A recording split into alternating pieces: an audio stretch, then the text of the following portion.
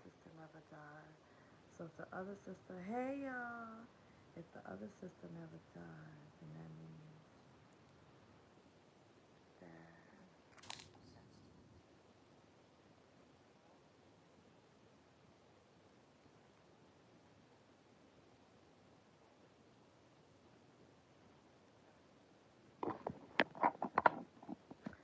Oh, I gotta put my microphone in.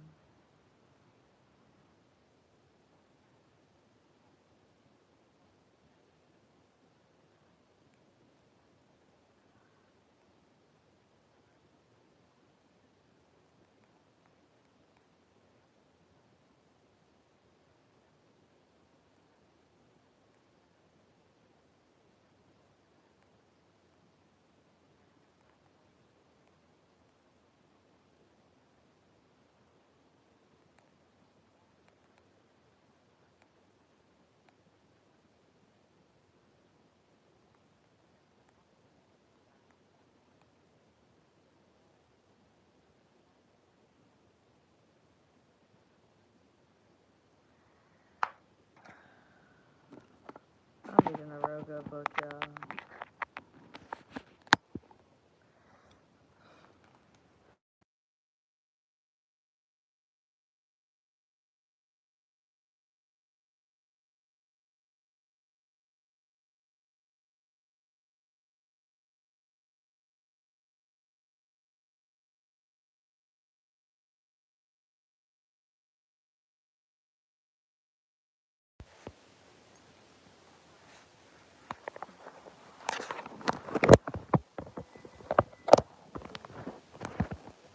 You would just think that like black people wouldn't come in the house at 3.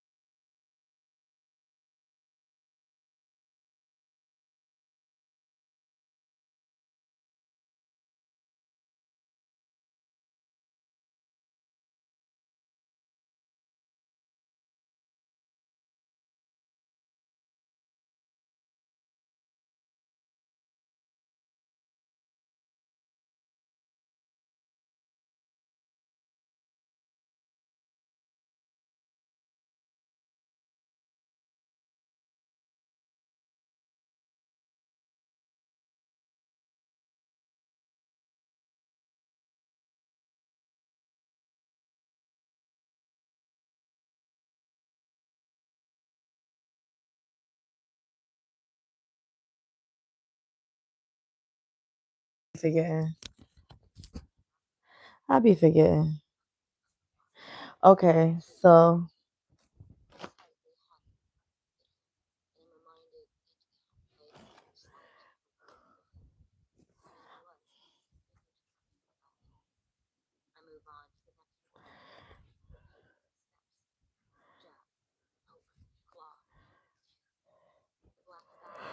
I can't hear you. Can you hear me now? So I asked y'all to drop y'all favorite fragrances in the comment section.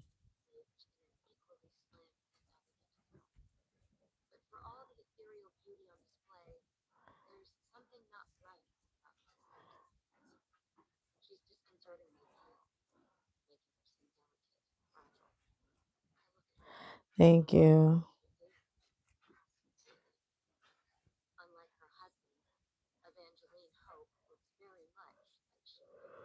Woo, excuse me.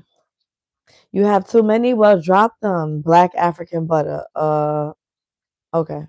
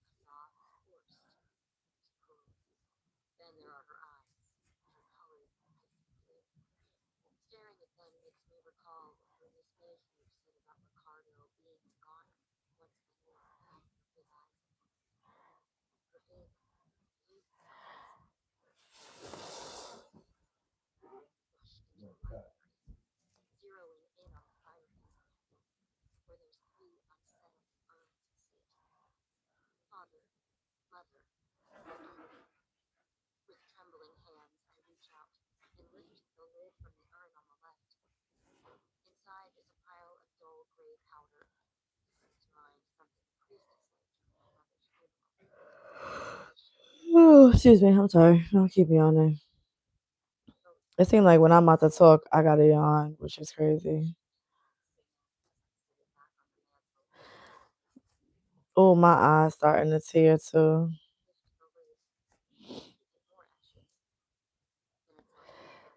This is so weird.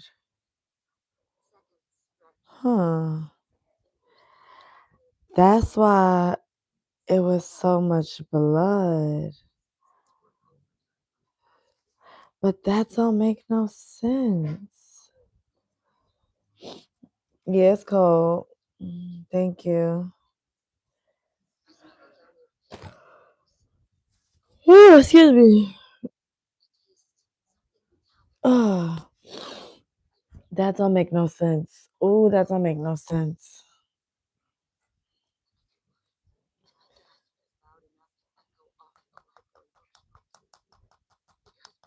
Hell yeah, it's cold. Let me tell you how many degrees it is outside right now.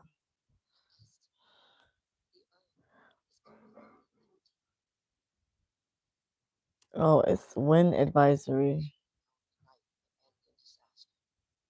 It's 52 degrees. It felt like 43.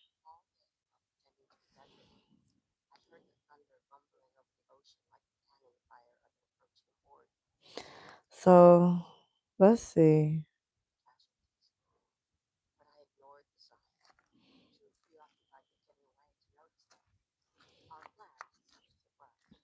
Claiborne, them Burlington budget fragrances. Sometimes Burlington be having nice stuff though.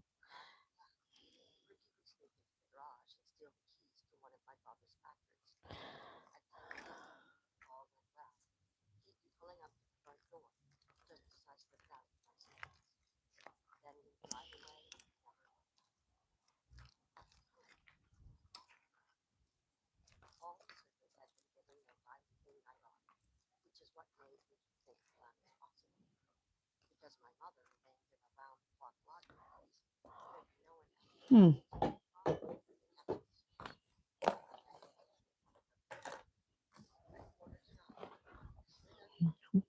I'm trying to figure this out.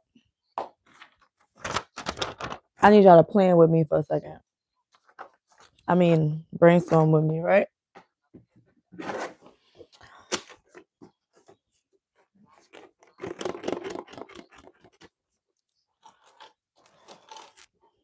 So there's one sister.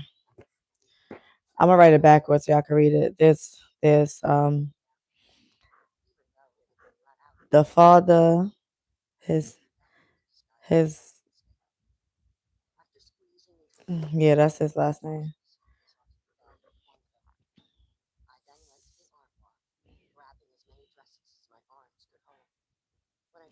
Yeah, I can't write their names backwards, but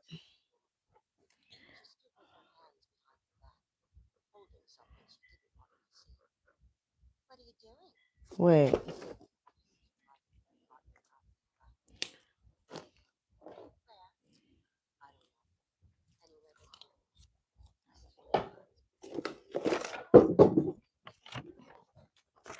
So let me see. Right? We got the mother. I write my F's backwards anyway. We got the father, right? The mother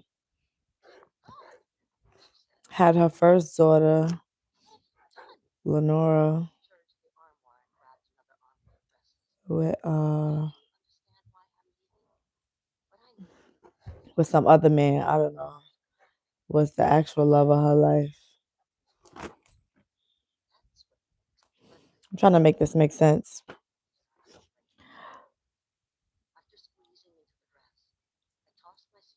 Right? And then the mother and father had a daughter named Virginia, funnily enough. So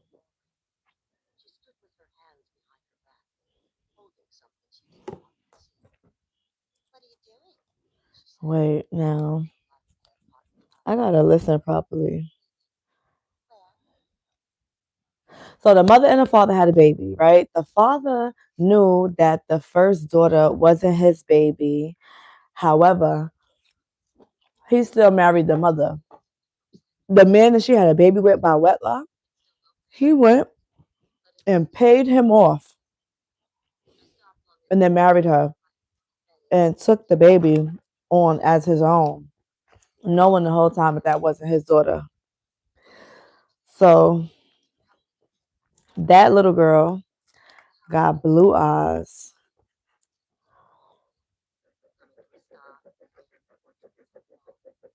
So that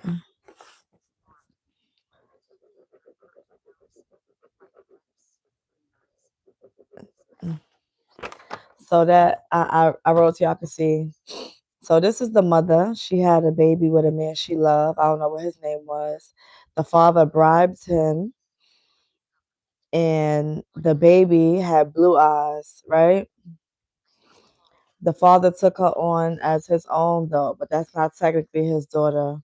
The mother and the father had a daughter named her Virginia, and she got green eyes. So the mother and the father was murdered.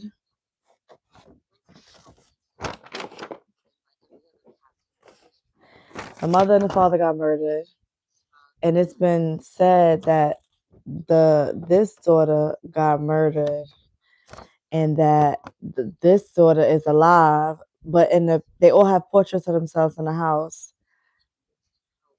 The girl in the portrait has green eyes, but the sister that's supposed to be alive has blue eyes. So that's this sister. So that means that this sister is the one that died. But then she was pregnant. So where's the baby?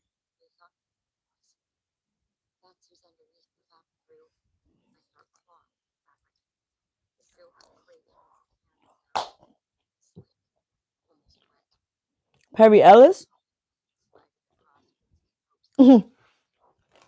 Thank you.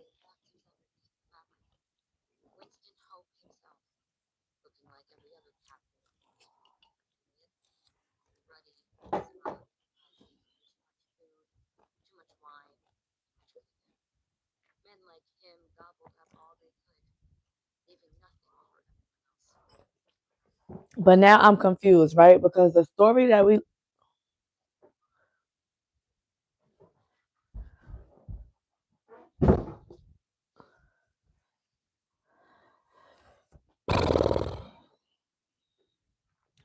that I'm listening to, the story that I'm listening to is yeah, come here. Come here. No, I'm talking to the ghost that threw the socks at me. Come here.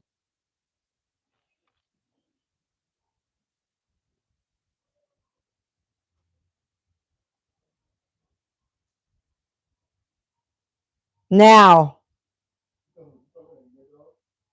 I'm talking to the ghost that threw the socks.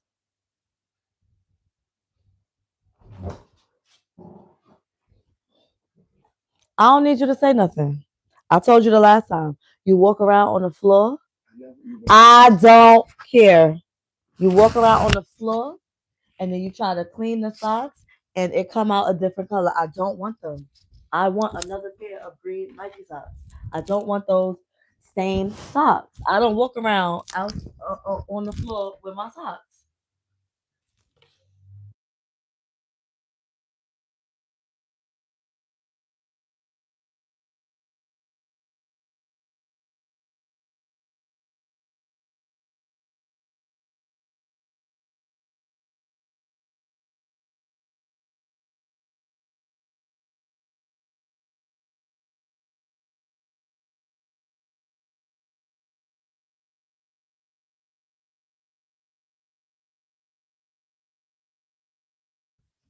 Hello, yes. So, did you just tell me to grow up? How fucking dare you?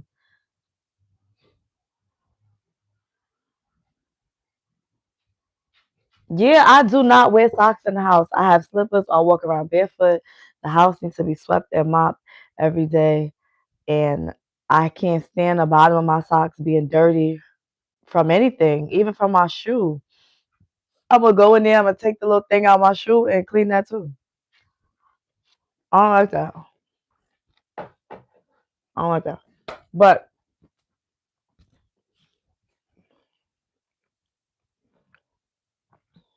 hospital socks is cool though. I'll do the hospital socks. All right, so look, when we listening to the book, it's supposedly from this daughter's point of view. But in the book, this daughter has green eyes. But that's the daughter that's supposed to be dead.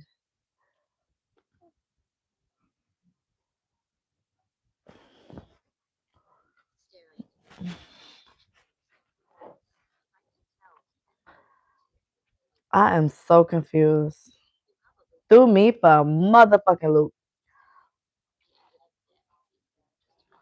This is not ice cream. Can y'all see this? Okay, this is coconut milk.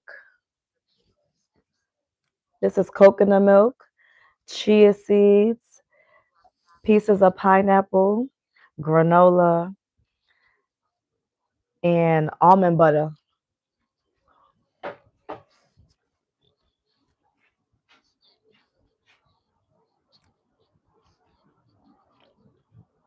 Mm-hmm. It's pudding, but it's not pudding. No dairy. Not oatmeal. Not ice cream. It look like cornbread and buttermilk.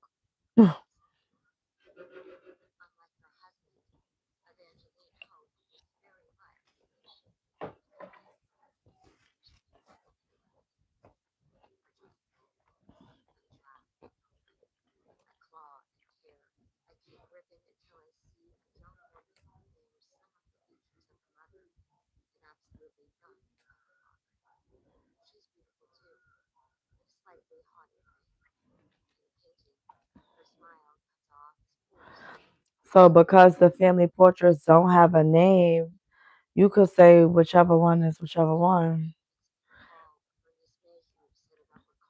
Yeah, I got acai packets in the freezer so I could make the acai with the fruit and coconut milk and stuff.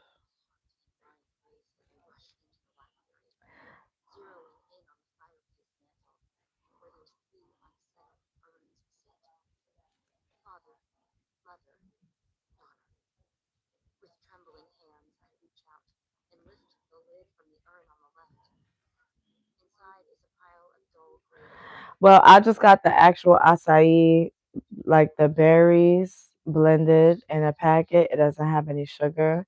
You're supposed to get the sugar from like the fruit, a little honey, stuff like that, dates, agave syrup. You're supposed to use stuff like that. When you get it from the stores, a lot of the time it's processed. Acai tastes tart. It don't taste sweet. You could add coconut milk to make it sweet. You could add, like I said, dates, acai. I mean, honey, agave.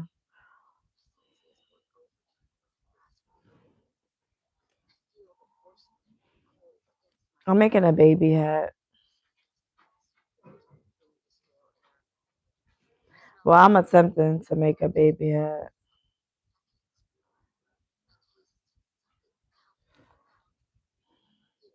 So now I'm confused because I was trying to figure out, right? So in the book I'm reading, am I pregnant? What? So in the book I'm reading,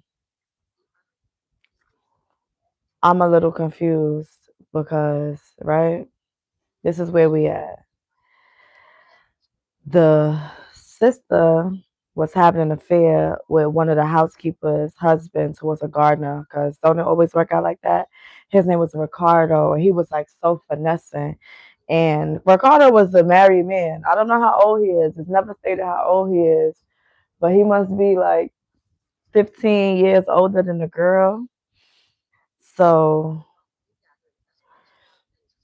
she was 17 when she got pregnant by him. She was pregnant. She was about to have the baby. Her parents was killed. She must have been, because it says that the baby was born around Christmas. So I think she had to be like 6 months pregnant at this time. Oh, she had to be 6 months pregnant at this time, and her parents got killed. So if the sisters really switched place, that means that the sister that was killed was the pregnant one. So she just found out that the sister didn't die the day her parents died. That the sister died 6 months later. So I'm wondering if she did die when she got hanged, but her body was still functioning. You know, like sometimes you get like, what's that thing? You get like the brain shortage, like the blood, you brain dead, but your body's still alive. I wonder if they just had the baby, came to term, like they, had a C-section, and then like took her off life support, like so she could finish out the pregnancy. Because it's the blue-eyed sister that had the baby that was pregnant, not the green-eyed sister. So I'm a little lost. What would make the green-eyed sister kill her parents?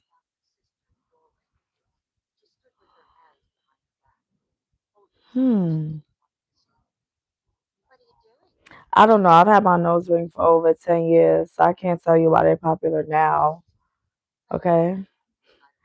I've had my nose ring since I was in high school. So ask your mother why the jaguar tattoos is cool.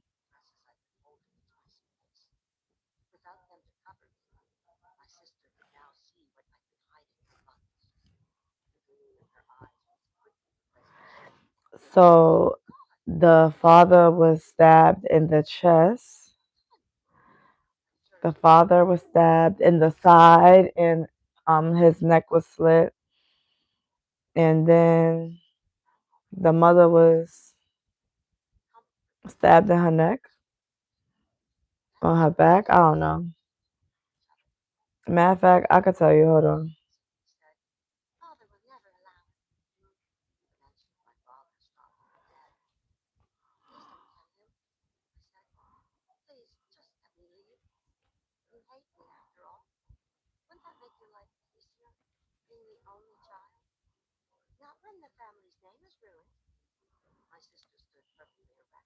Not when the family name is ruined.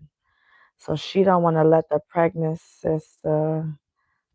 Mm,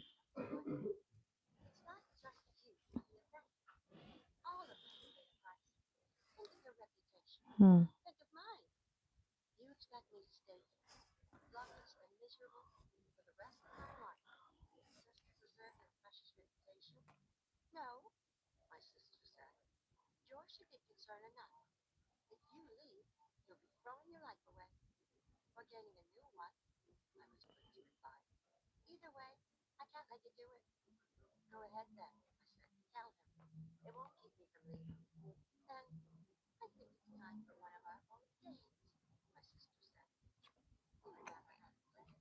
Oh gosh, you're gonna lock her.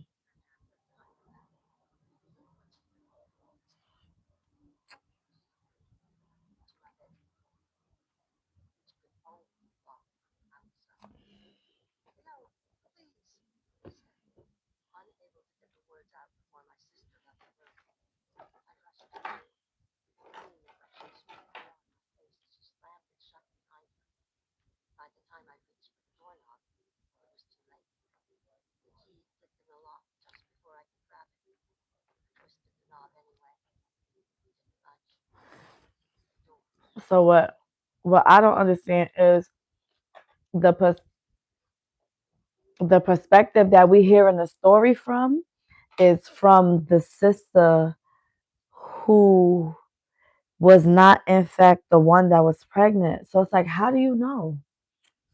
I don't understand.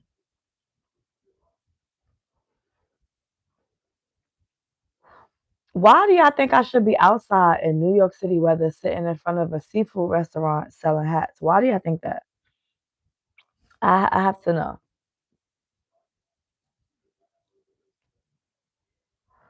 No, so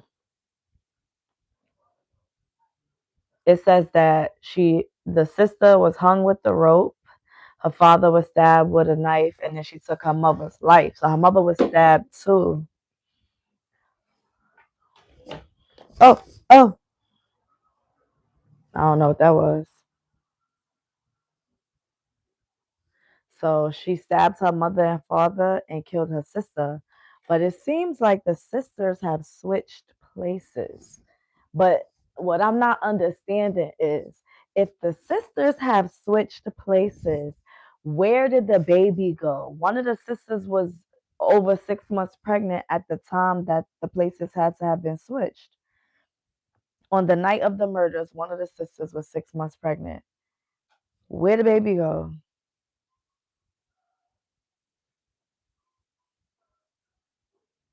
I am hollering at you. I'm asking you a question. Since you got dumb questions you want to ask, I'm asking you a dumb question. Why you think I should be sitting outside in windy, cold, 40-degree weather selling hats in New York City? I'm confused. That sounds stupid as fuck. So back to the book. Yeah. Why would I selling? Why would I be in a train station? Get out of here, sir. Anyway, I don't even have like that. You think it's not cold in a New York City train station? Like, I'm confused. Are some train stations warmer than others? Yes. But do you think that, like, what? I swear. Y'all the same niggas that'll backdoor y'all friends. It's not even funny. You just irking my nerves. Anyway, yeah, it's cold and it's dirty. You got homeless people. It's not like they even like civilized crackheads go to a store for you or whatever, make a joke every once in a while. They just like they be loose. They be loose. Let me tell you.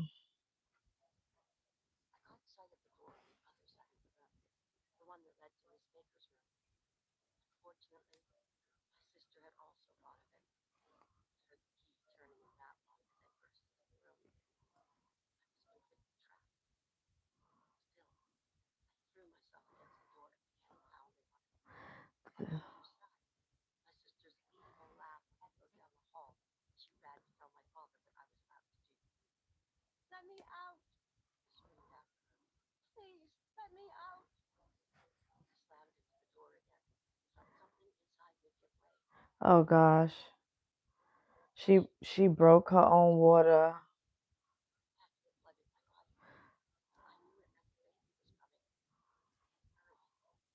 Sure. Oh, that's why everybody was bleeding.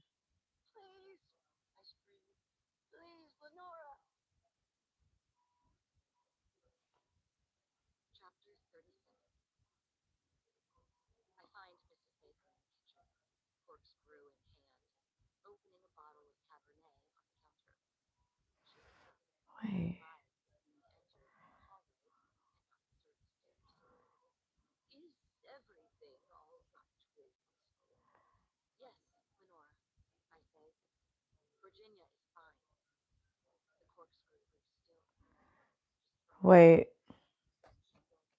hold on. Whoa, I just got mine fucked. Wait a second. The girl who was pregnant is not Lenora, because Lenora had blue eyes. Lenora was the older sister that was mean to her younger sister, Virginia. But why does Ricky's wife think that Lorena, um, why does Ricky's wife think that Lenora with the blue eyes is the sister that he prefers?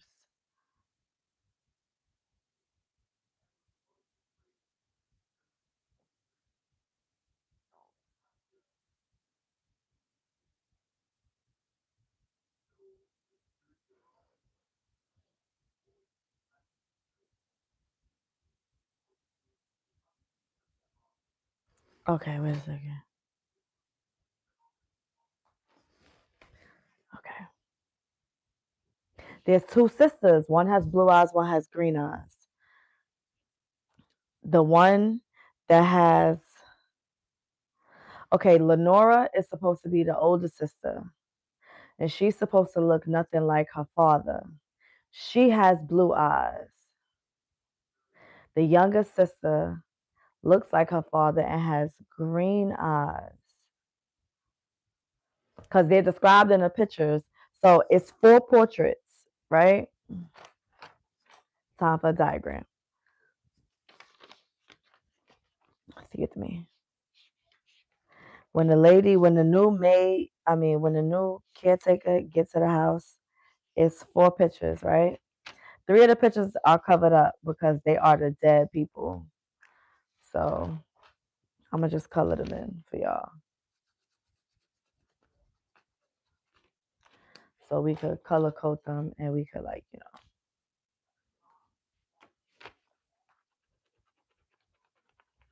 cause I gotta figure this shit out too.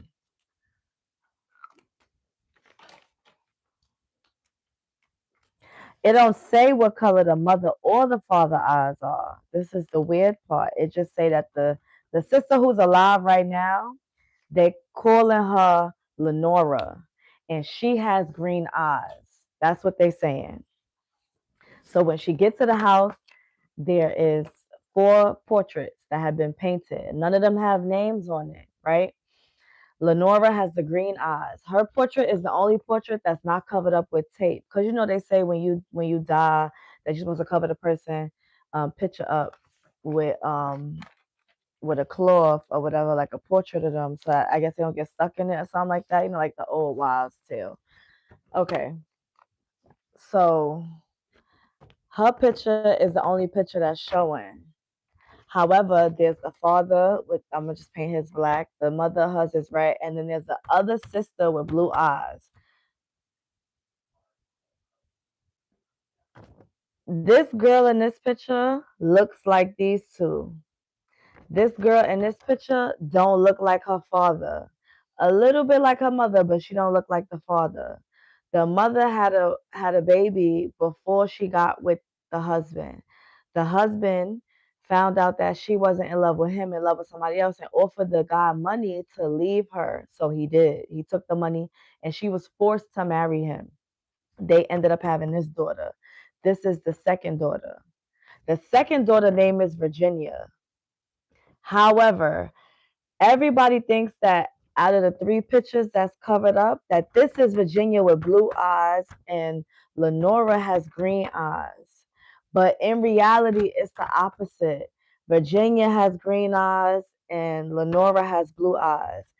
So the sister who's telling the story right now is Virginia. Virginia is presumed to be dead, and Lenora is presumed to be alive. Does that make sense? Are y'all following me? She's just now finding out because okay, she went. I remember I told you that the sister was pregnant. The girl with the sister with the green eyes is pregnant. the the wife of the man who impregnated the sister with green eyes says she could just bat those blue eyes and he'll fall for her or something like that. So is this a story told by a ghost? Yeah, that's what I'm trying to see. I'm trying to see. Hold on, let me get my charger for my phone down. Oh, oh, down goes Frazier. Huh. Ooh, get on up.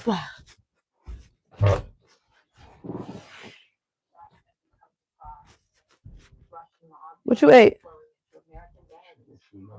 Mm. Yeah, I can smell it.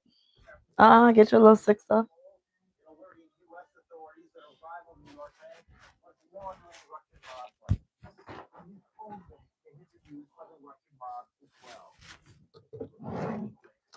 Get on up. Get on up. Mm. I smell like onions and booty. Definitely gonna need some air freshener now.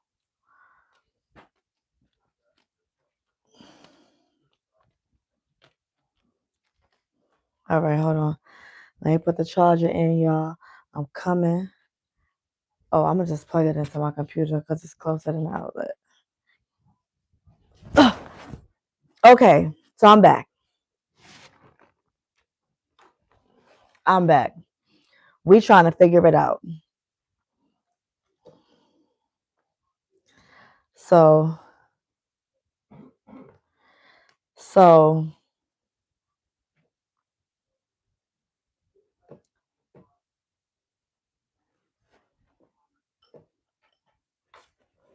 hold on.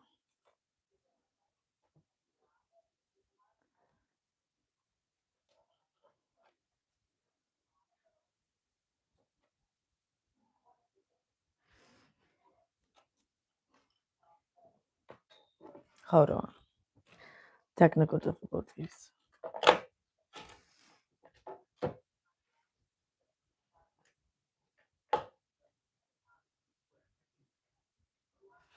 All right. So now there's a lady. The father has been having sex with all the servants. You hear me? All the servants. Okay, I don't know what happened, but we back. So the father has been having sex with all the servants that work in the house. So they have a lady. Hmm.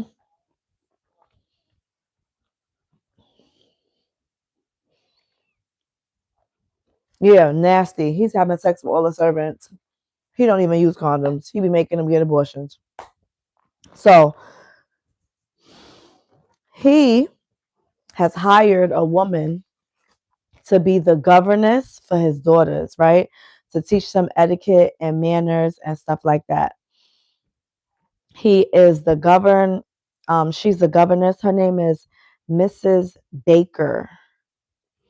So the idea is that she went to Paris with him.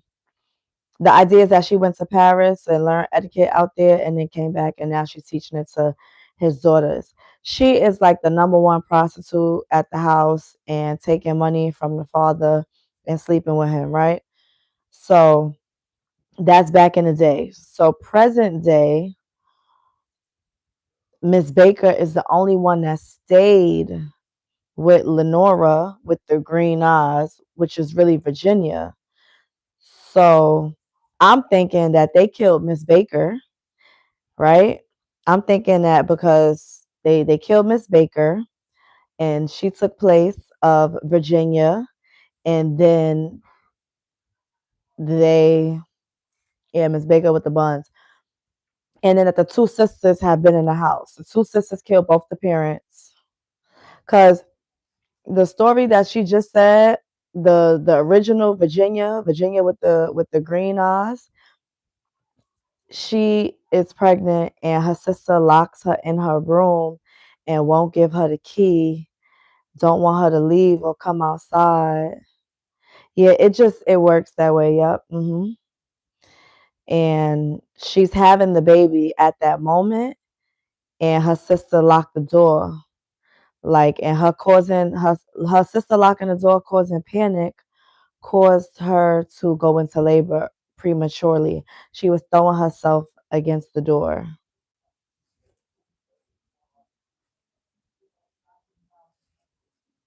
So let's see. Let's see what happens. We about to find out, y'all. We gonna find out together. Okay, let me let y'all hear the synopsis.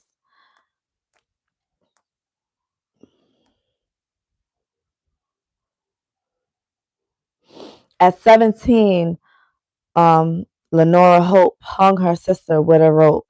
Now reduced to a schoolyard chant, the Hope family murders shocked the Maine coast one bloody night in 1929. While most people assumed that 17-year-old Lenora was responsible, the police were never able to prove it. Other than her denial after the killing, she has never spoken publicly about that night, nor has she set foot outside of Hope's End. That's the name of their house. It's called Hope's End, the cliffside mansion where the massacre occurred. Stabs her father with a knife, took her mother's happy life.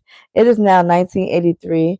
The home health aide Kit McDeary arrives at the decaying Hope's End to care for Lenora after her previous nurse fled in the middle of the night. In her 70s and confined to a wheelchair, Lenora was rendered mute by a series of strokes and could only communicate with Kit by tapping out sentences on an old typewriter. One night, Lenora uses it to make a tantalizing offer. I want to tell you everything. It wasn't me, Lenora said, but she's the only one not dead. As Kit helps Lenora write out the events leading to the Hope family massacre, it becomes clear there's more to the tale than people know. But when new details about her predecessor's departure come to light, Kit starts to suspect Lenora might not be telling the complete truth, and that the seemingly harmless woman in her care could be far more dangerous than she first thought. Okay, so my current thoughts right now.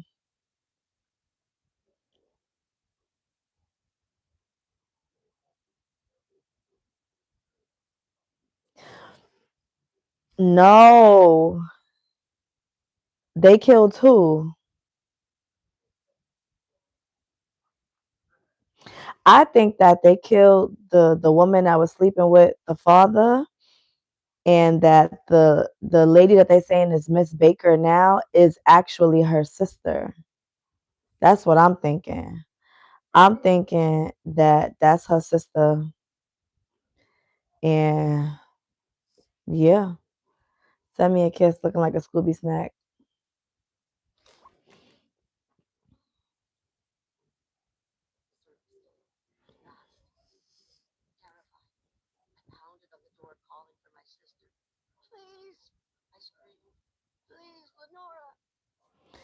It's always been my sister and my dearest and my dear.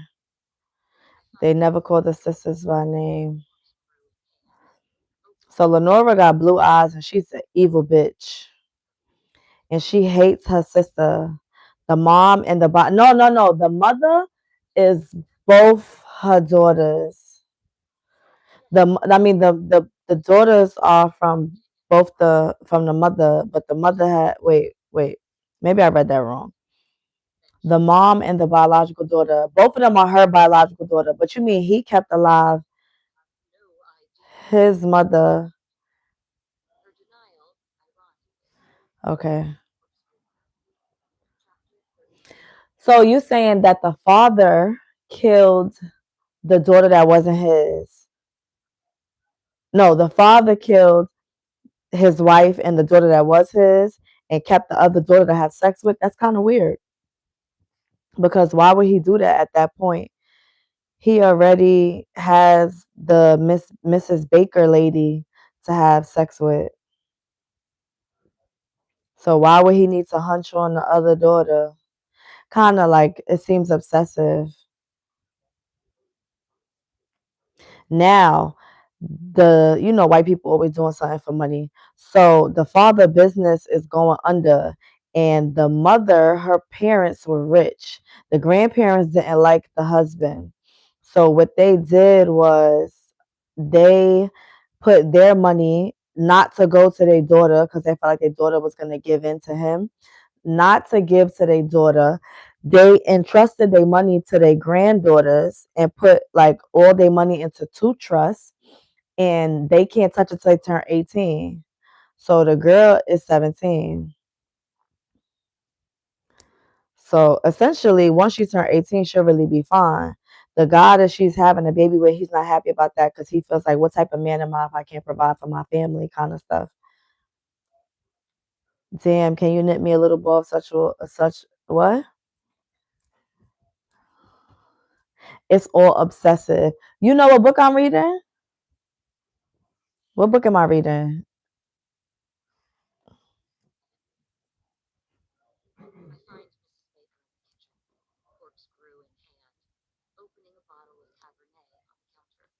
I will say this.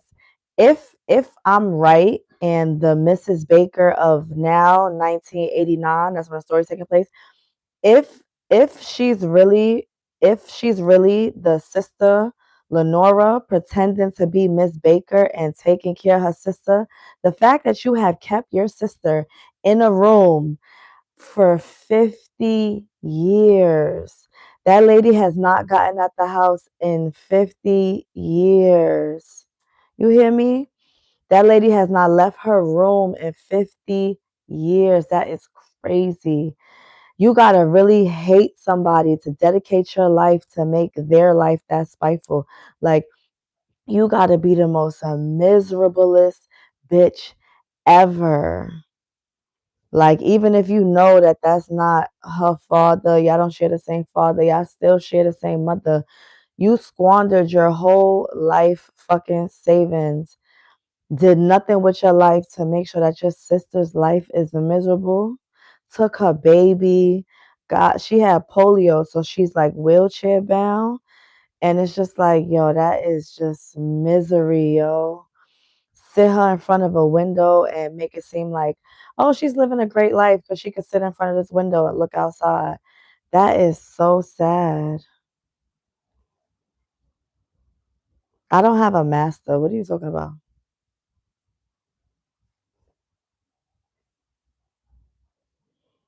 Yeah, we know they white because what?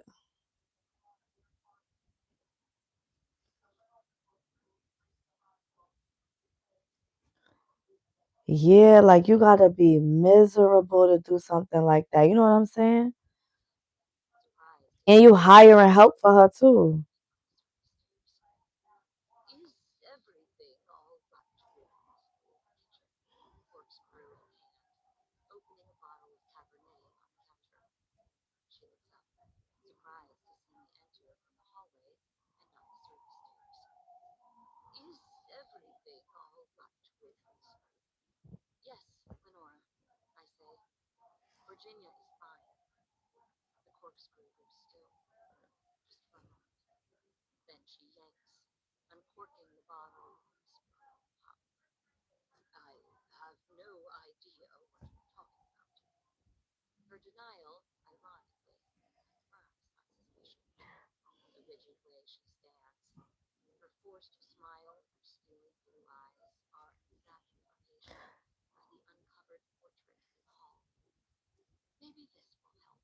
The book is called The Only One Left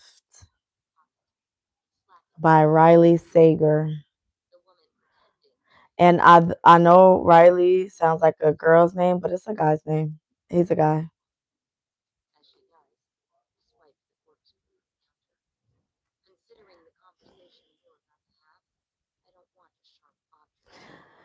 Wait, what book you said? Hold on.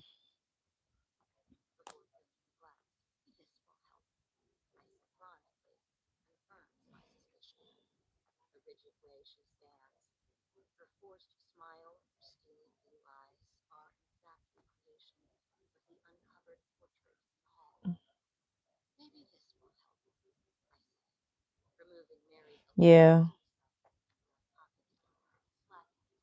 This is what the book looked like. You get at Target. The Only One Left.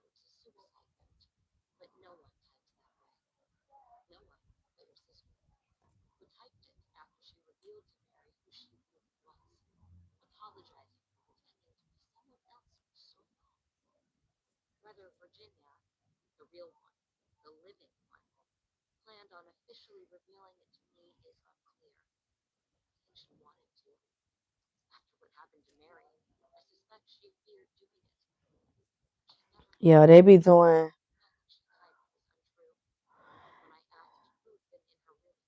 my sister.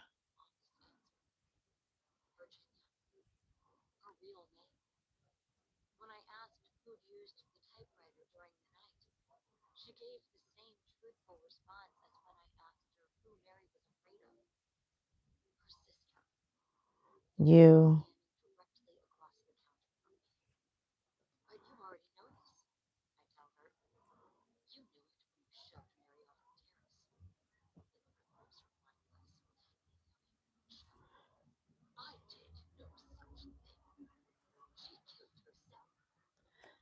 Hey, how you doing?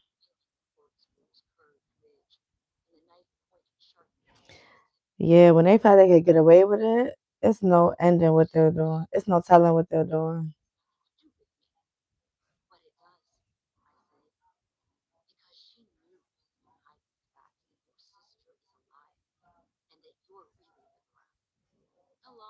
Wow.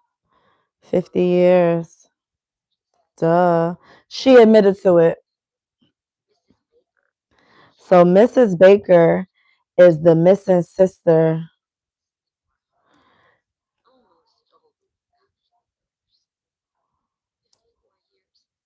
54 years. She been keeping her sister locked up there. So the nursery rhyme is true. She did kill her parents. She just didn't hang her sister. She hung.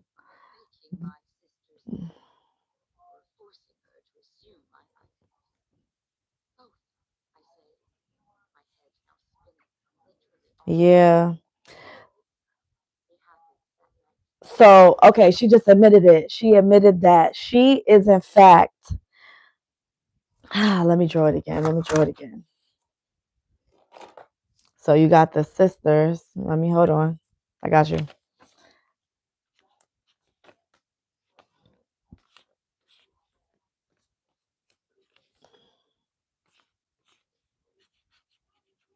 I got you. I got you. Don't worry.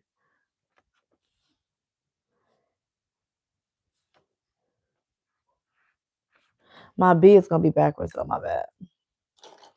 I'm trying to draw everything else backwards for y'all.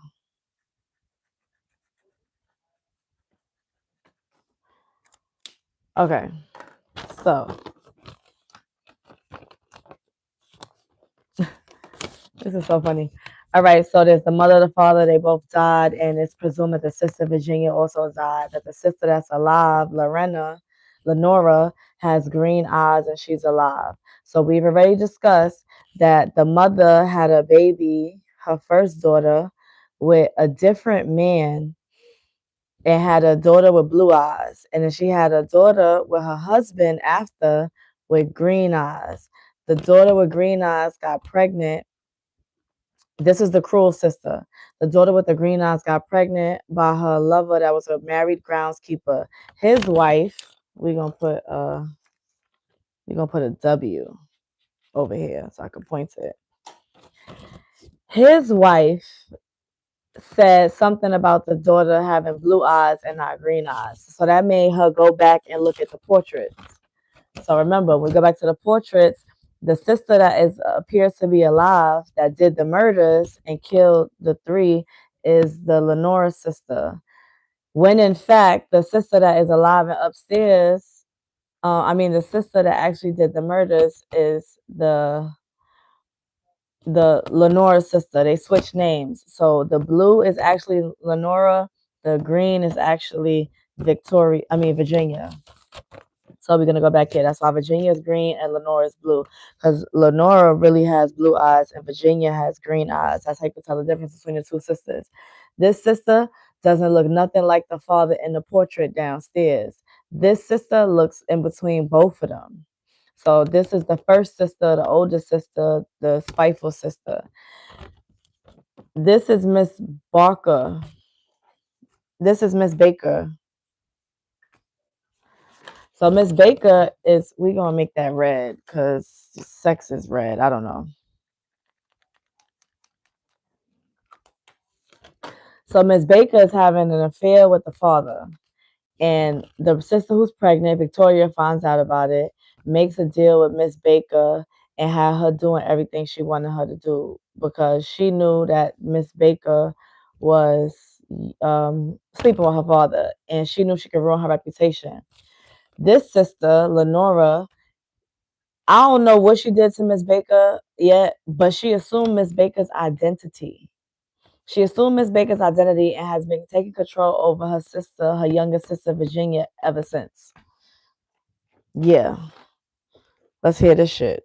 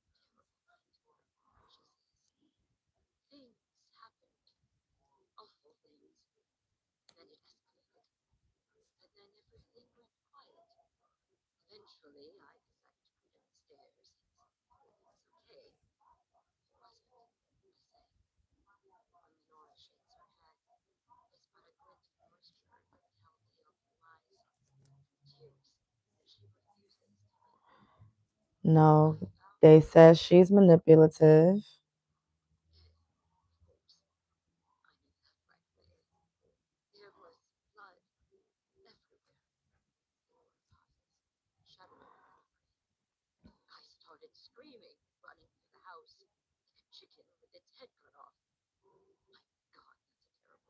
Oh, damn. Were you able to press charges against your abuser?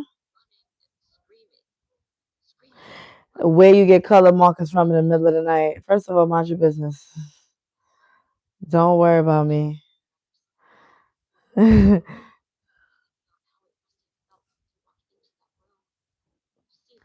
But that still doesn't say who killed them. So the evil sister is saying that she came downstairs and saw that her parents was dead.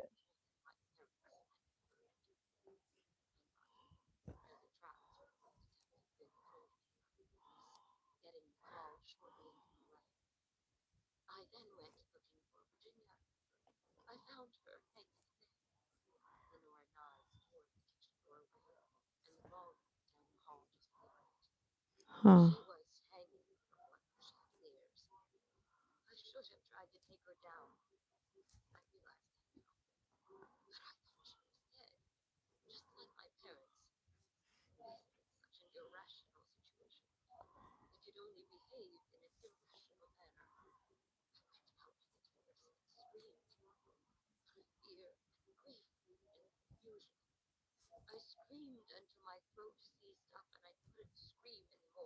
I think she's lying.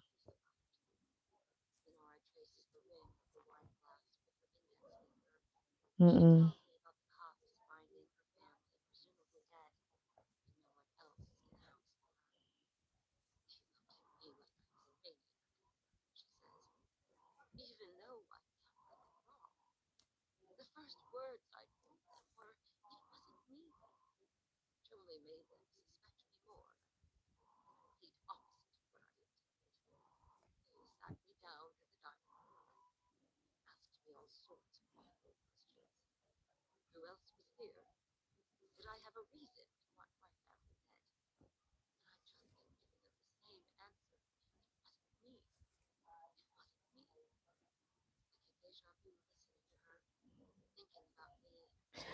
No, she's playing you.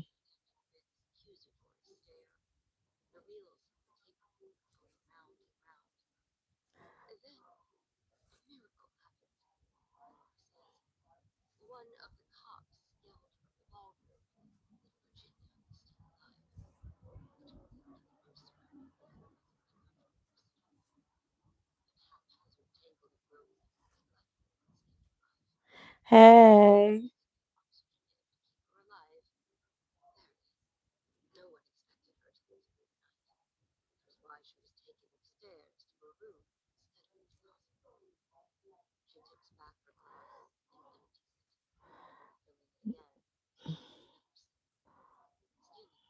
Something ain't right.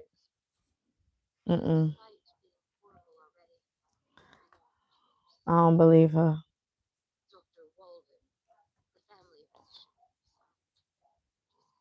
I don't believe nothing this lady's saying.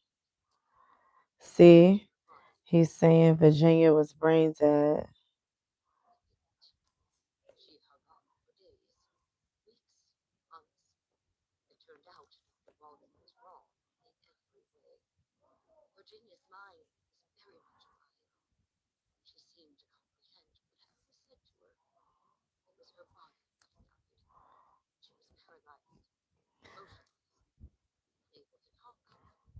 I feel like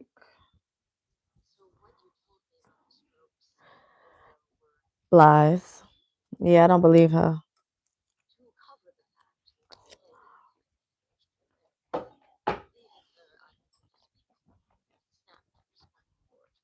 Mm.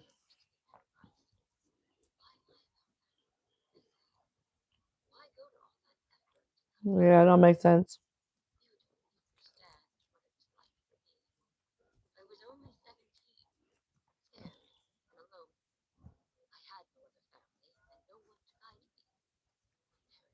What y'all up to?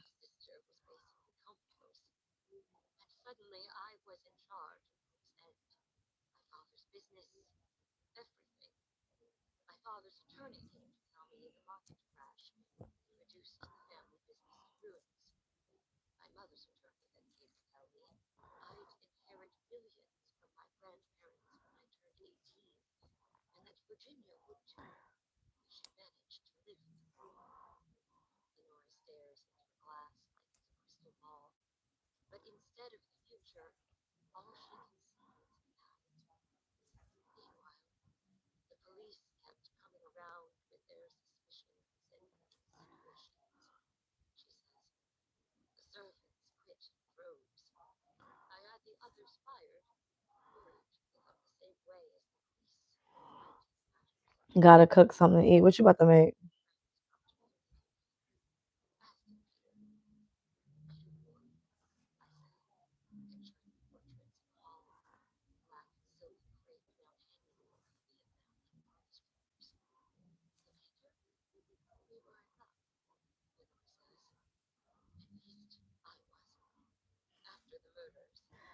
I just ate a tuna sandwich. It reminded me of my ex.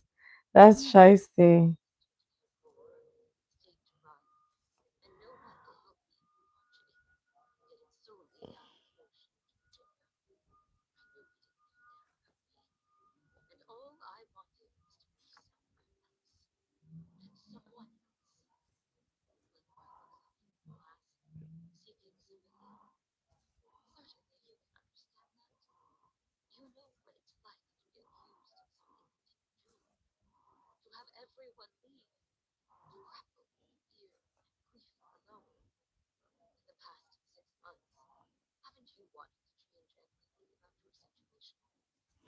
Nah, she is playing this girl. I think eggs and cheese, so grilled cheese, and city stickers, as city stickers would say. We don't say grilled cheese, we say chopped cheese.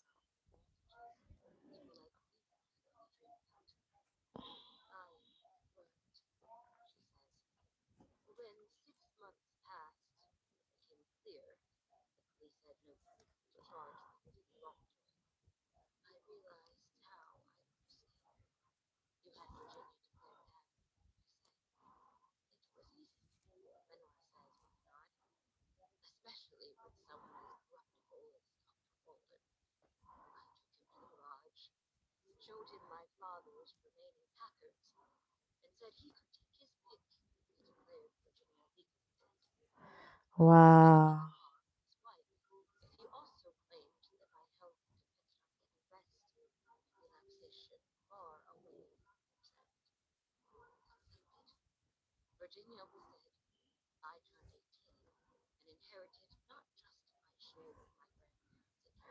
But Virginia's too.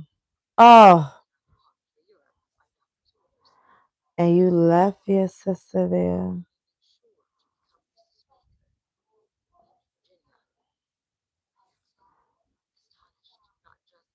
Oh, she's so shicey.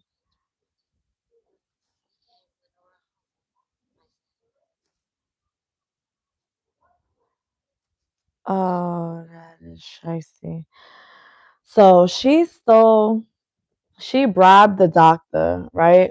Okay, so this is what happened. Somebody came in. They killed the mother, killed the father. She was upstairs in her room, so I guess they didn't get to her. They hung her sister or whatever, right?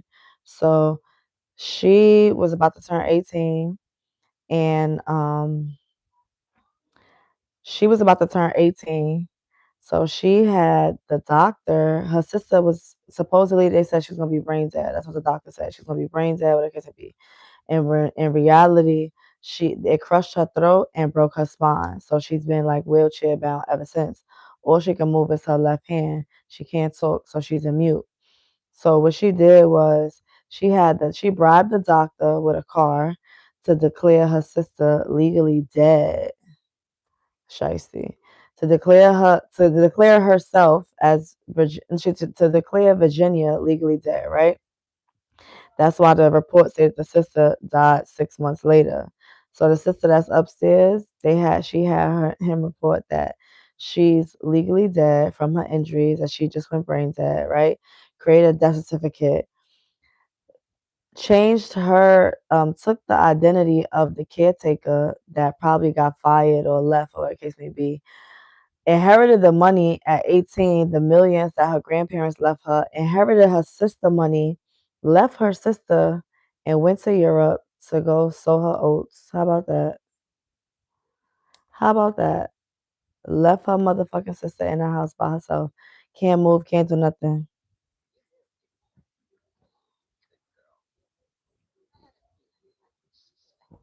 Shiesty.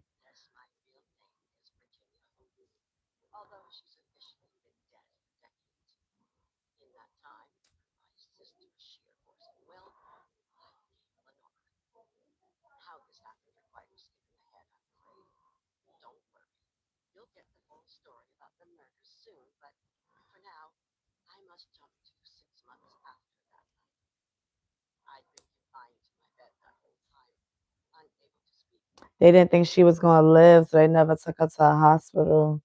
They let her stay there.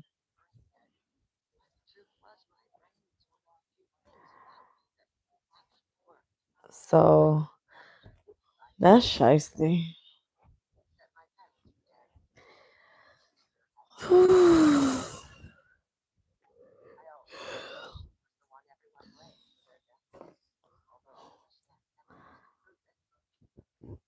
Excuse me.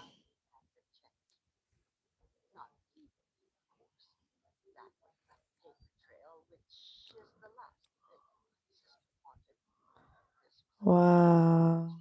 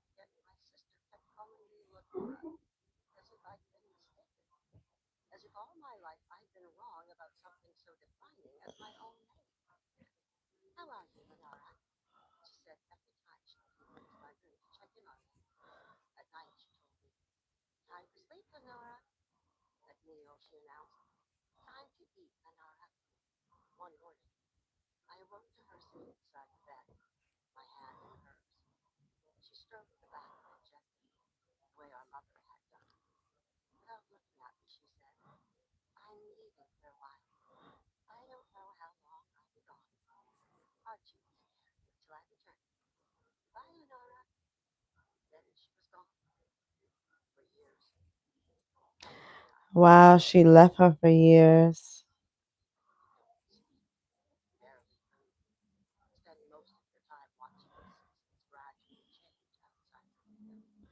Damn.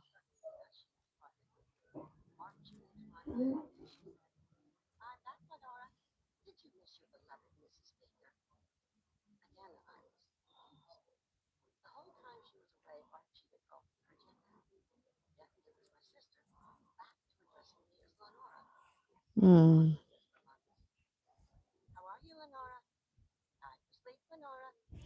No, what video was that?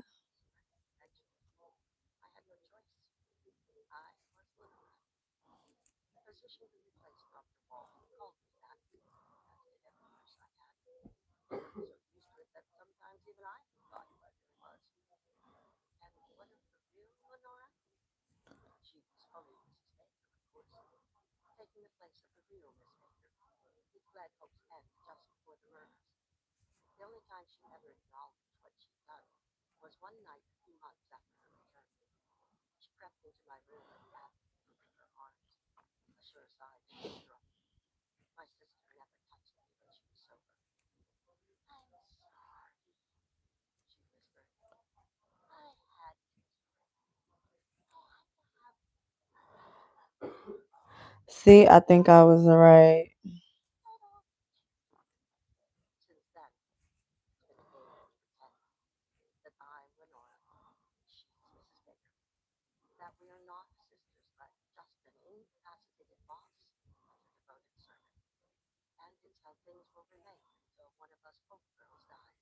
Oh wow.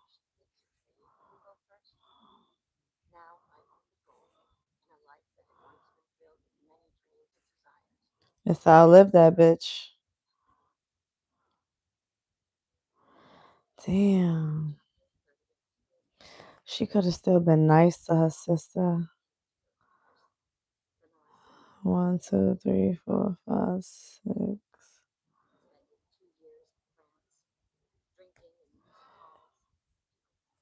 Damn. She went to Paris. That's what she get. She got married and he died.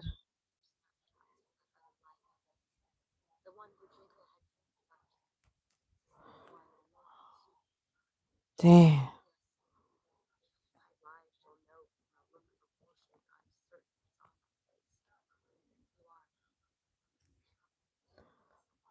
Oh.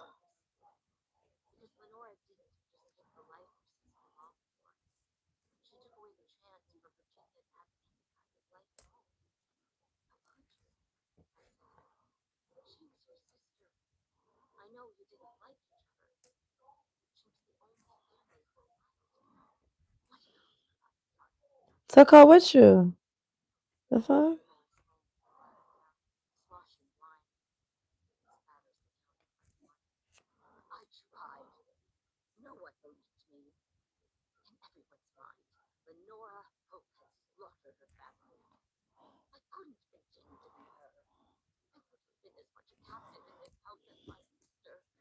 Hey, let me go.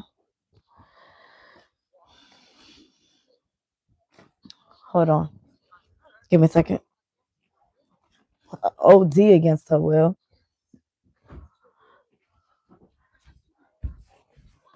Oh. No, that's mad why.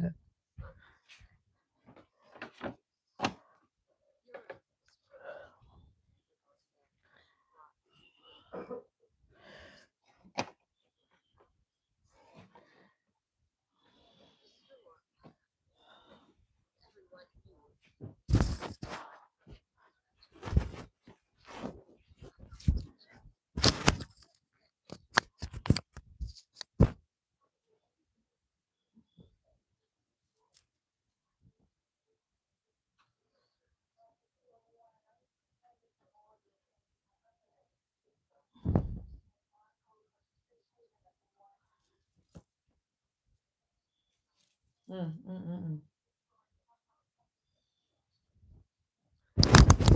Oh wow, Archie interesting too.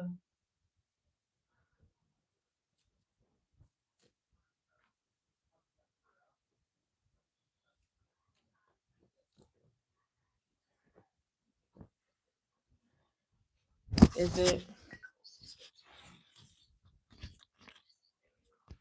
Yeah, $600,000 fucking dollars.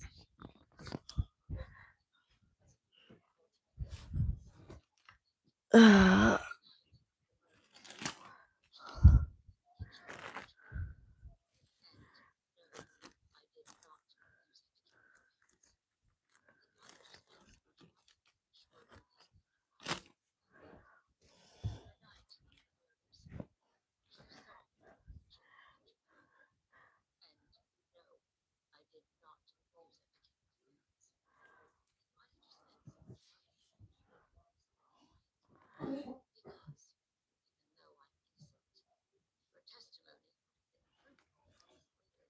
have just killed her.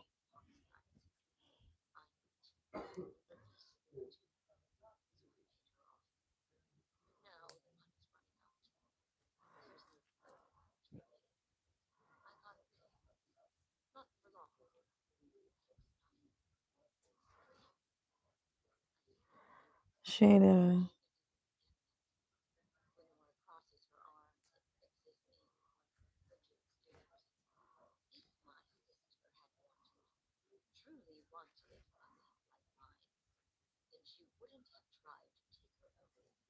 What?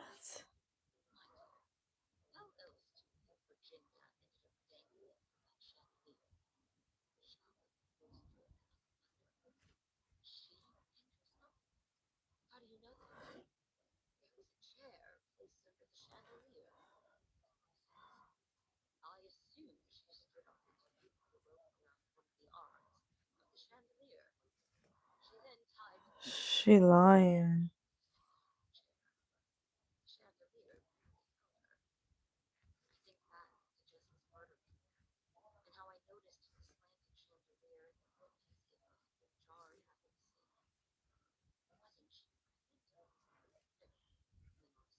How she wasn't pregnant?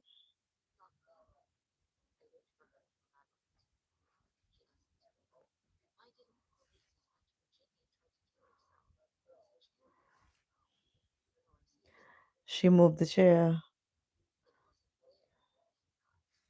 Why?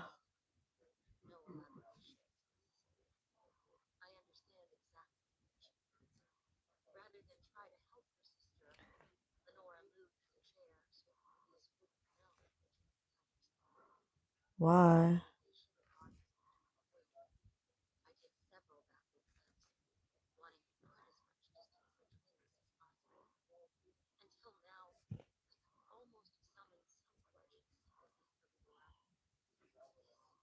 No. Protect her from what?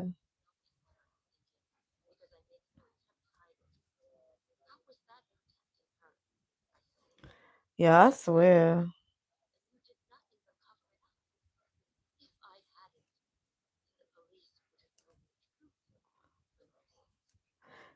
And what's the truth?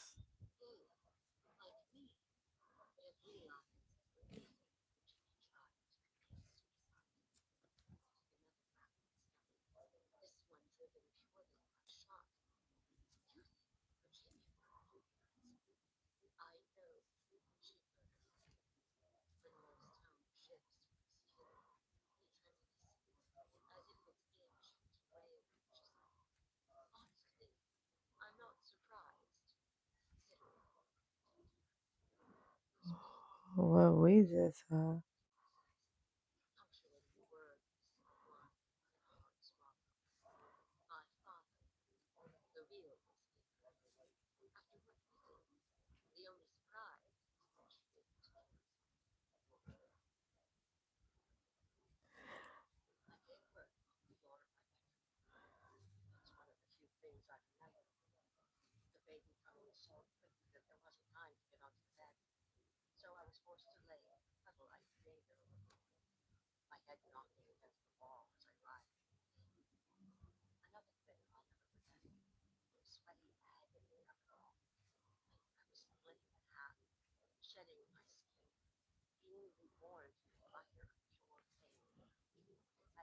Hey.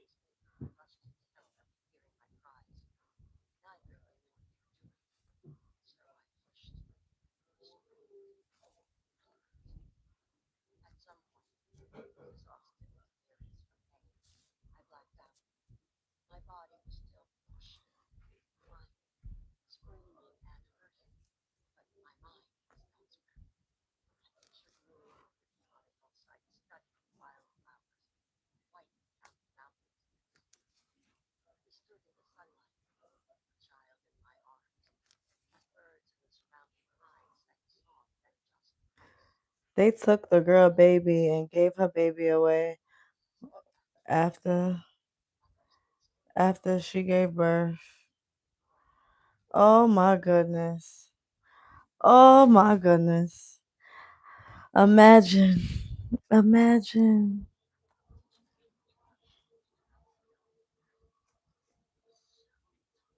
Oh.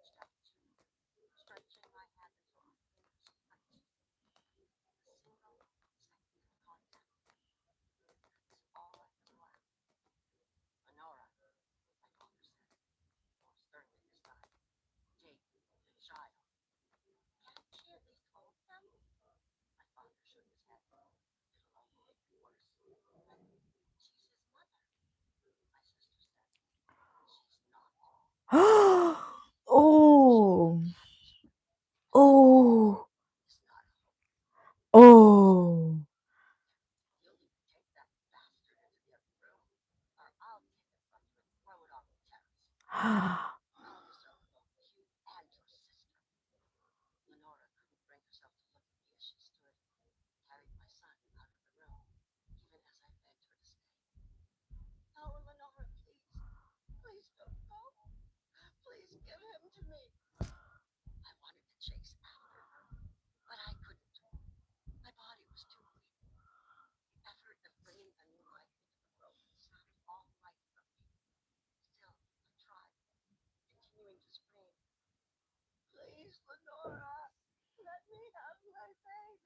Oh man.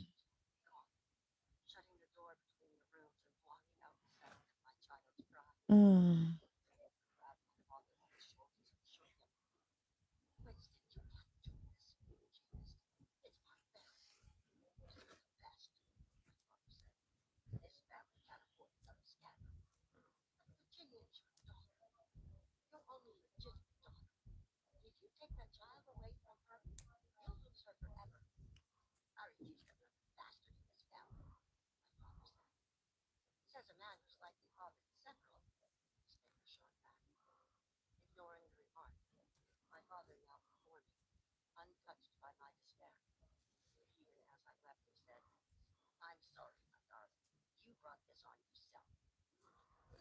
I would have killed that man too.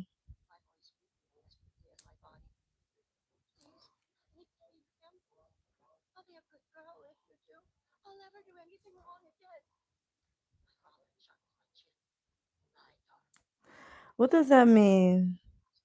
Chuck my chin.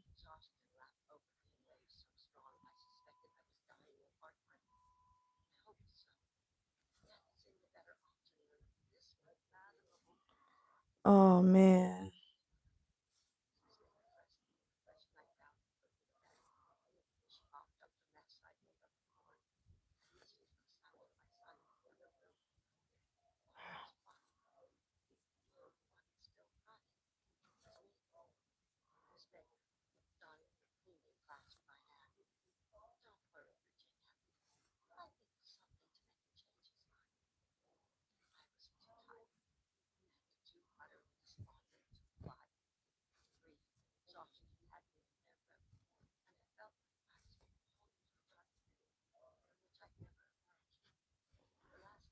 They took her baby.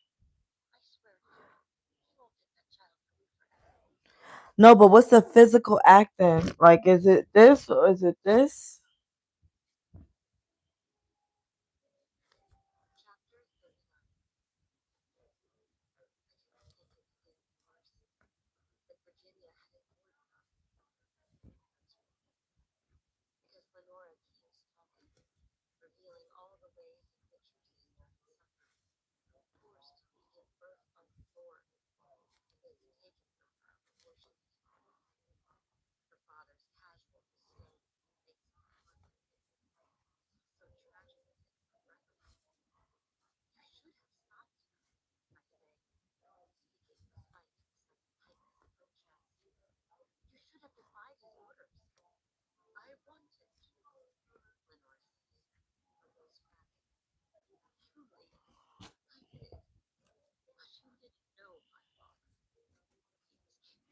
Oh, putting your chin down in shame. Oh.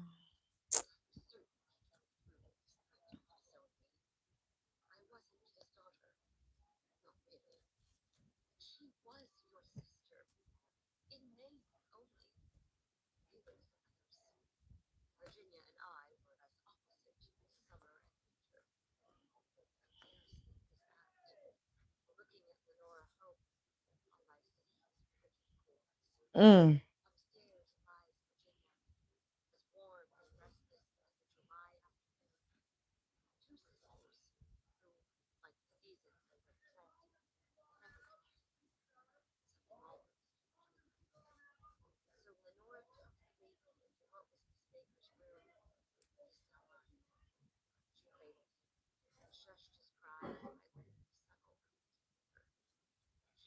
Mm. Mm.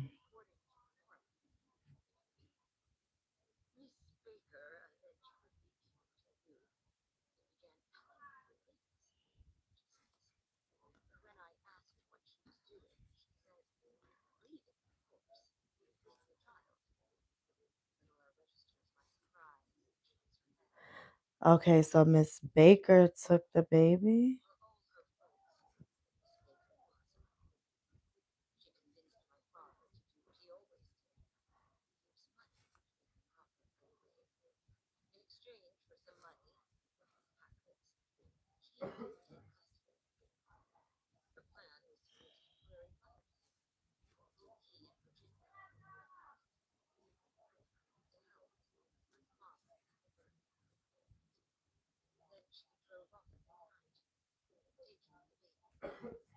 And that drove your sister fucking crazy.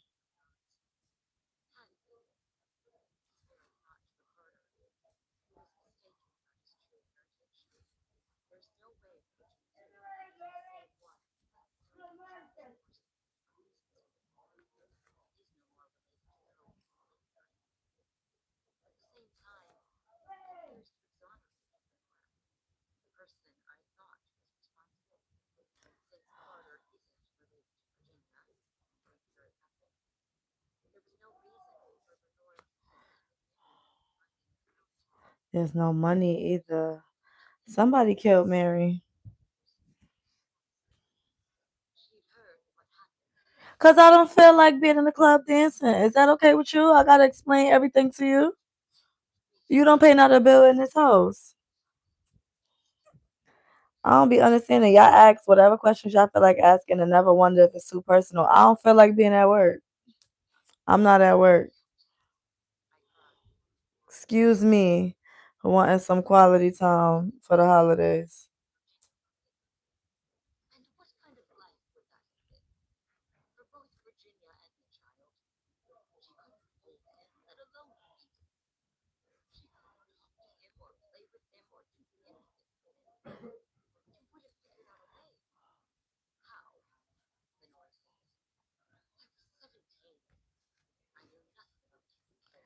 Yeah, but you should have told your sister.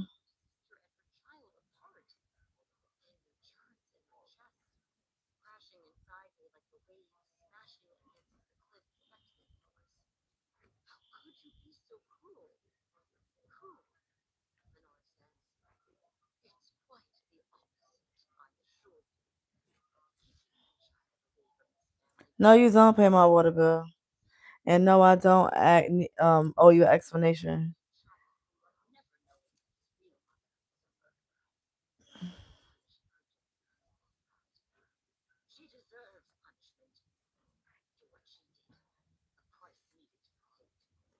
And you don't think her losing everything was the price?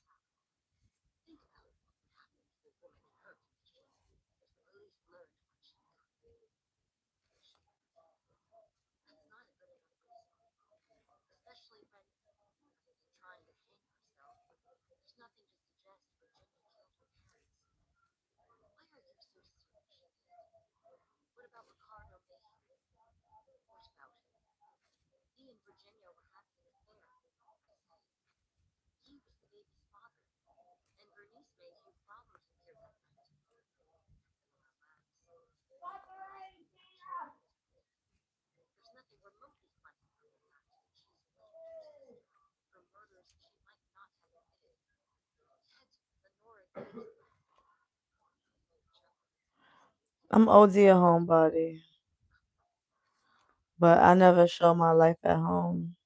To know that, for people to know that, I'm always outside.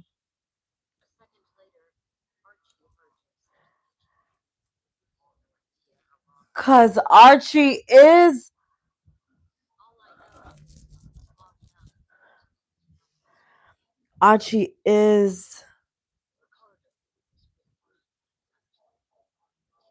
cause Ricardo's gay? Don't tell me.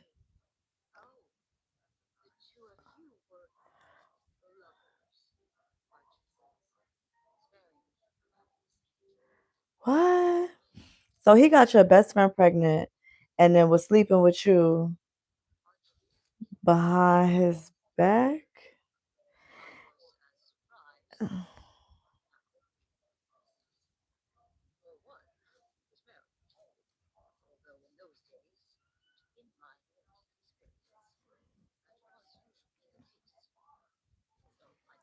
What? This whole time I thought Archie was in love with her and he's gay. But why would you be sleeping with your best friend's baby father?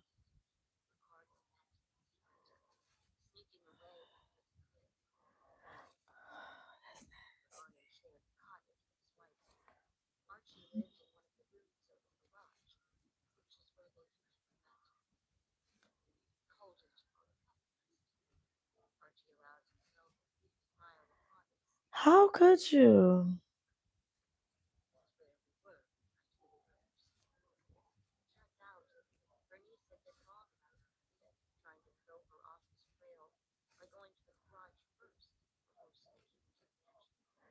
Wait, unless Ricky and Ricardo is two different people. Wait a second now. Wait a second now.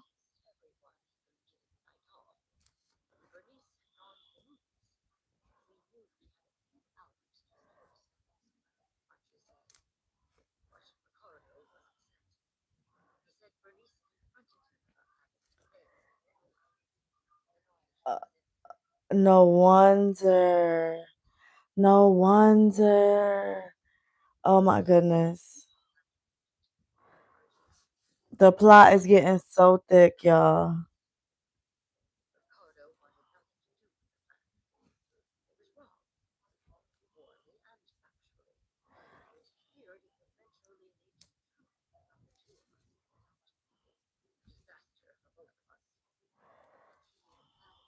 So that don't make no sense.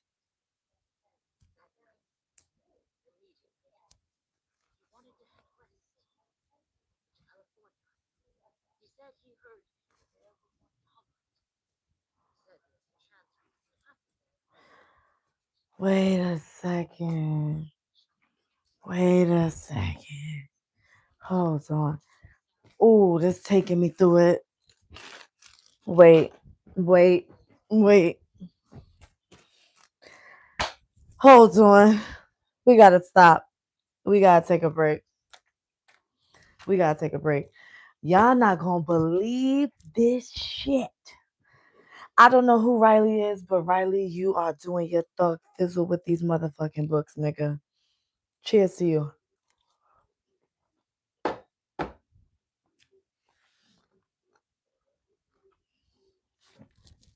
Let me tell you. Let me tell you. It just got serious. Okay, so remember, I told you that the sisters switched they didn't switch places. This sister became this sister and this sister became the housekeeper. Like the you know how like you have like a butler, like a head butler or like a head lady of the house or whatever, and they tell the other staff members what to do. What's that person called? Oh, my wig's sliding back. Hold on. What's that staff person called? Like the governess, right? So, excuse me?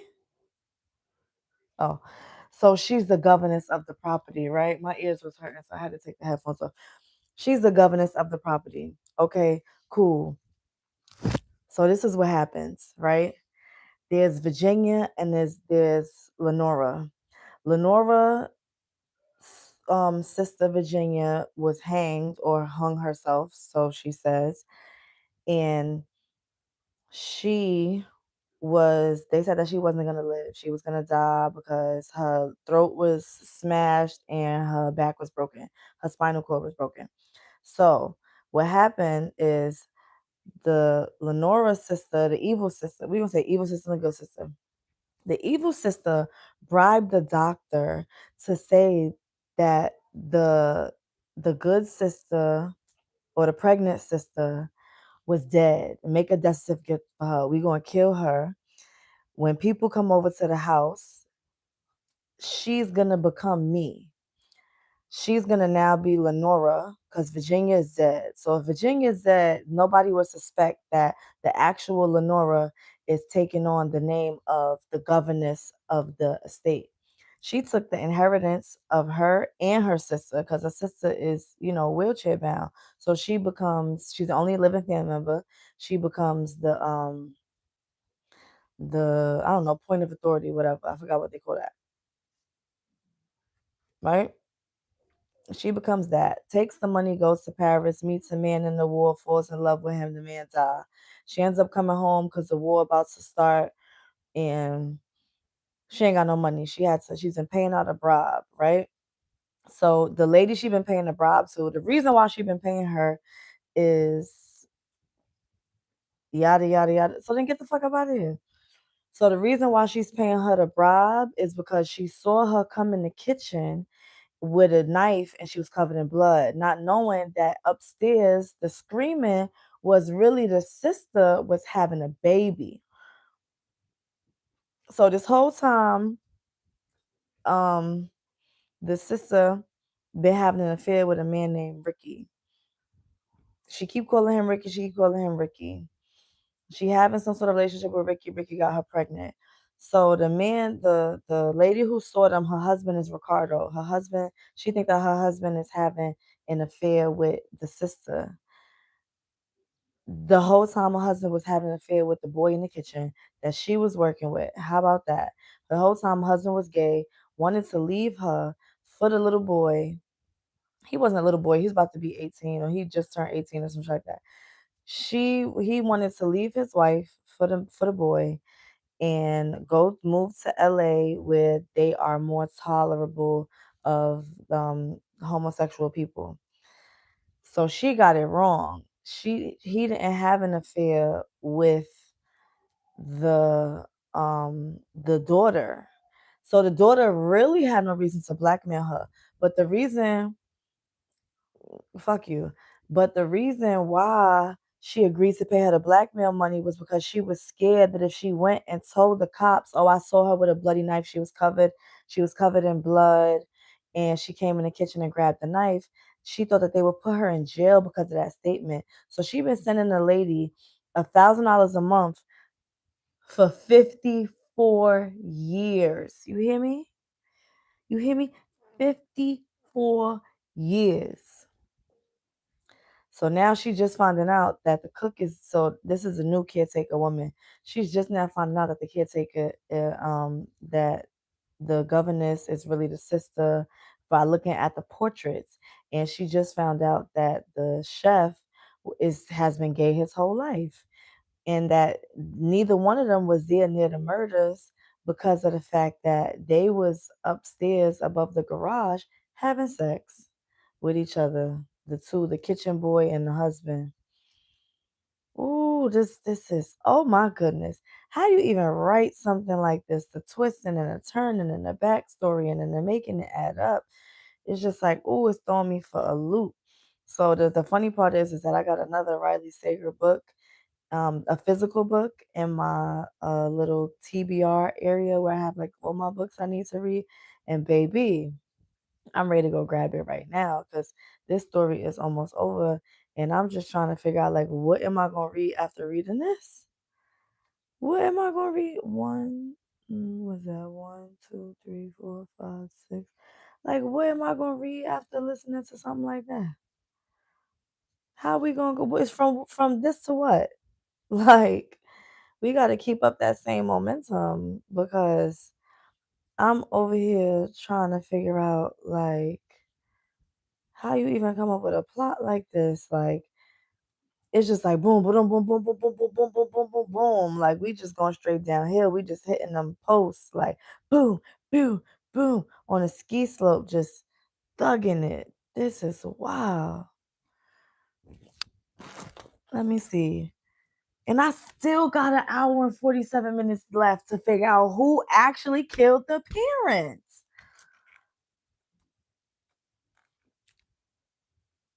Nigga, go the fuck home. You don't like what the fuck I'm doing on here? Go the fuck home. Ain't nobody asked you to watch. Wasn't nobody excited to see you?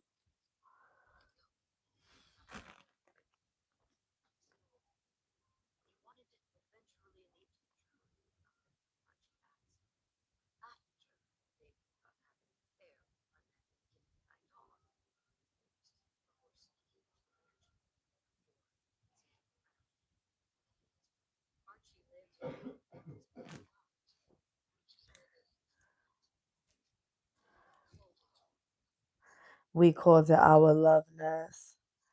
This whole time.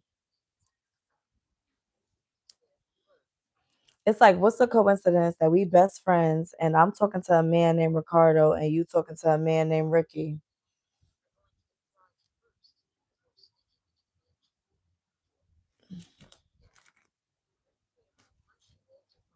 Imagine.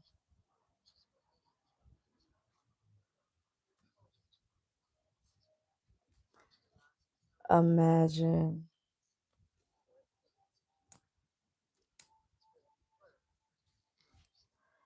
I just want to know, was it the butler that did it? I feel like that's always who did it. You ain't making me mad. You ain't big enough.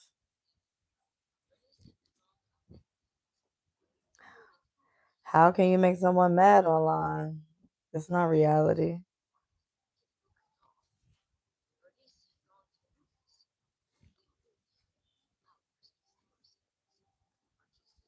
That is something. They was both going to run off with they bows that same night.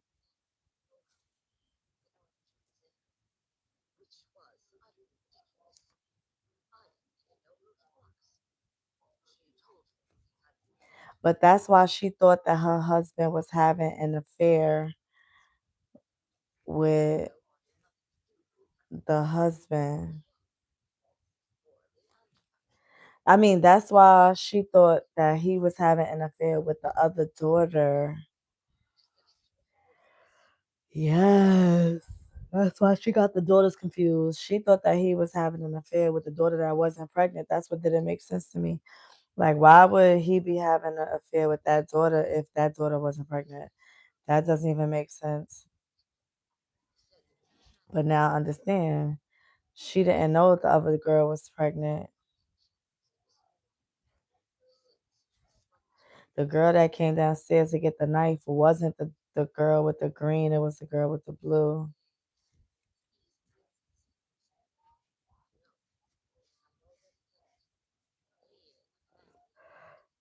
And you a cornball. What's the difference?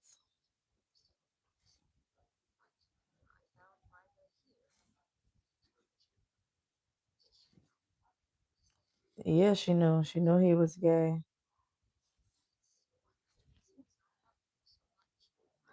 Oh, his love wasn't that kind of love. It was just open love. Mm,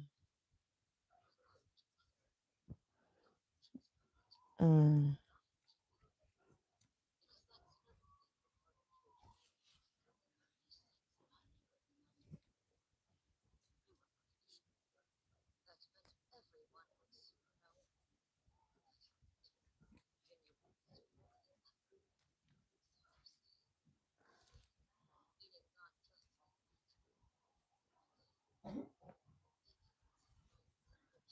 Oh,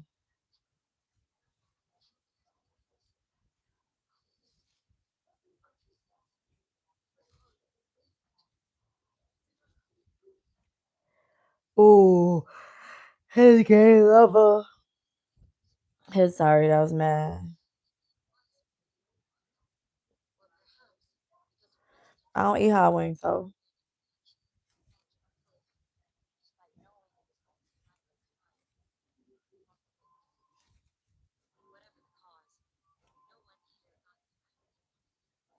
damn, everybody.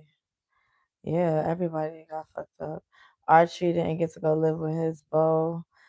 Lenora, boyfriend died. Virginia is fucked up. Who killed?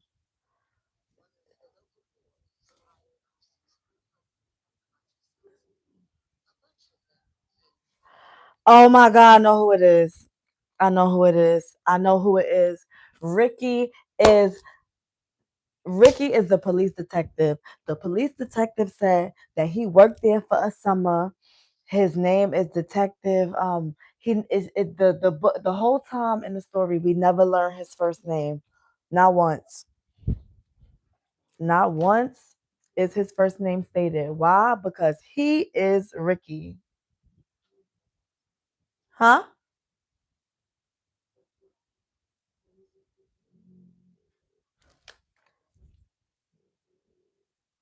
You talking to me?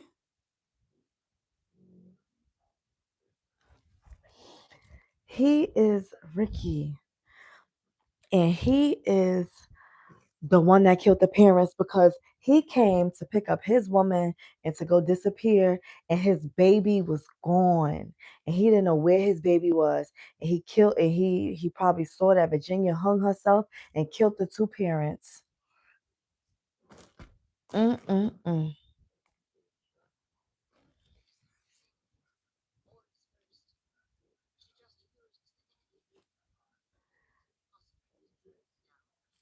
That's why he doesn't believe her.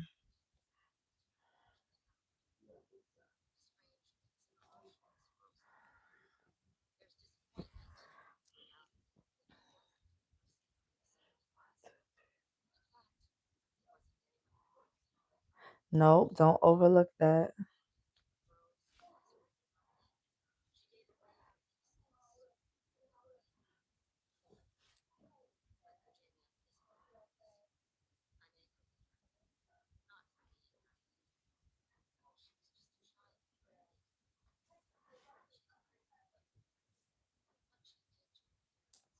She didn't kill her parents. I do not think she killed her parents.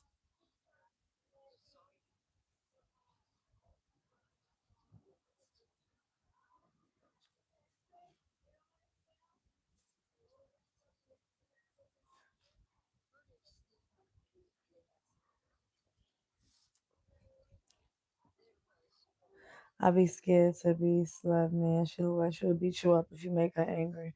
I have a nigga choking on glass, please. I ain't gonna put my hand on you. I watched The Help. Y'all ever seen The Help? Y'all better watch The Help.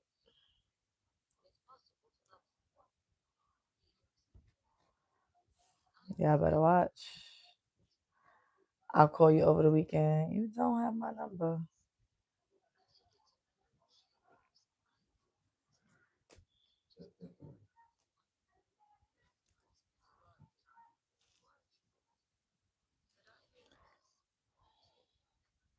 This was such a good book. This is definitely a 5 star.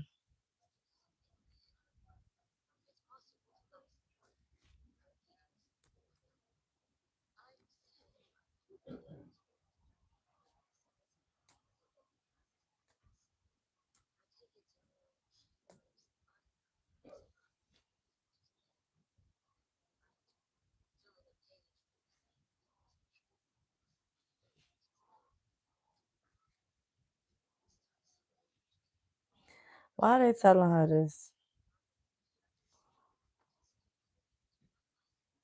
And where's the son?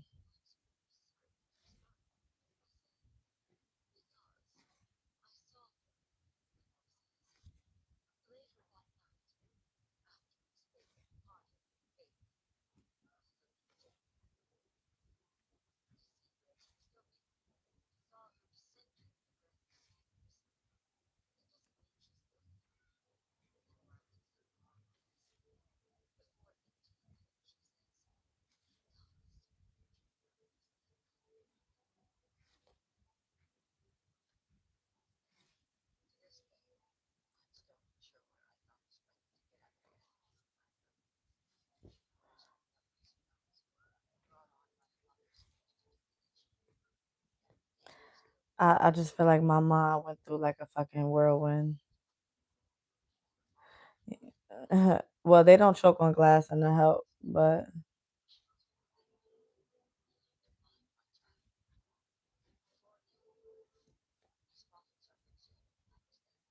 a kitchen knife.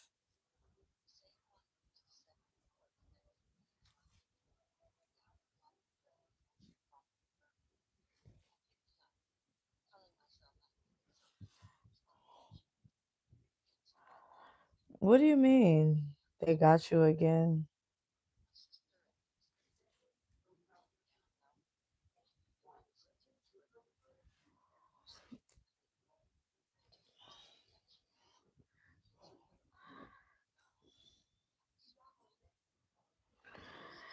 Oh, I gotta stretch my leg.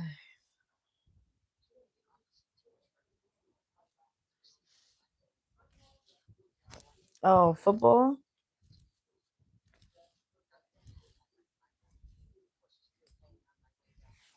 Yeah.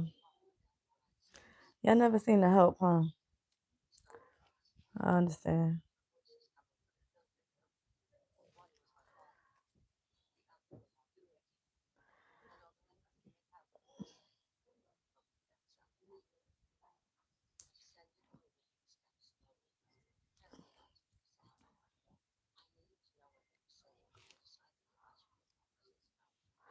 Oh, her father arguing. Nope.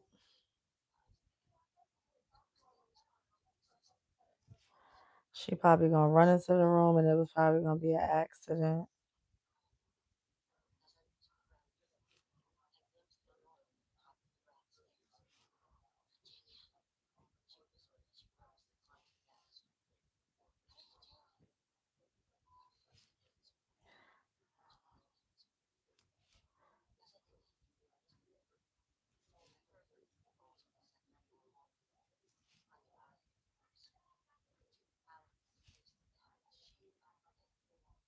Why she didn't just tell her none of it?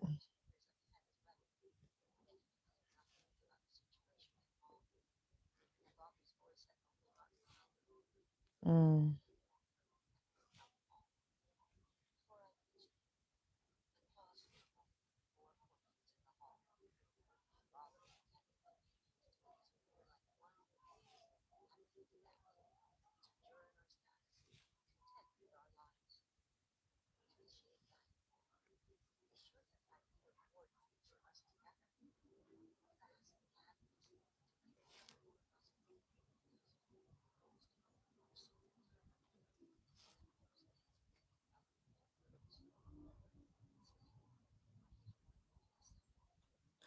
And you could see how different they are.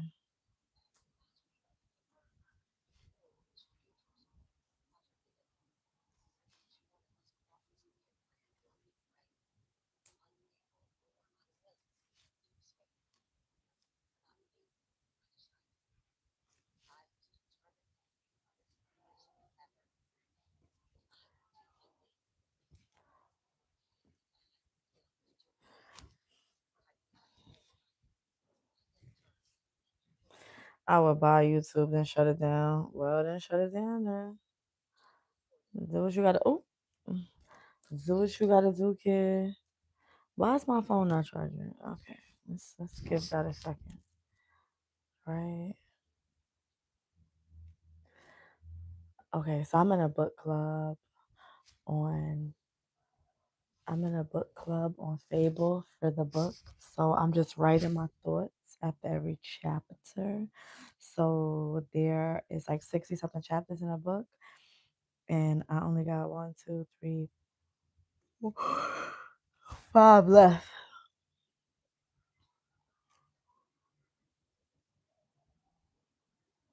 Hey girl, hey.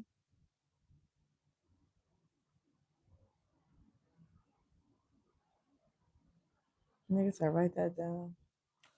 What? Um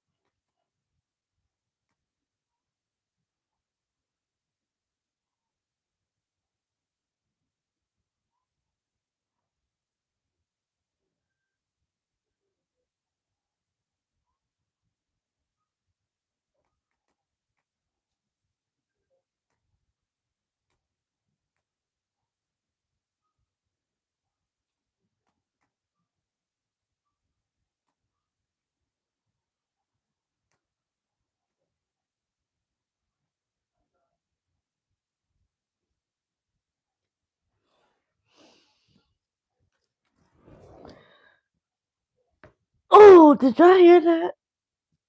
Ah, did y'all hear that? You let them mess up the vibe. No, no, I wrote my synopsis. So my synopsis says, "Oh my God, how could they take her baby and at least not even tell her?" I think Ricky is the detective. That's why he's so against finding out who the real killer is because it's him. Because at this point, we done squared everybody away. Mary probably did call the police, and he came and pushed her off the balcony. That could be why Virginia didn't say anything in front of him.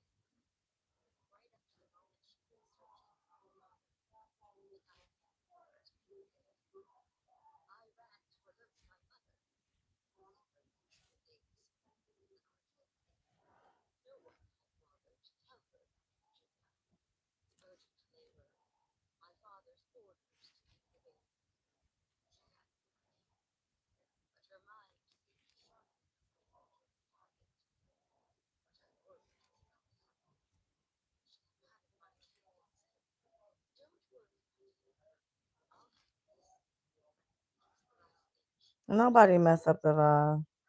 Somebody was in here talking about some football shit that we don't care about, but other than that,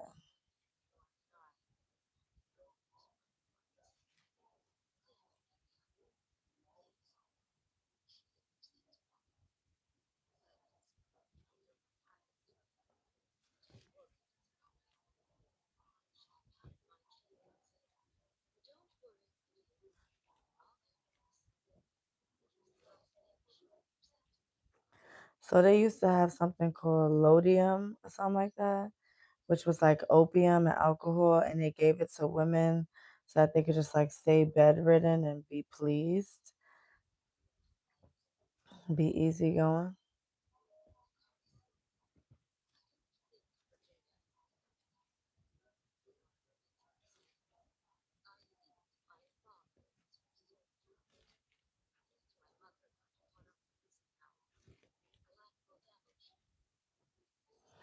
No, I got my earrings from Pristine. They nice. Thank you.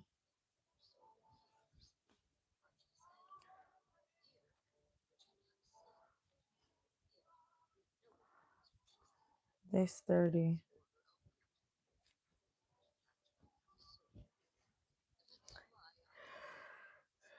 So this is gonna be like a little beanie for a baby,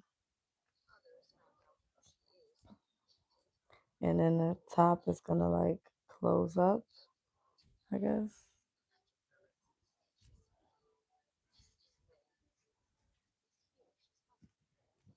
I didn't even learn the stitch to close up.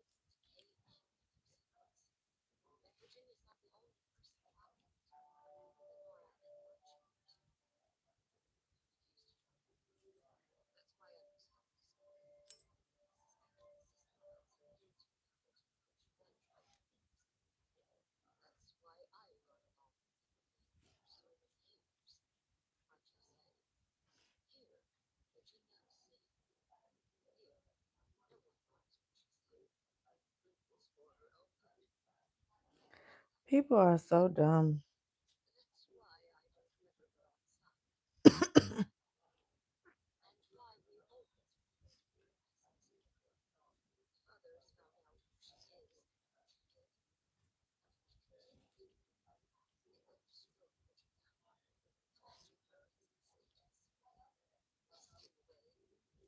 She's wasting away already.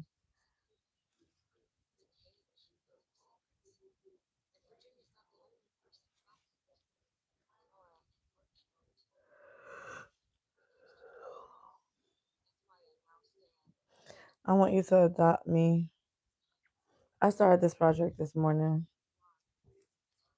but I didn't consistently do it all day. I ain't gonna lie.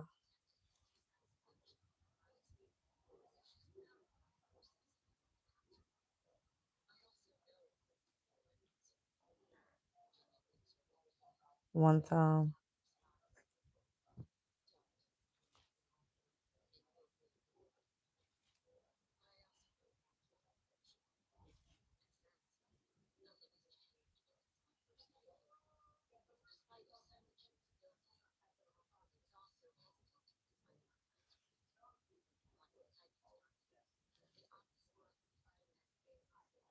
1, 2, 3, 4, 5, 6.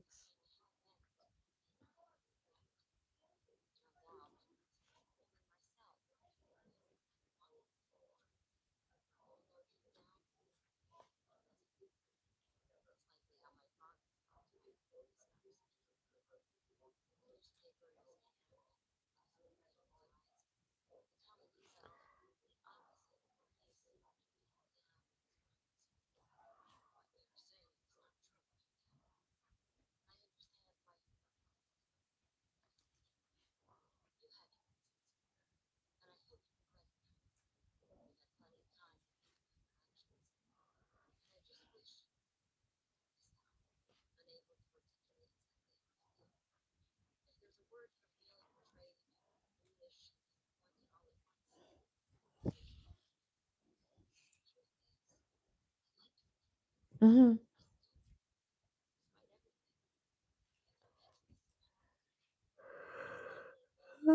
Excuse me. But then who killed Mary?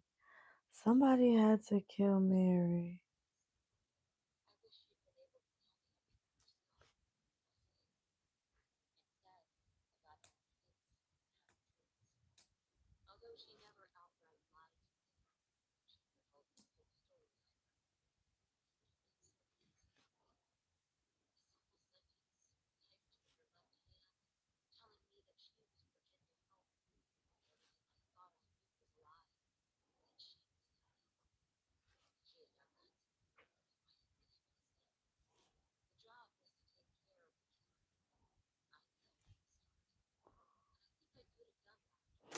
And please knit me a pair of Jordan 8s. Get out of here. I should make some baby gamma booties.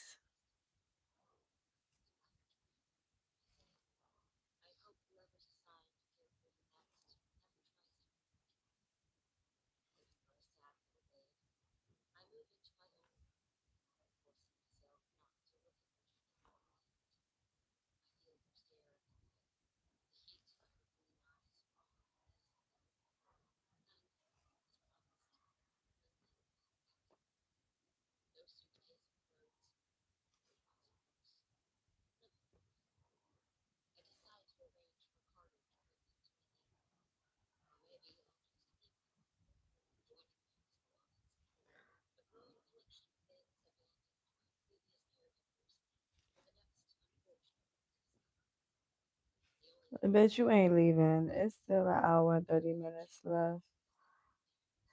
Oh, she about to go to her father's house and she gonna find out that Ricky is a detective and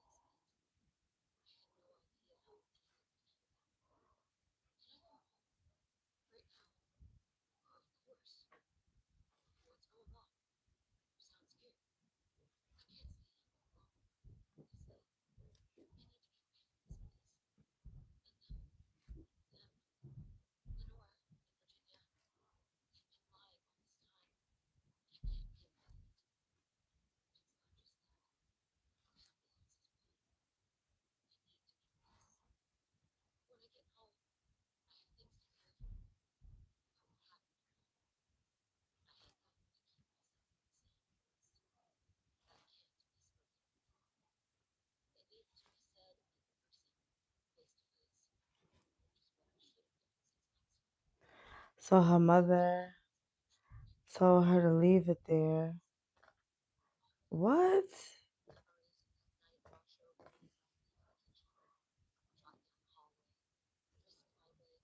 My dog is disgusting.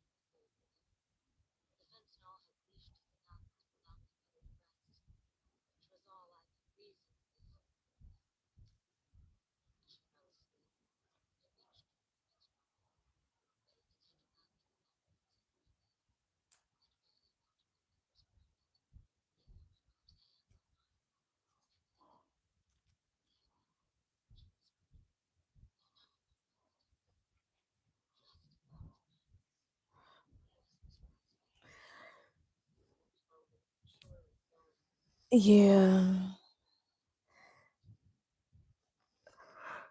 I gave him some new food.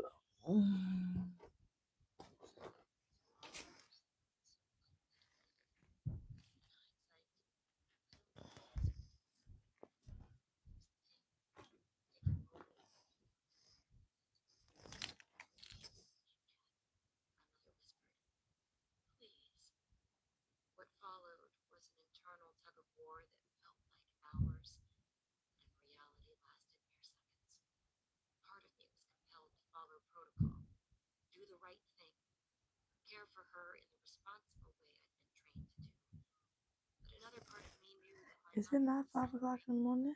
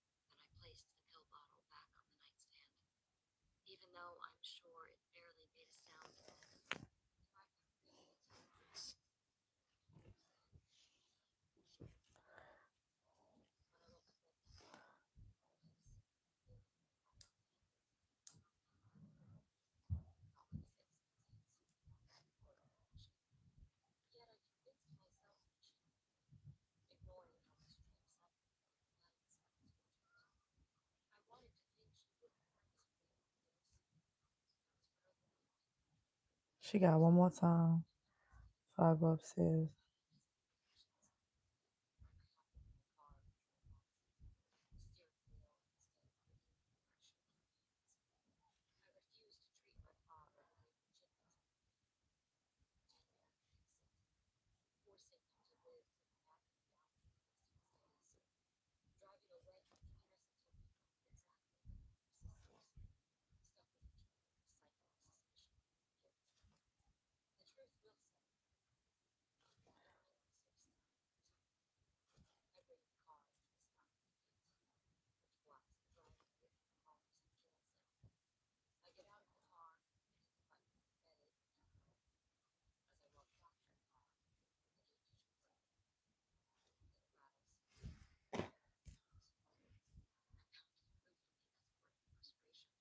Yeah, it's 5:10.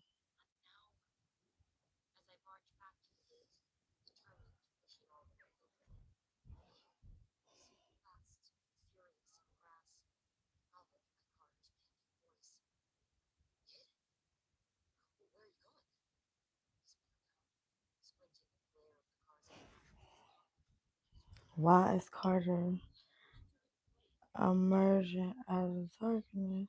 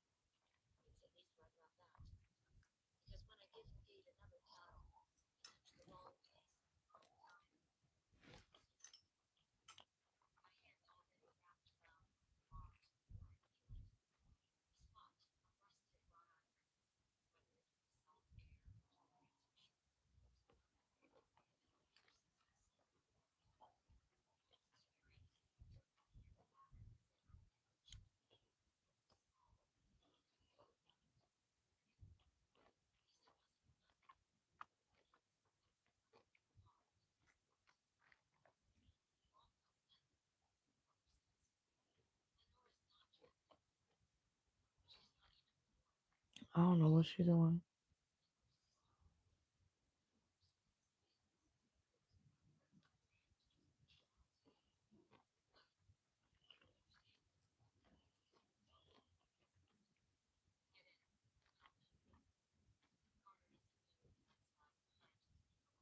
5, 6 o'clock, 7.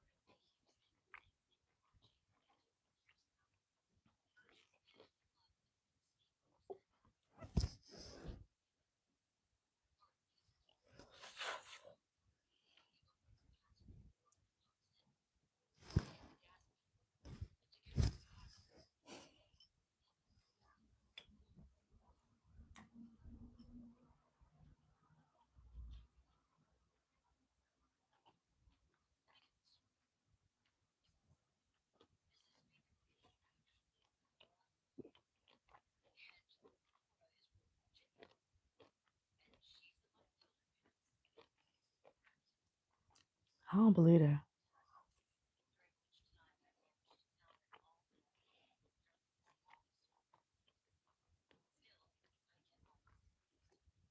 I'm trying to see if she's gonna bang on the ceiling again. Because if you do, I'm gonna go upstairs. I'm gonna ask her, like, do you know what time it is? Like, hi, are you moving furniture?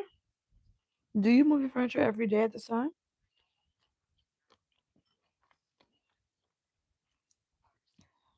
And she one of them. So I'm gonna have to record while I'm up there.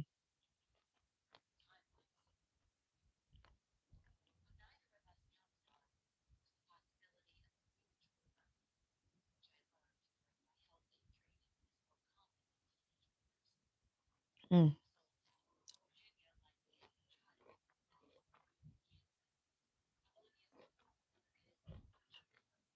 Mm-mm.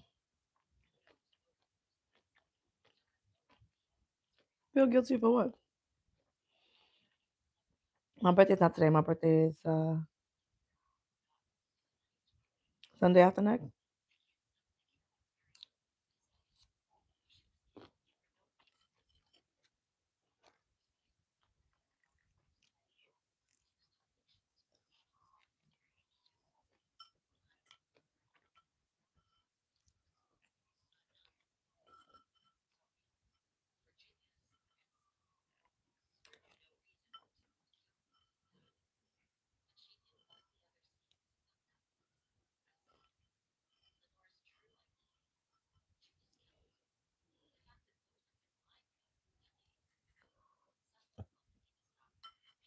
Mm.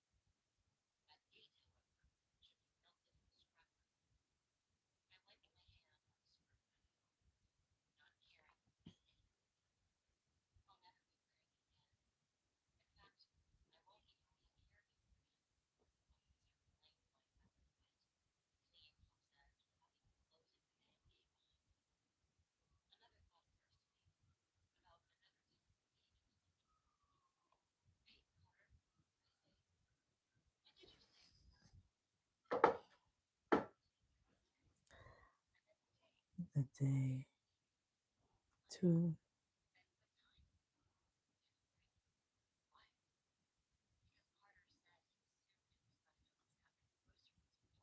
put the groceries up to it.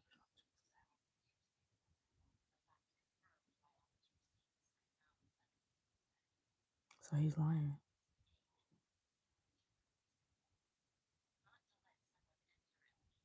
But to let someone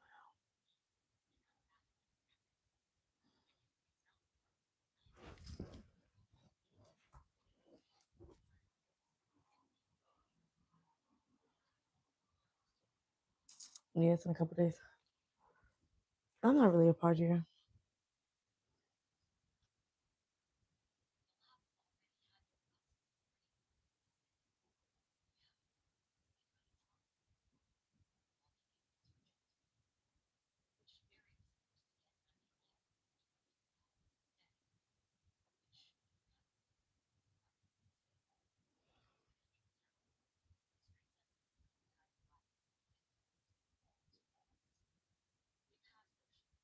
Mm.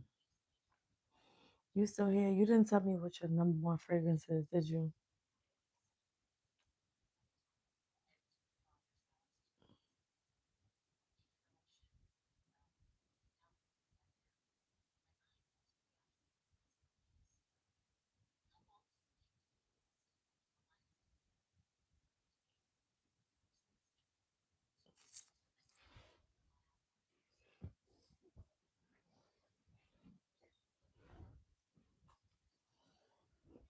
Yeah, tell me what it is.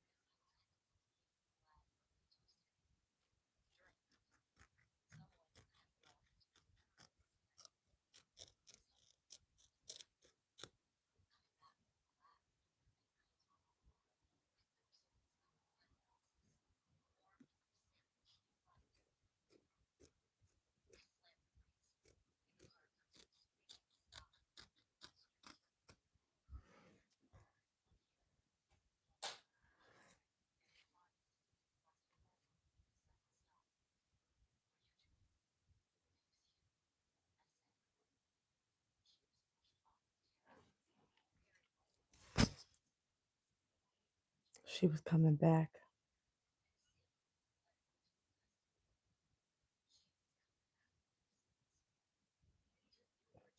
You wear any perfume? I can't wear any perfume now.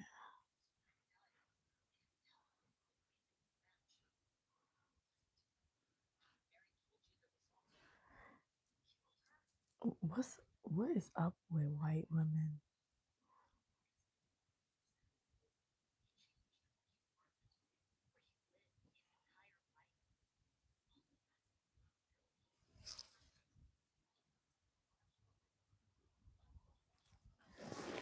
What's my favorite meal?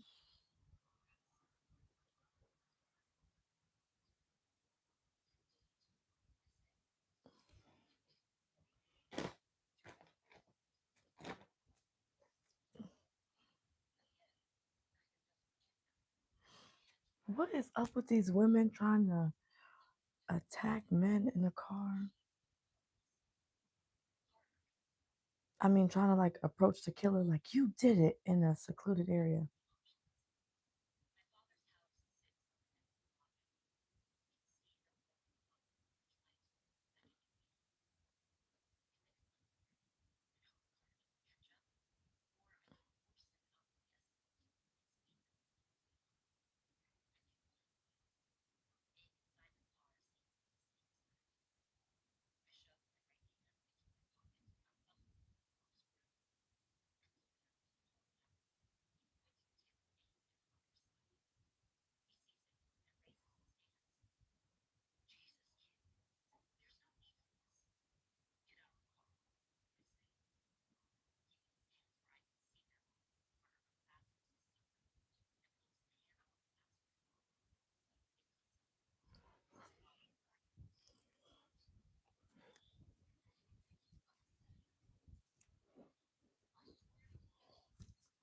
And now he about to call the police.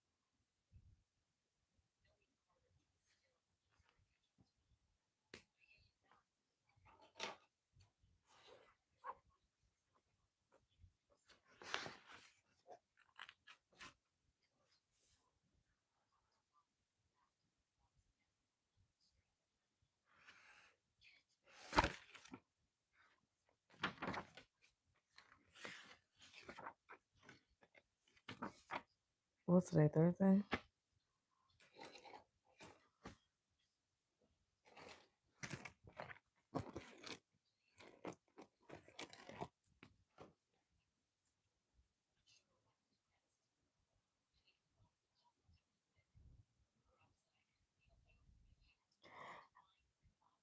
Oh, it's 1989. They don't have cell phones. I've been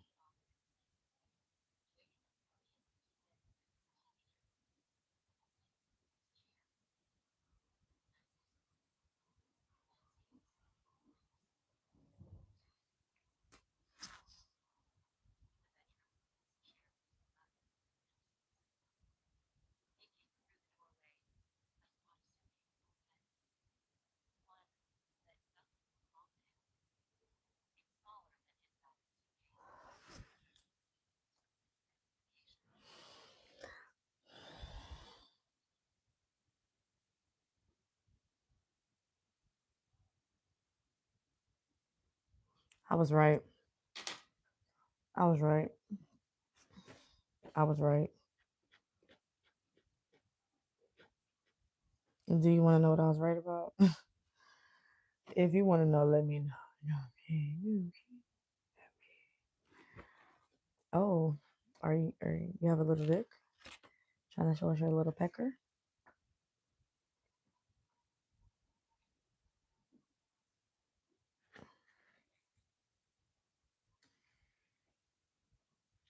Mm.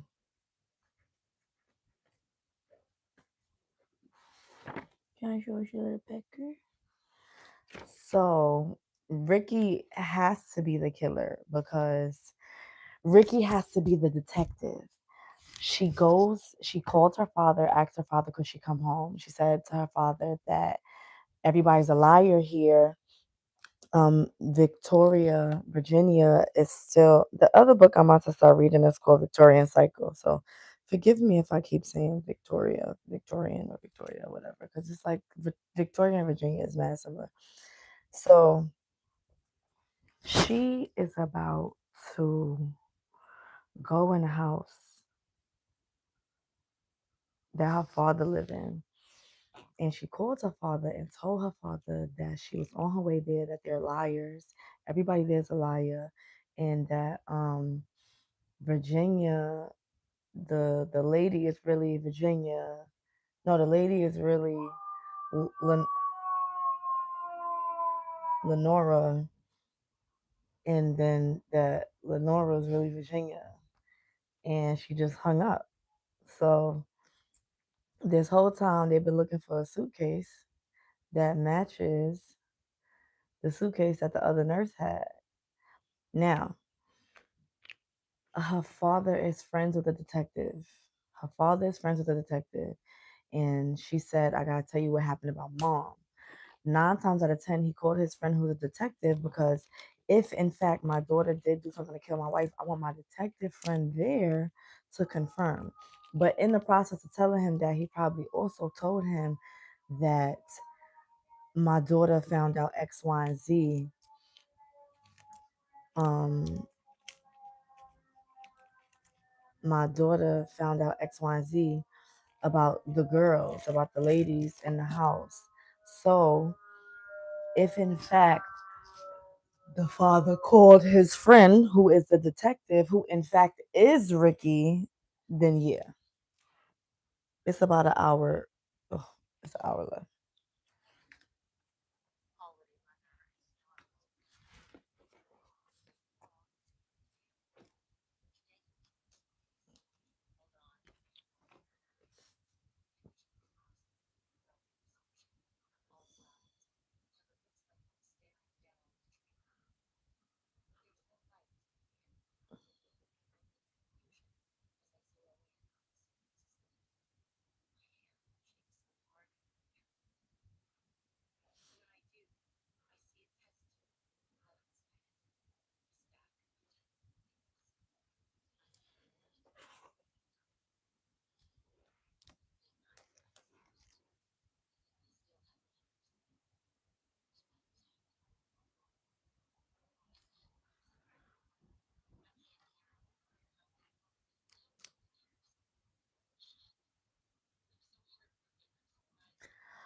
Unless her father is Ricky.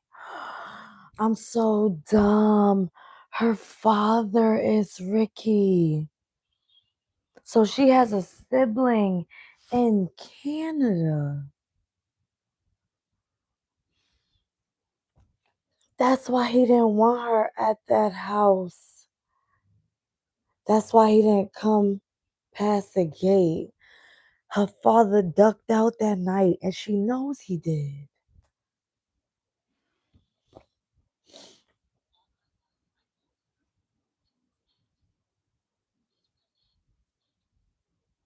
Patrick.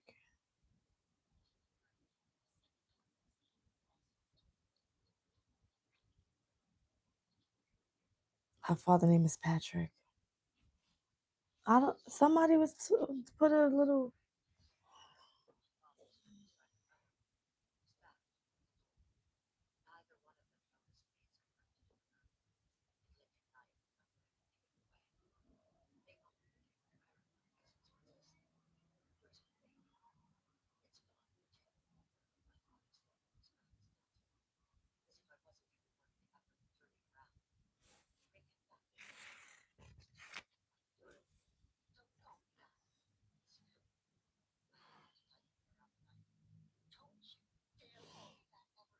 Okay, we're gonna go back to the diagram. So the mother had a baby. The first baby, her name is Lenora. Lenora has blue eyes. The mother and the husband had a baby after he paid the love of her life to disappear. So the mother and the father had a baby. Name was Virginia. The father was cheating with all the servants, but he was especially cheating with Mrs. Bread. Is that what her name was? Mrs.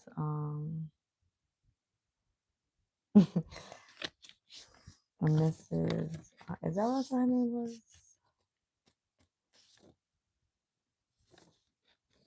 Miss Miss Baker? Miss Baker. So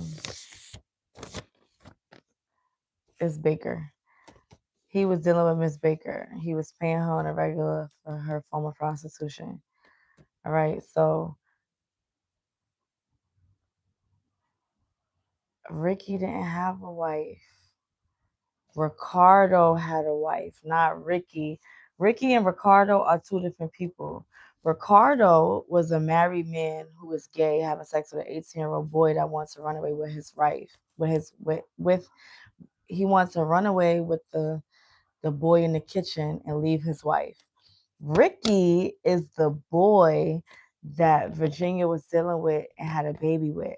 Her father had her sister and Miss Bakery.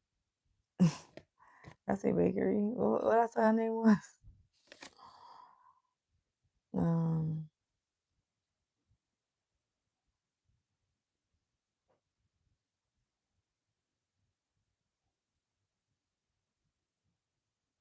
Baker.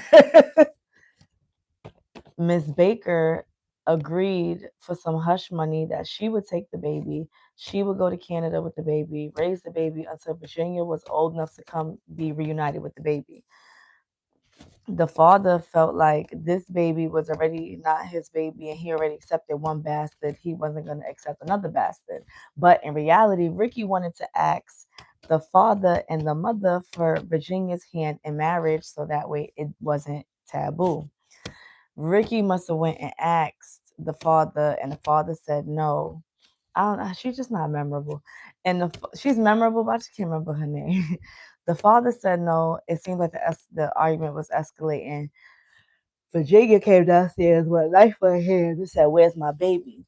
Ricky doesn't know that the Virginia had the baby early. The baby was born premature, and Ricky don't know that the baby was taken by Miss Baker. Miss Baker has already left, packed her things, and left with the baby for Canada. Ricky, real name is Patrick. The girl what's her name? Kit Kat, right? Hold on. Where's my oh.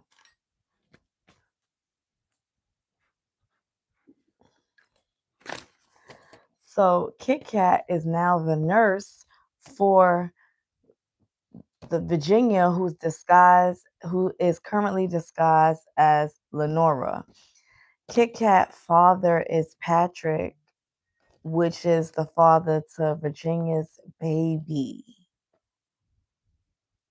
Plot thickens. Kit Kat goes home and tells her and calls her father and tells her she knows what's going on.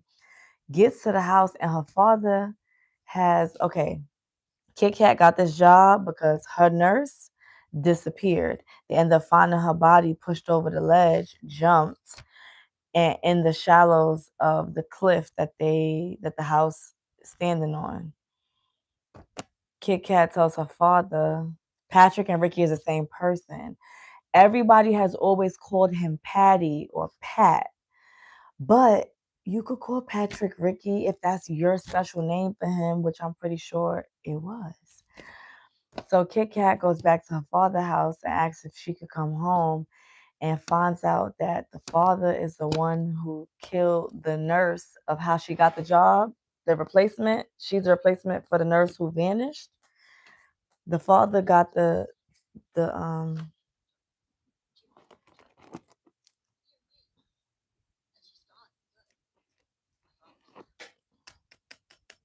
Now I know what to expect from this author.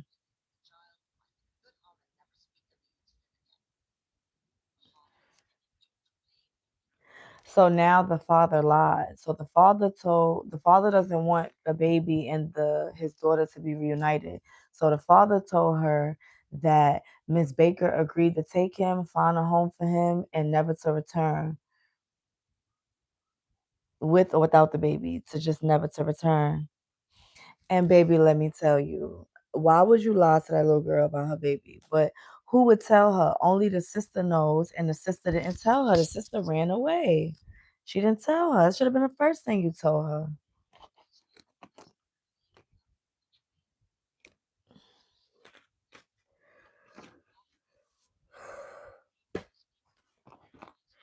So now she think that Miss Baker.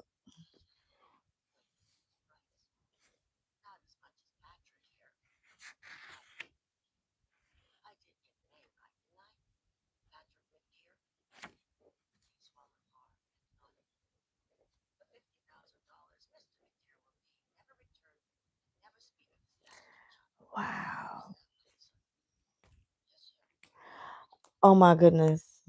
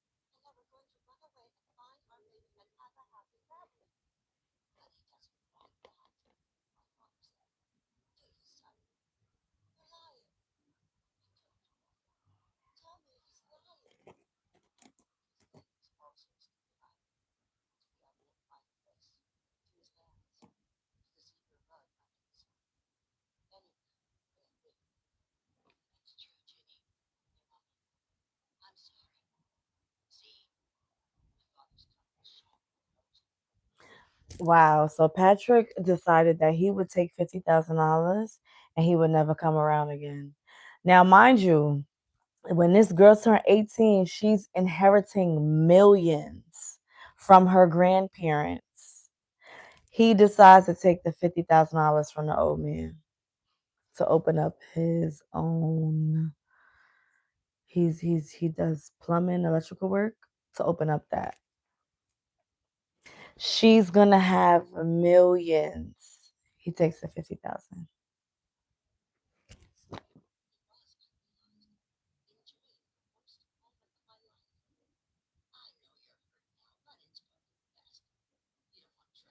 I haven't done Logan in like 2, 3 weeks.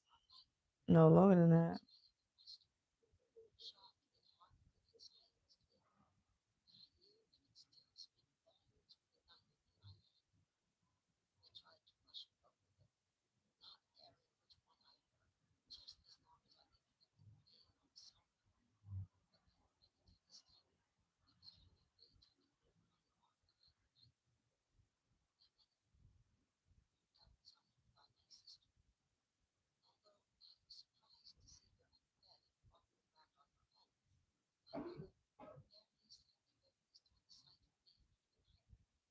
What's being narrated in different voices?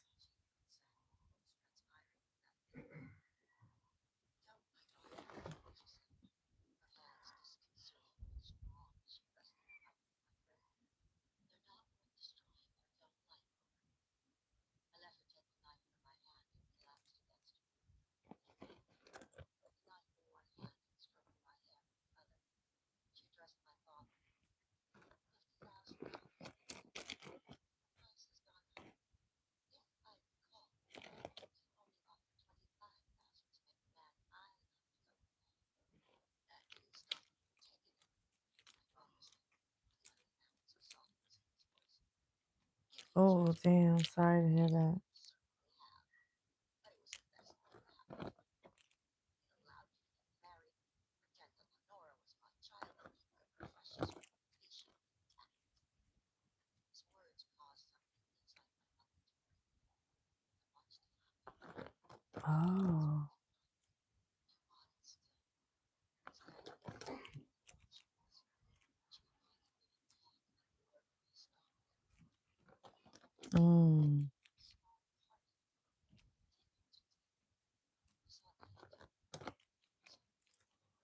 No, it's not being narrated in different voices.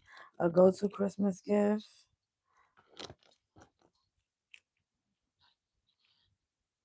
Hmm.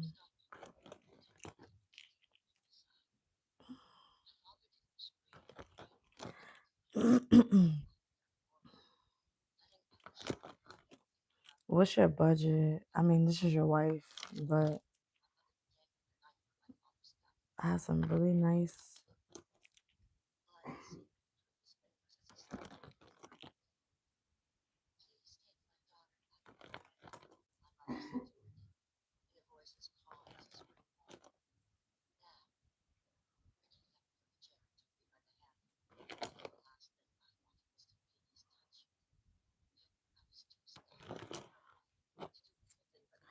Y'all not gonna believe this. Yeah, you can't have no budget with a wife. I mean, but your wife be aware of your budget, so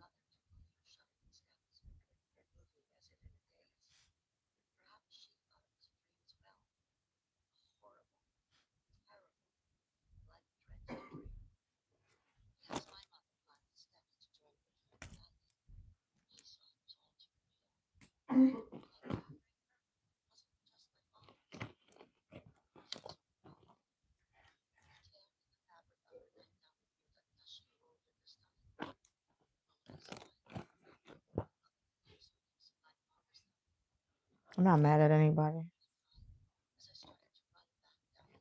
I'm gonna get off at 6.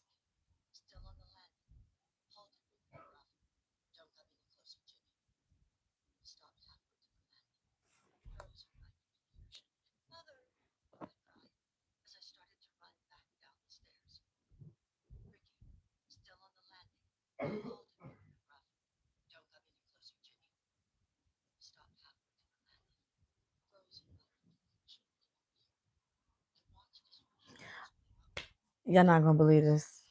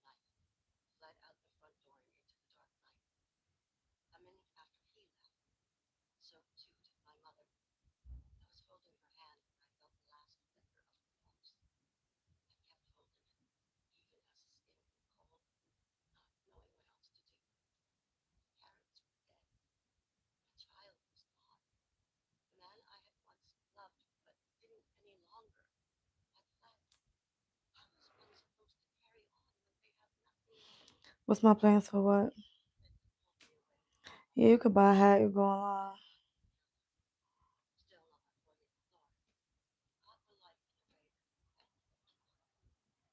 I'm looking two ways. I'm daydreaming.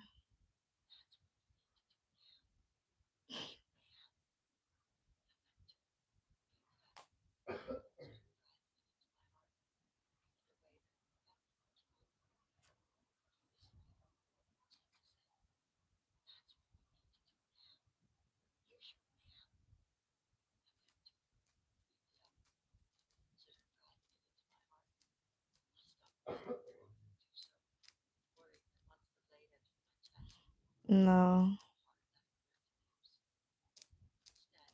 How you know my birthday coming up? Who are you?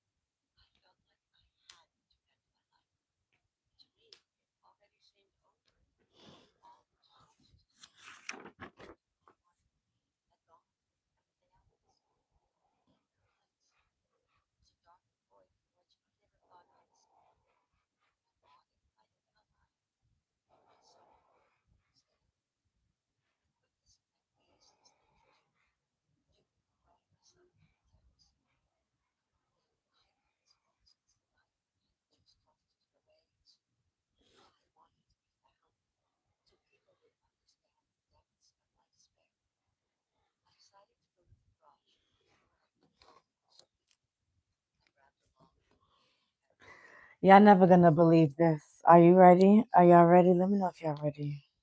Let me know when y'all ready. Just throw some ones in the chat. Tell me y'all ready. Cause y'all never gonna fucking believe this shit.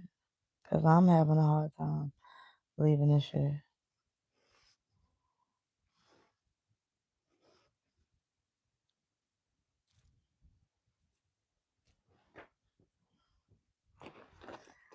It seems like you're ready.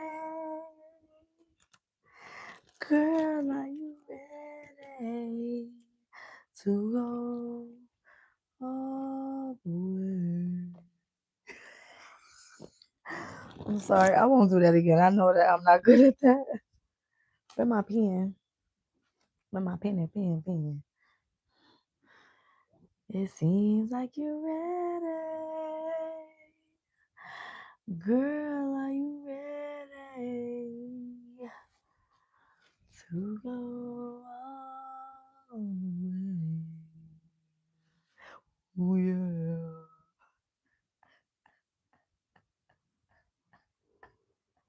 I'm sorry, let me stop. I'll wake my dog up.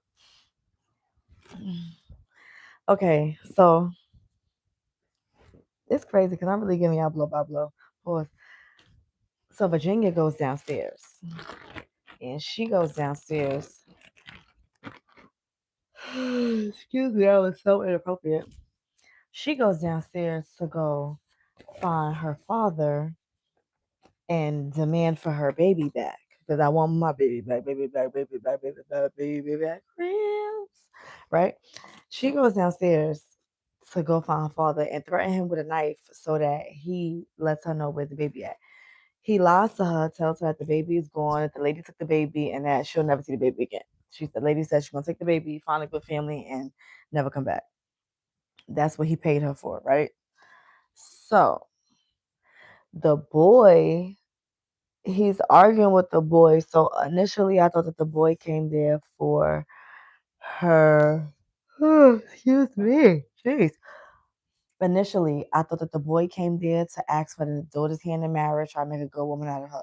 The boy is a servant, though. Remember, he's a servant. This is 1929. They don't do that. You gotta marry up. You feel me? My daughter is somebody. She gotta marry somebody. What was the odds for? I meant to ask you that. Yes, everybody go like and subscribe. Let's go. Right. How you doing? Daplin?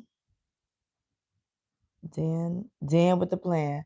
Hey Dan with the plan. How you doing? So she goes, some on my big belly. She goes into the office, into the billiard room, Cause they're fancy. The younger sister told the mother, went in the mother room and told the mother what the older sister's doing. She seen her with a knife and this, that, and the third. No, the older sister tells them what the younger sister's doing. So she tells the mother, right? She goes, the mother, before she's about to lunge at her father and at the boy. So the boy agreed to take $50,000 from the father. Mind you, the girl is going to be a millionaire when she turns 18 in like the next year. So whatever struggle y'all going through, it's only going to be 365 days, less than that, because the girl is going to inherit the money from her grandparents. Excuse me. When she turns 18, and y'all gonna be straight. Him, the baby, everybody should be fine. He was so, I don't want to take the money because I'm a man. I need to take care of my family and this, that, and the third. I need to be the breadwinner, yada, yada, yada, right? The boy didn't want to take the money or didn't want to use her money because I guess the shame of society. You know what I'm saying? So, which this definitely explains why he has such an issue with what his daughter did and stuff like that. So, now, moving forward,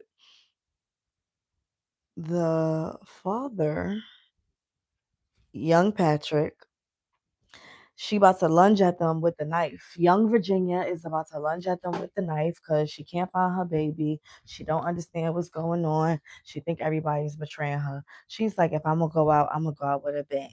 Fuck it. The older sister does not come downstairs at any point in time to come see, hear, listen, or look. The mother come in and grab her. She says they're not worth your life. You feel me? You have a whole life to live. Don't lose your life over this.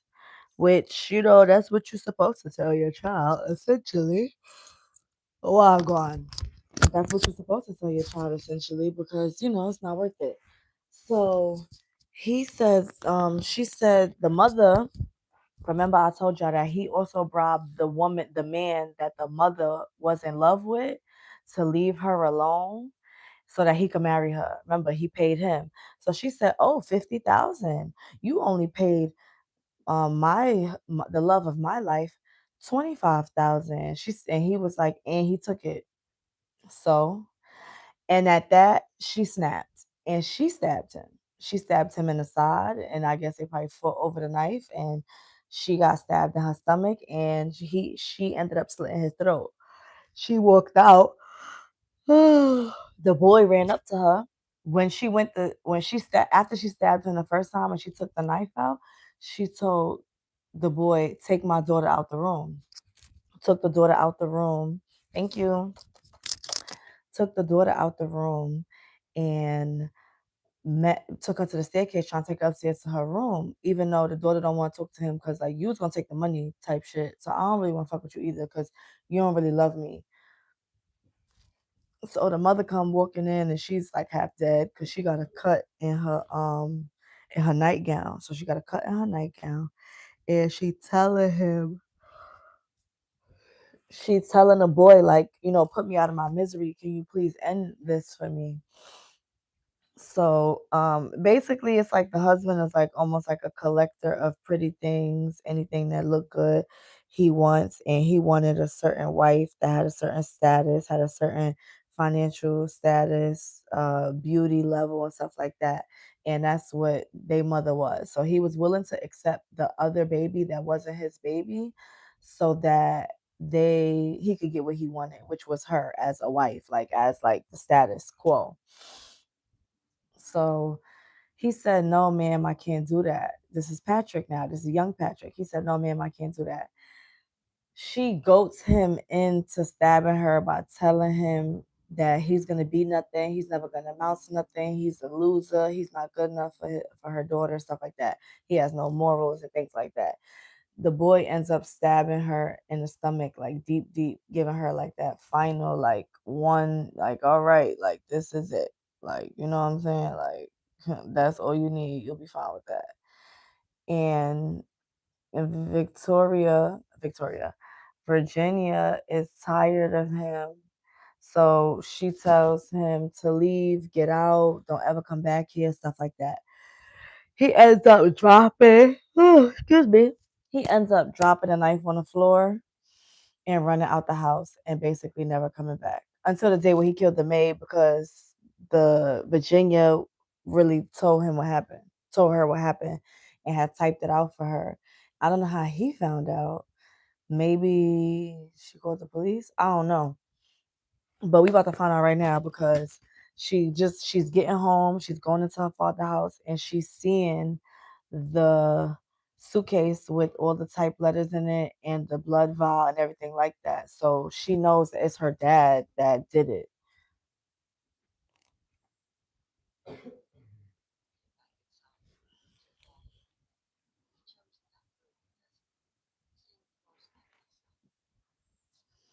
So Virginia makes a decision. She's like, my baby is gone. I'm never gonna find him. My parents are gone. My mother killed my father, and then the father of my child killed my mother, or put the last, even though she wanted him to. If she would have just stayed alive, she could have really just said what happened and everything would have been fine. But she felt so much despair and she felt like her life was ending and nothing was going to work out for her. She decided to kill herself. So she went into the living room, the ballroom, and put the rope through the chandelier and hung herself.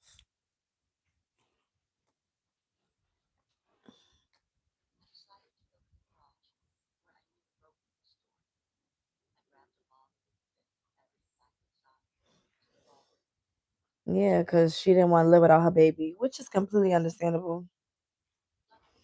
She wanted the baby. She wanted a life with him. She wanted to run away. She thought,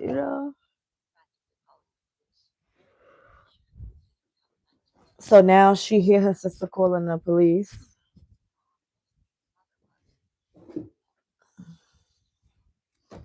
Ooh.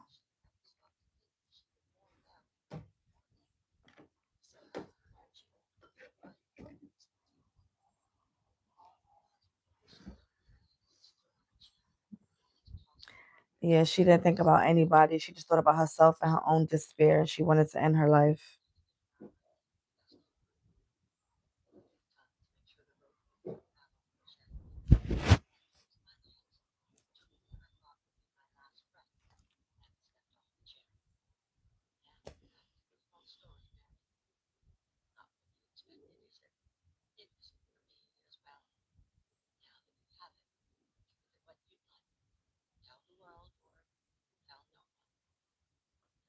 So Mary was going to publish the story, to my understanding.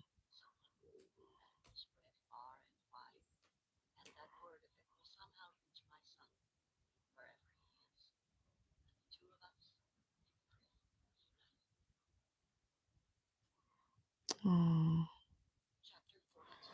Mm. Hold on.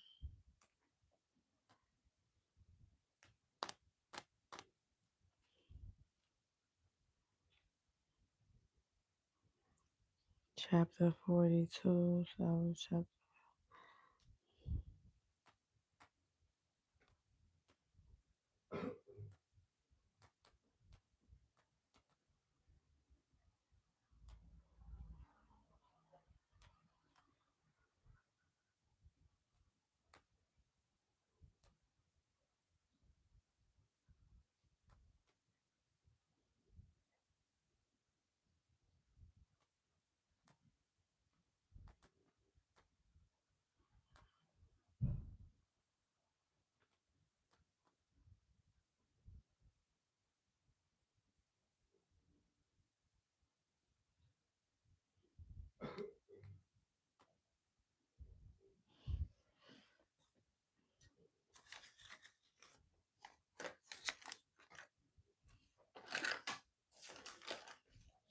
Was Lord around tonight? He was a little earlier. He probably got off like an hour ago.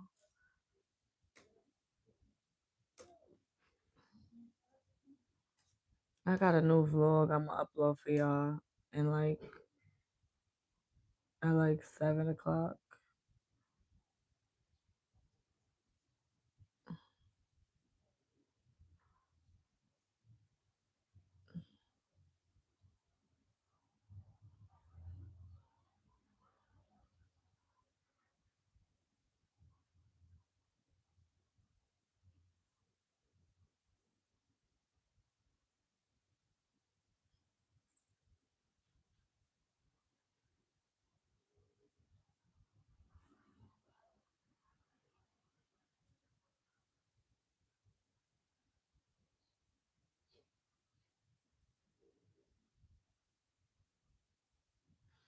What's going on? Let me see.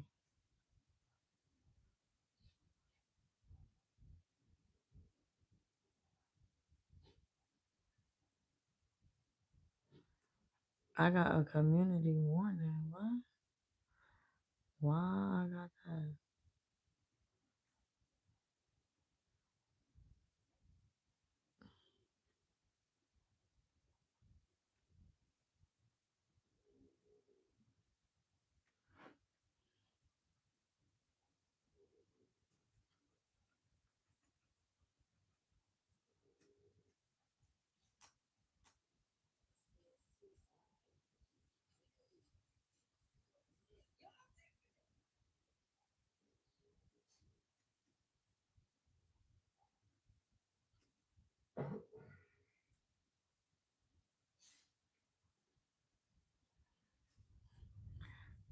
That's a good one.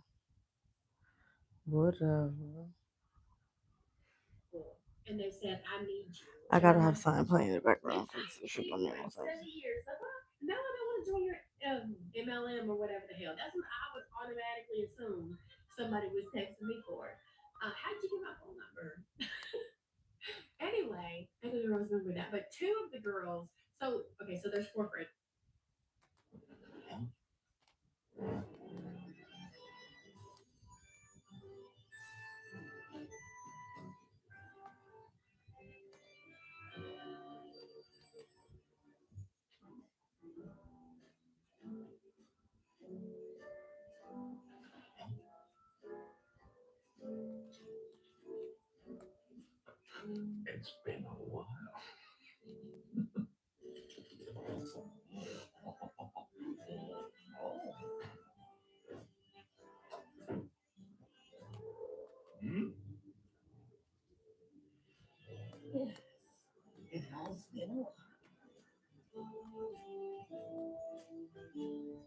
I'm gonna tell you what I'm typing.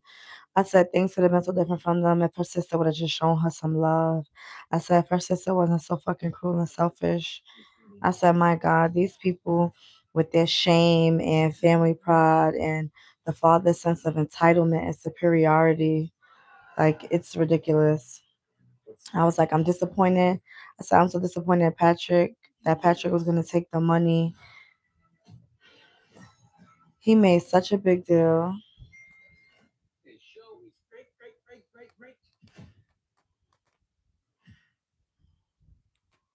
Right. Kate is the one who sent the text message to the other three saying, I need you, right? So then our main girl left and she like took a train or something to go meet her. And she was like, hey, I need you to pick me up at the station or whatnot. And then Kate goes and picks her up, brings her to Kate's place, and then one of the other friends gets there, and then they want to know what's going on. Kate won't tell them until the final friend gets there. So that's like present day. But in the past chapters, they're all in fifth grade, and this is the year where they all meet each other at this private school. And so that's what we're seeing right now. Is like two of the friends are roommates, and I'm assuming they're going to meet the other two here shortly, but I don't know, girl.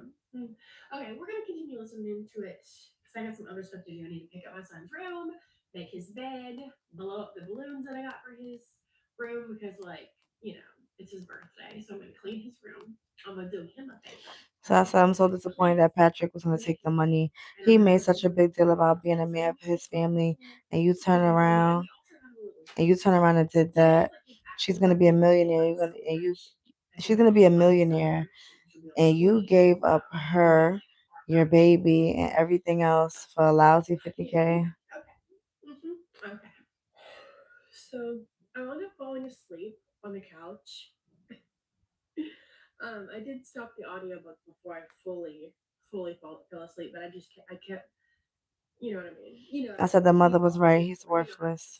I didn't make it to 26% in, and so like at the beginning of the book, something washed up on the shores, and lo and behold, something was connected to a murder that happened when these girls were in school. I don't know. I'm over it. I'm over it. I truly like. What if I keep coming back to this, like, should I DNF it? Should I DNF it? Should I DNF it? Then I should probably DNF it. You know what I mean? And I came in here before, because I have to go leave to go get my kids from school. But before I do that, I came in here because one, I'm going to grab migrations, but two, I came in here to look at my bookshelves, and I was like, if I had to get rid of all of my Ruth Ware books today, okay, including that one that I have yet, it's right here. Hang on, I just picked it up, and the cover kind of flipped it. I'm glad I bought this half price. Anyway, uh, thrifted, okay. I was sitting here thinking, like, if I had to get rid of all of my Ruth Ware today, including this one, the one that I have not read, would I be upset? If I did not pull this out of the jar, would I even have tried to read this book before unhauling all of the Ruth? Because I haven't solidified in my brain some of these books that are going to be leaving out of this book room What are we talking about? Y'all not saying nothing. this month. Ruth Ware, sadly, is one of the authors that I think I'm just going to, you know what I mean? And then a couple more, but I will save that for the other videos you guys love to watch. Okay. I'm just gonna do. I'm 26% in. I be having a real hard time DNFing books, I don't know how not else to put finishing. it, but I'm just over it. I'm over it, and I am so ready to get to something that's like different.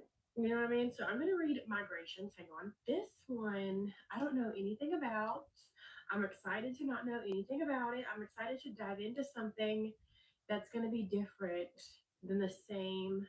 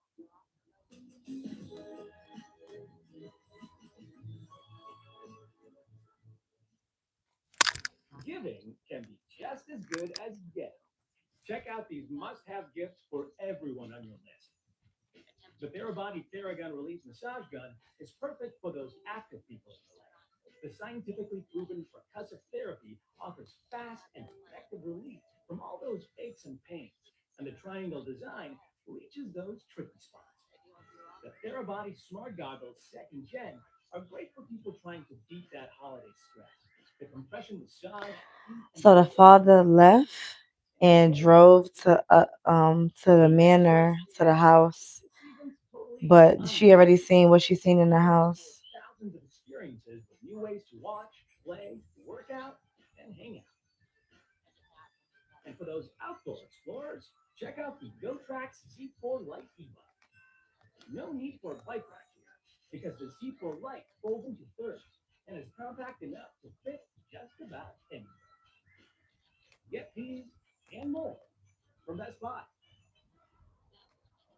Type of thrillers over and over and over and over again. Migrations is both an ode to our threatened world and a breathtaking page turner about the lengths we would go to for the people we love.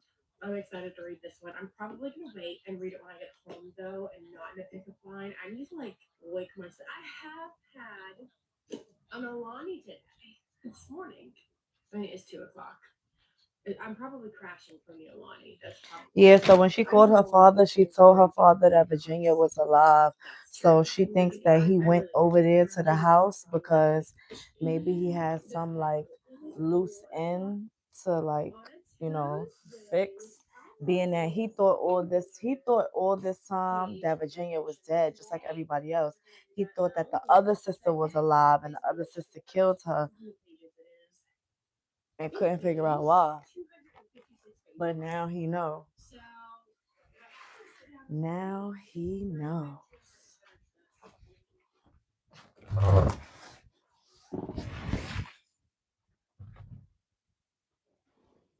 I don't even want that shit. Y'all just coughing, you coughing, she coughing, everybody coughing. It's just, oh, just give me this. And I'm gonna need that. Yeah. Ooh, ooh, let me get out. Let me get out. Ooh, where's the lights off?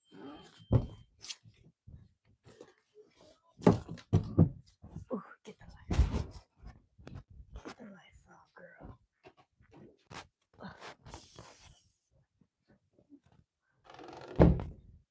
Gotta sanitize.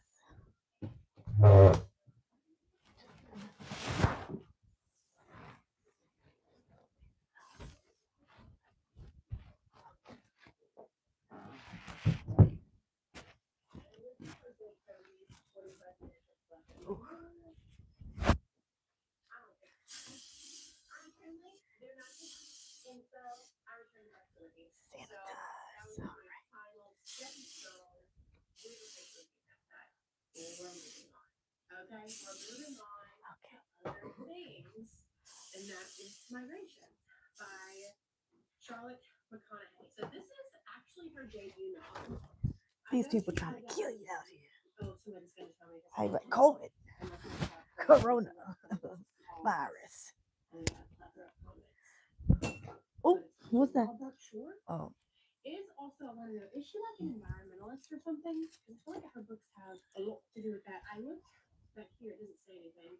So it just says that it's her debut novel. That's how I know.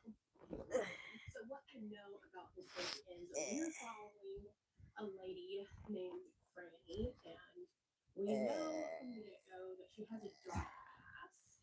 We know from the hello, mate. get-go Good day, that she's mate. on How a you hunt, doing? right, to find these birds. How you Arctic doing? what? Arctic terns. There's a final migration, okay? Because in this world, it's a semi-dystopian book. It is a dystopian book because, like, what's going on in this world? Well, mm, in this world, most animals can no longer be found in the wild. You cannot go on a safari trip and see a wild lion. They don't exist. You're What? never going to see another Yeah. monkey, another ape, another polar bear, any of those kind of animals out in the wild. They no longer exist because of humanity, and humanity has fucked the planet over I can time and believe time that. again, and this is what it has boiled down to. Yep, I Okay? can believe And that. so she is a bird scientist. There's another name for it. And I don't know it. I don't know. But she Ornithologist. is now on a hunt to go find these birds. Okay. And this final migration situation. And I believe she comes across this crew of people in like a pub type situation in Greenland or something like that. And they themselves are on the hunt for like the last, oh Lord, school of cod. Is the school a thing? Pack of cod. I don't know. They're on the hunt for some fish. And they're also battling with like the fish are also going extinct, right? This is the last patch school of fish, of cod, this certain type of cod that they're looking for. And they're battling with the fact that these fish are going extinct, but also they're Good running out of morning meat on this to feed Friday. humans. And so Get it's like money. this sucks that we have to really capture all these fish, but like at the same time, we got else to feed people. Skipping tenders of flesh. This is the prequel. Just kidding. Okay, so Tampax Radiant has a dual protection system for up to 100% leak-free periods. You know, I've always found it strange. People really want to save money, but are so willing to toss their hard-earned coin into a 3 foot pool of disappointment. I want to be rich. You don't need to throw your money away. All you need is your phone. Oh. No. Go to Gotta Geico, spray get a that quote, lights and off. you could save $900 with your phone. Look at that, it's raining. What? What are you doing, mate? I'm going in. It feels good to save some coin. It feels good to Geico.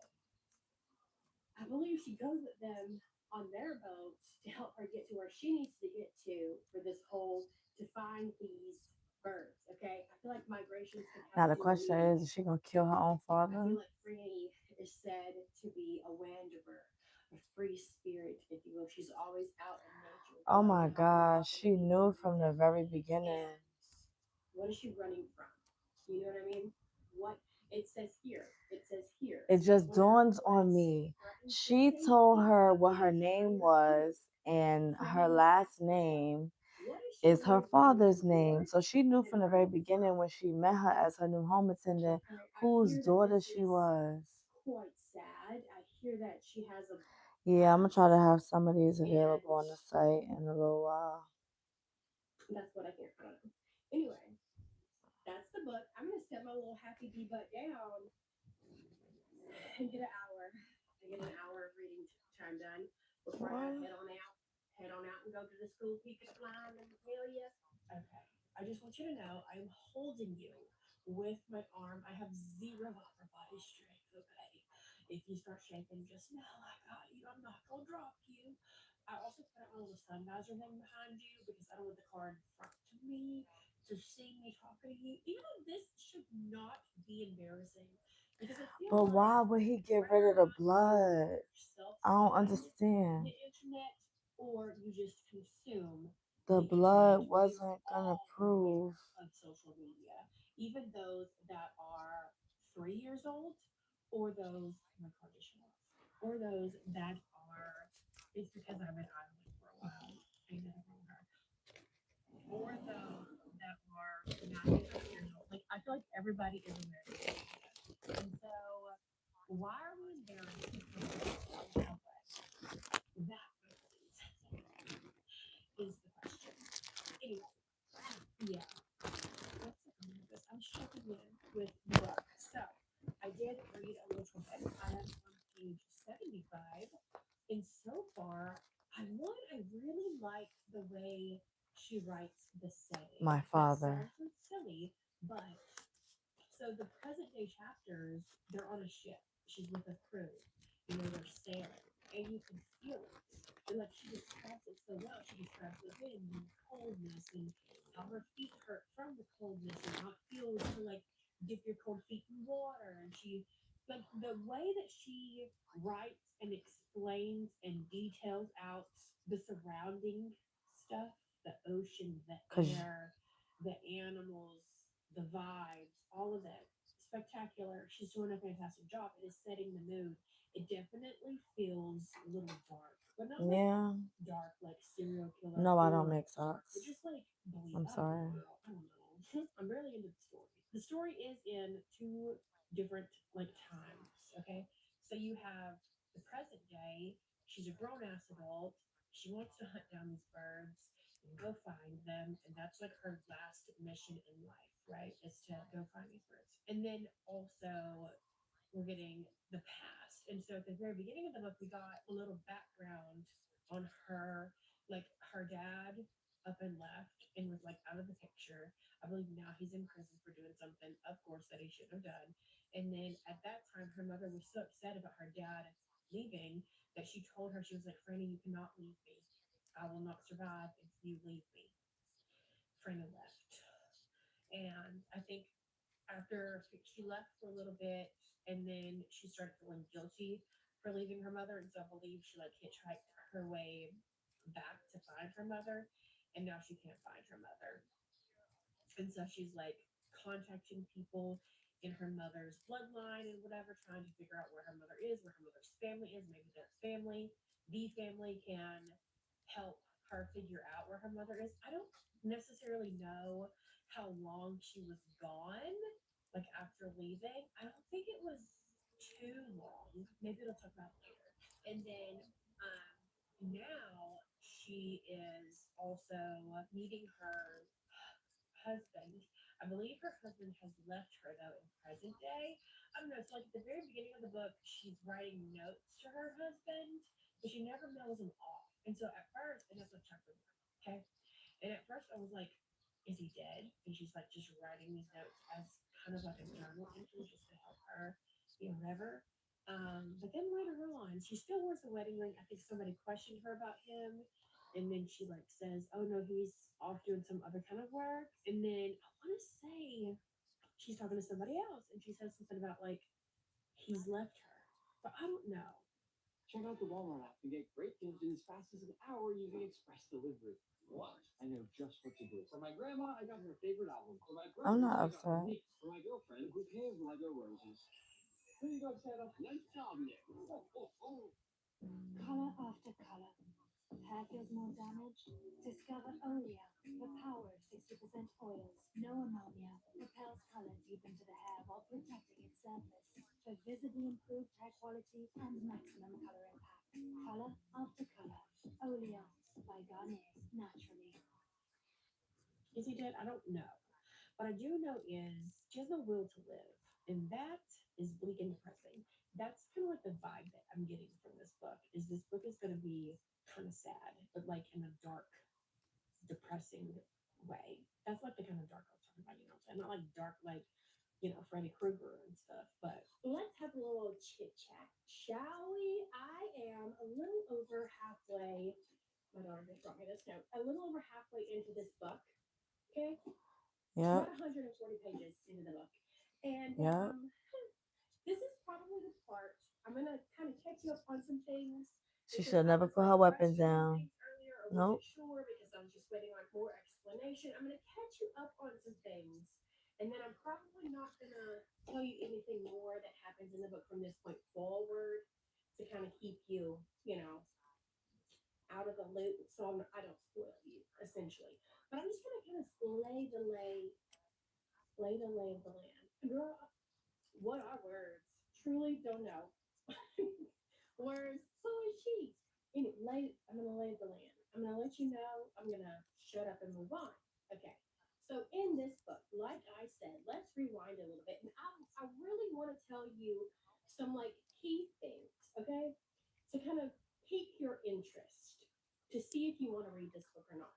Because I bought this book solely because Elizabeth from Reading Riley loved it, and I trusted her enough to buy it, and I did. Okay, I had no idea really what this book was about, and if she told us what this book was about, I did not listen. I was probably adding it to my Amazon cart and The then just and the talking about it with friends. Okay. aristocrats. Anyway, Let me at the see. beginning of the book, we have Franny, and like I said, at the very beginning of the book, first off, we have a past Let me timeline see. and a present timeline. So, past Franny, we learn that Franny's dad left her at a very young age, and she would just had her mom. And her mom would always say stuff like, "Please don't leave me. I don't think I can handle you leaving me. Your You dad mean left me. I can't lose you aristocrats? too." Yada yada yada. Well, then a little time passed, and Franny left. That she did. She left. And then about 3 days later, right, she was like, I need to go Hmm. back to my mom. Party's over. Time to reel it in and go back home to my mom. So she heads on back home to her mom. Guess what? Her mom's not there. Packed up and left. Her mom's not there. And so now she's on this hunt to find people that are related to her mom, ancestors or aunts or uncles or Hmm. whatever, if you will, that are related to her mom to see if maybe they can help pinpoint where her mom would go. I Okay. mean, I'm going to assume that there's I not really social media like there is like today. They Rockford. don't talk about that kind of stuff. I'm going to assume that her family was very I like the cat. disconnected in the I mean, sense I like the that mouse. she don't know her aunts and uncles. So she's hopping continents because she's going to Australia to locate people that may have known her mom. She's going to Ireland to locate people that may have known her mom to try to find her mom. Okay. And then it skips time. We get to see how she meets her husband, whatever. And we learn that she has to like handcuff Wow. herself to her bed at night when she sleeps. I'm very curious as to why she has to do that. And I'm not like with her like she does it with her husband, but she also does it on the ship. Her husband's not there. She handcuffs herself on the ship to her bed as well. I was Why? two I have steps no ahead. idea. I guess we're gonna find that out. I guess you're gonna have to read it and Wow. find out for yourself as well, right? Right. Okay.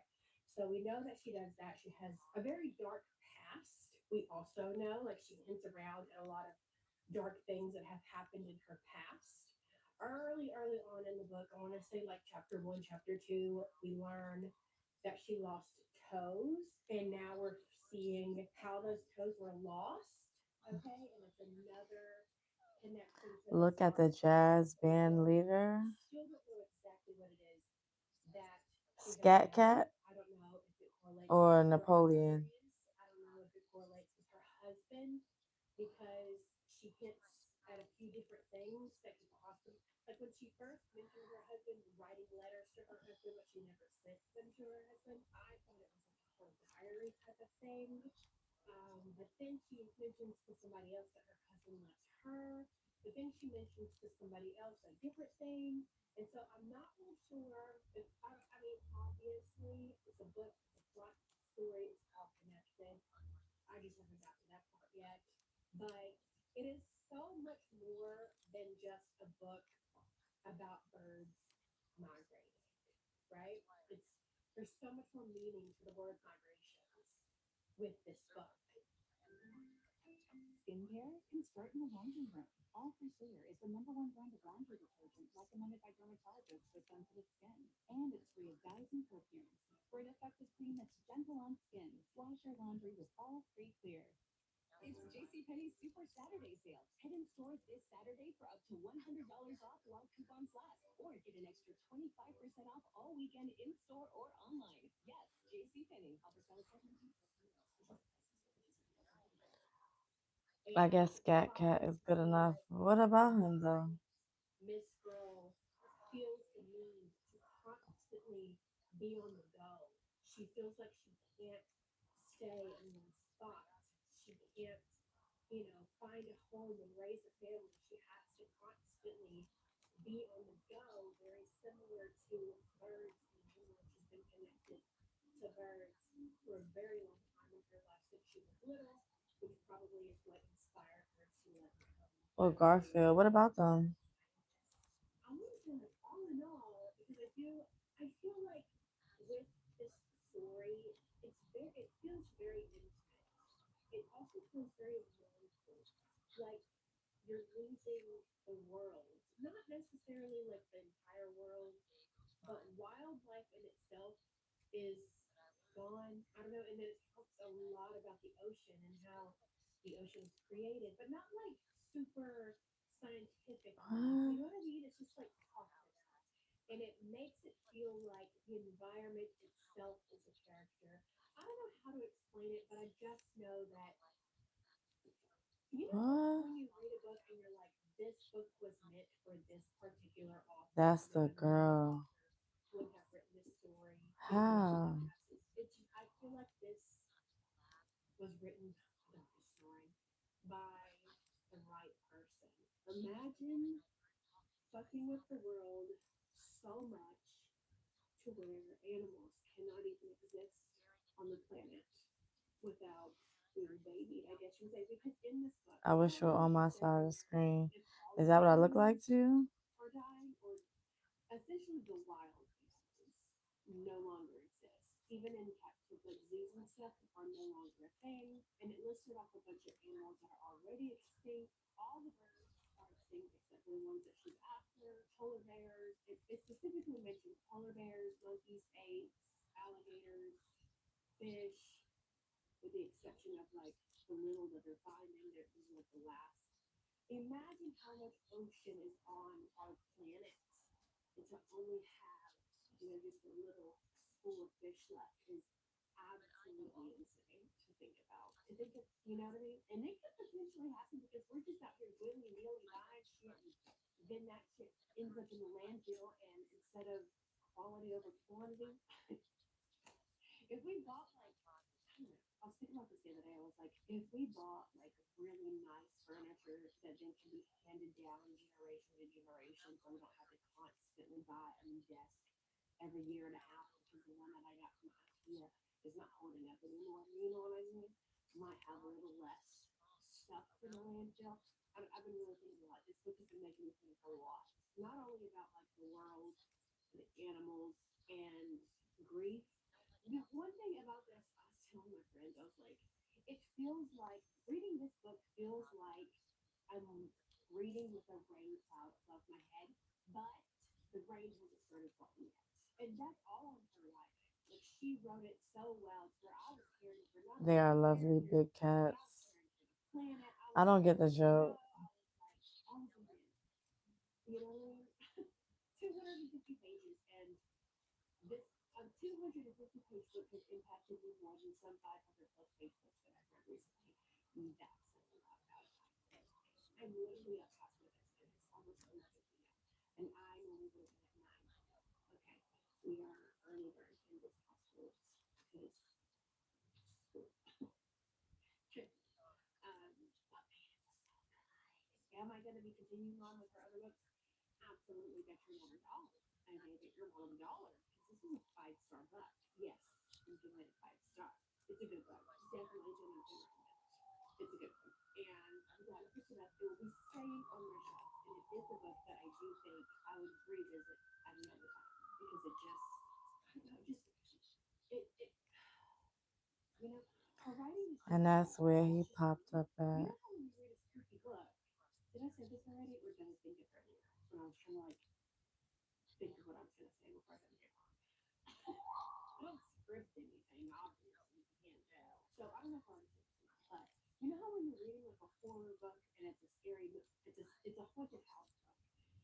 I was gonna say it's a scary movie book. That don't make sense. It's a haunted house book, and people are like the house itself feels like a character. You know, if you're reading The Shining when you have the overlook hotel, and the overlook hotel Smeagol's is not my kind of favorite character. okay. I would say the overlook hotel is kind of like the villain in that story. Whatever. You get what I'm saying? So anyway, in this book, it's like you had your characters and stuff, but also the world was its own character.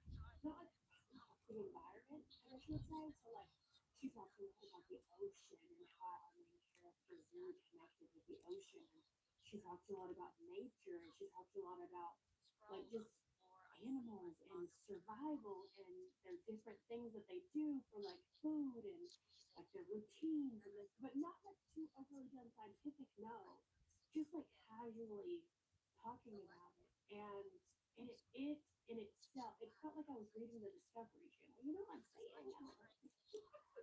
Anyway, it was really good, and just Well, the best holiday ever started over.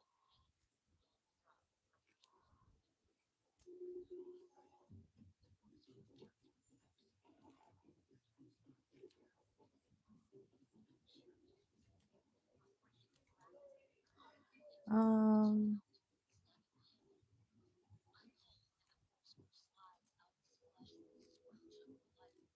it's a good question.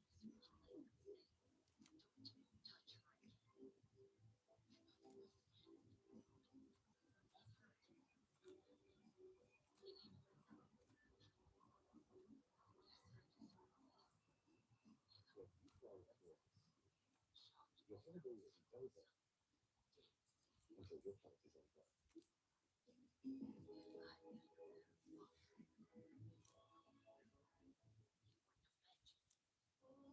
Sometimes my moderate to severe plaque psoriasis gets in the way. But thanks to Skyrizi, I'm free to bare Mm. my skin. Sam is my favorite Lord of the Ring character.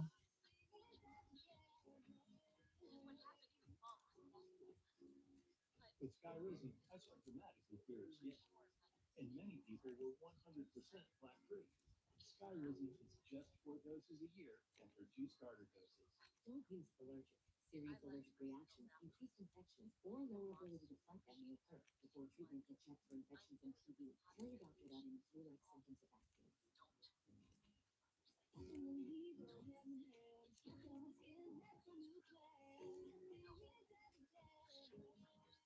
Now's the time. Ask your doctor about Skyrizi, the #1 dermatologist prescribed biologic in psoriasis. Learn how happy can help you save. I agree. I'm really surprised. Wait, what? The plot thickens. USJP novel. She does have many more books that she has written prior to this that they I don't know if they are, but they're really Yeah, Sam was his best friend, the one that said, I'll do anything for you. He'll risk his life because for she has him. three like well-known published books He was telling, that I would see. he was telling her, But I don't know if you're oh my God, anyway, let's go and sum up this little thing that because he did. so we have Oh my goodness, this whole time. Oh my goodness. Then I read, no, I did not. I DNF. Okay, I got about 20 The minutes into father it. just I told didn't her, finish it oh, because I did he enjoy is a like the trip. 20 minutes more, but I didn't look at like where I He was is at a before. trip. So, like, I would say like between 25-30% into this book, and I DNF'd it because I felt like I read this book before. It might end differently than the other books, but I'm telling you right now, okay? In the Lucinda Berry book, right? It's like these four students or whatever, a teacher dies, da da da da da. In this book, it's four students, whatever, a teacher dies. I don't, it, to me, I was just like, I read this before. I don't really care. I don't care. Didn't care. And I still don't. Okay? DNF did. And I'm not mad about it. And then I read Migrations by Charlotte. People want to call her McConaughey. That is, girl, you know what I'm talking about. I read this book 5 months. Okay, 5 months.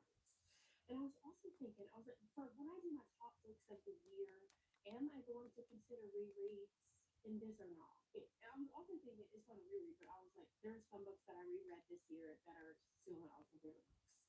So they would, if I included rereads in my top books of the year, those would take up some slots. If not, there is a high chance that this is going to be. I don't remember. Y'all, I don't remember what I read in June, much less January. I need to do that to see. But this could very well be on that list because it's just that good. Anyway, I'm gonna go. Yeah, and then the next little vloggy vlog that I'm gonna do is read it or unhaul it, which is essentially like bookshelf or tomato, except I get to pick the books versus letting the jar pick the books. I want to do like a read it or unhaul it cut throat, and I'm just gonna go through a bunch of books. You know, read 50 pages and determine if I'm gonna continue on. See, that's Yeah, Sam lives the whole time and he's like, he's happy. He's honored. He's honorable. He's living up to his best version of himself. Yeah, I love that for him. Sam shows Frodo what true friendship is, what love and care is. And guess what? Sometimes you need people like that. You didn't see it, but this is the one that I was working on. It's a little cutie patootie Santa. It says peace on earth, some sheep. So I finished up with completely, and this is a gift for one of Paul's aunts, and he has another aunt.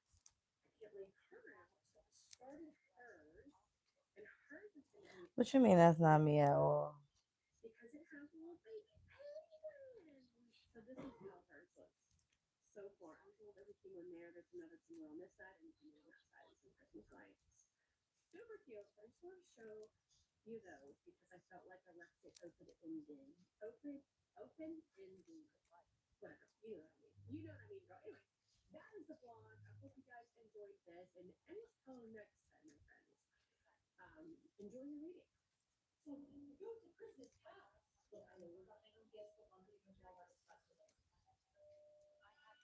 See? Perfect for mom. Or my Betsy travels. Or my man travels. Or dad. Check out all the great gifts available on the Walmart app.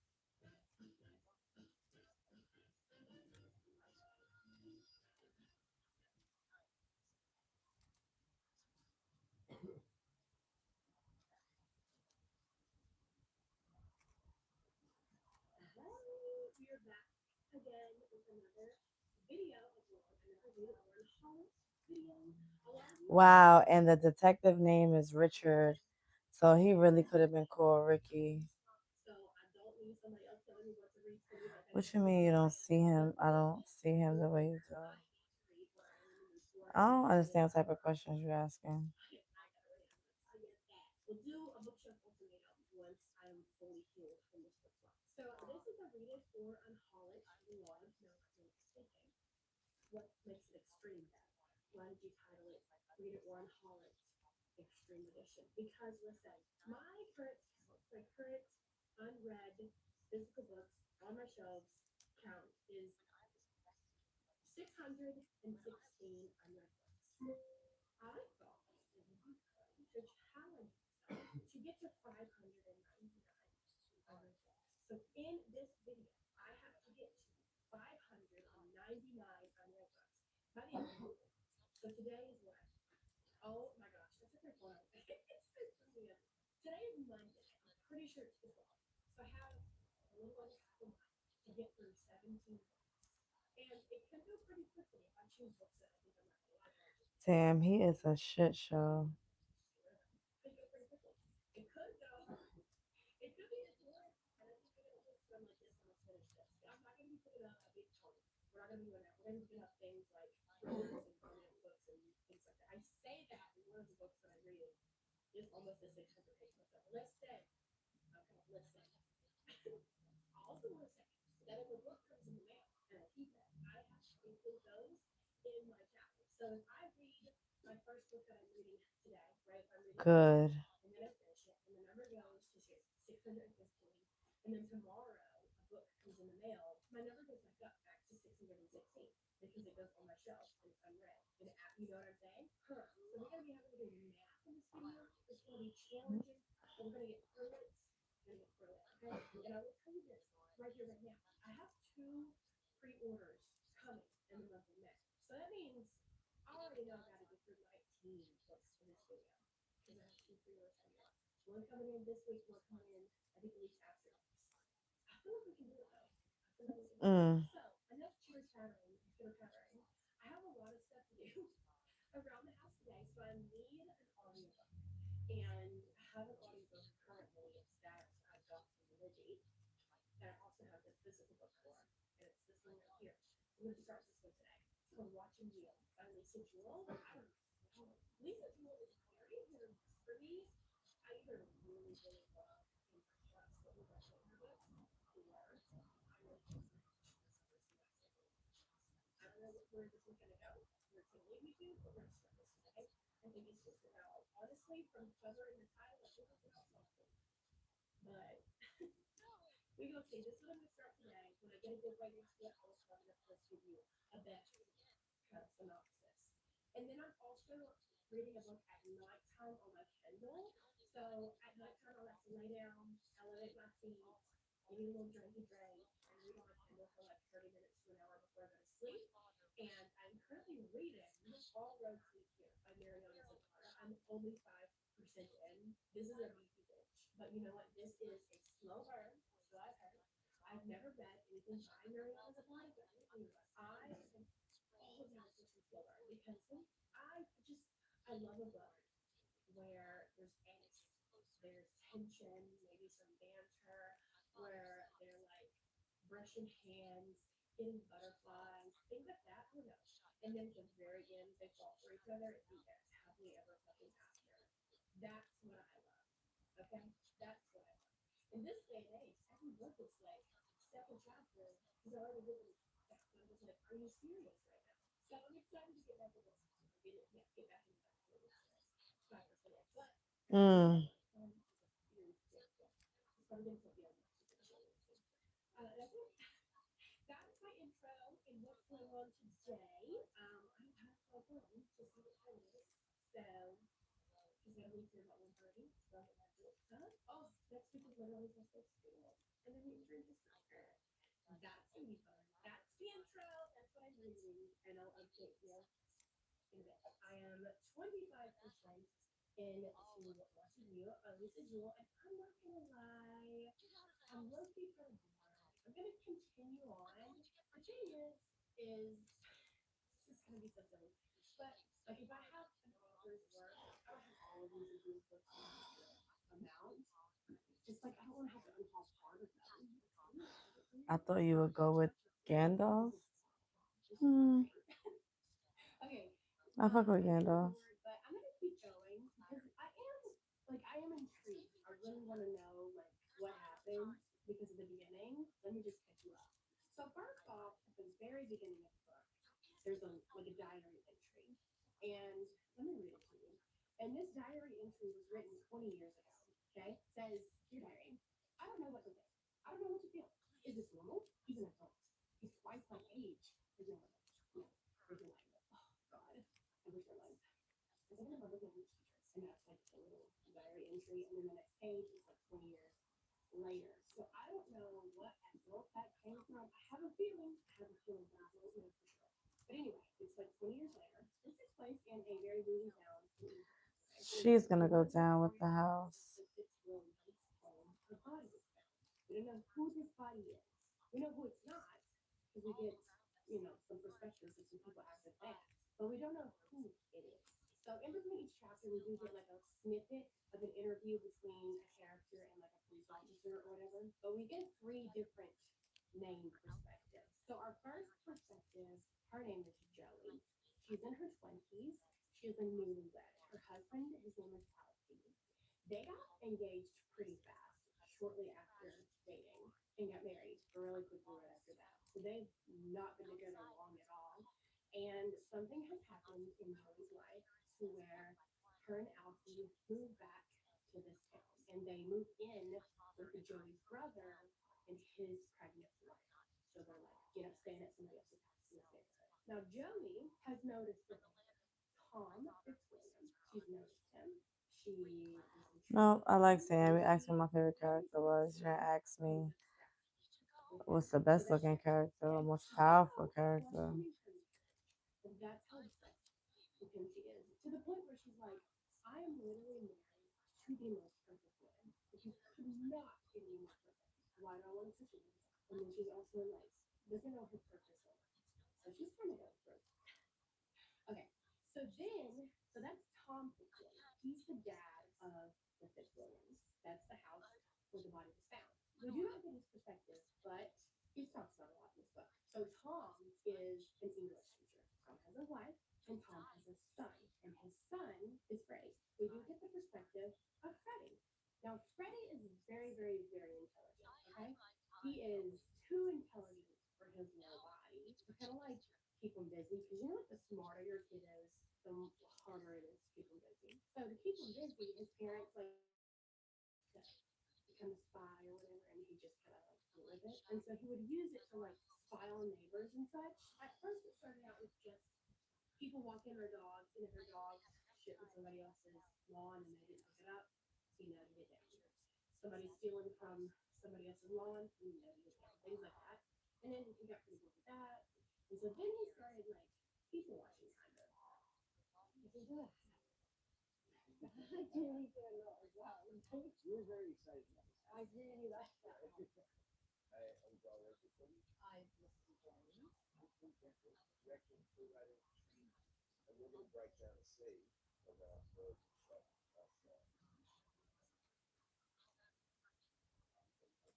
He quit attending school in his early teens. The next 2 decades trying to sort out his school options and purpose. He felt that nothing much attracted his interest until and in that glass of light.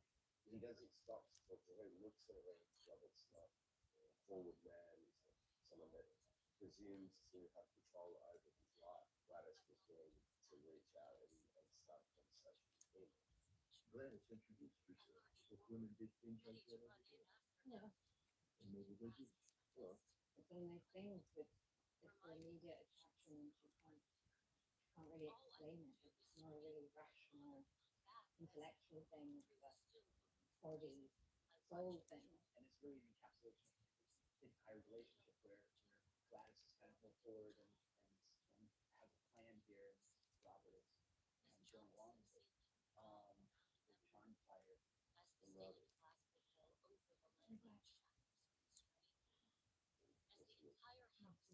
And the other thing is the shaking of hands, the strange as well.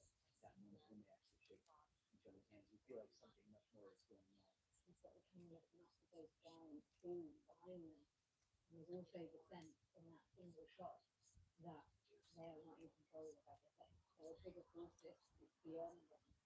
So you get that, the people are meeting, Mm. falling up, but who knows what purple life is going to throw at them. I think it was the brilliant camera technique of putting it on, putting the camera, and then letting them do the thing. Like this shot as well, as demonstrated in the movie, and she's also in the Mm. camera, and it's not putting together. Sam And is really, fine. I'm listening to make audiobook. it as simple as possible to where you can get out of their way.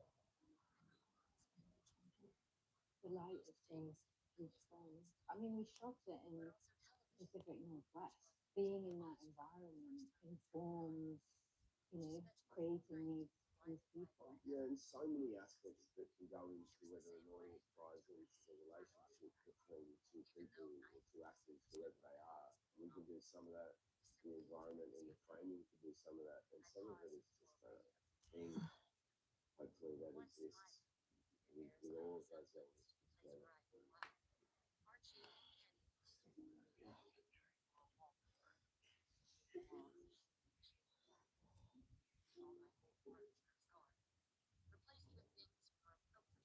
Cancer care isn't just about treating a disease.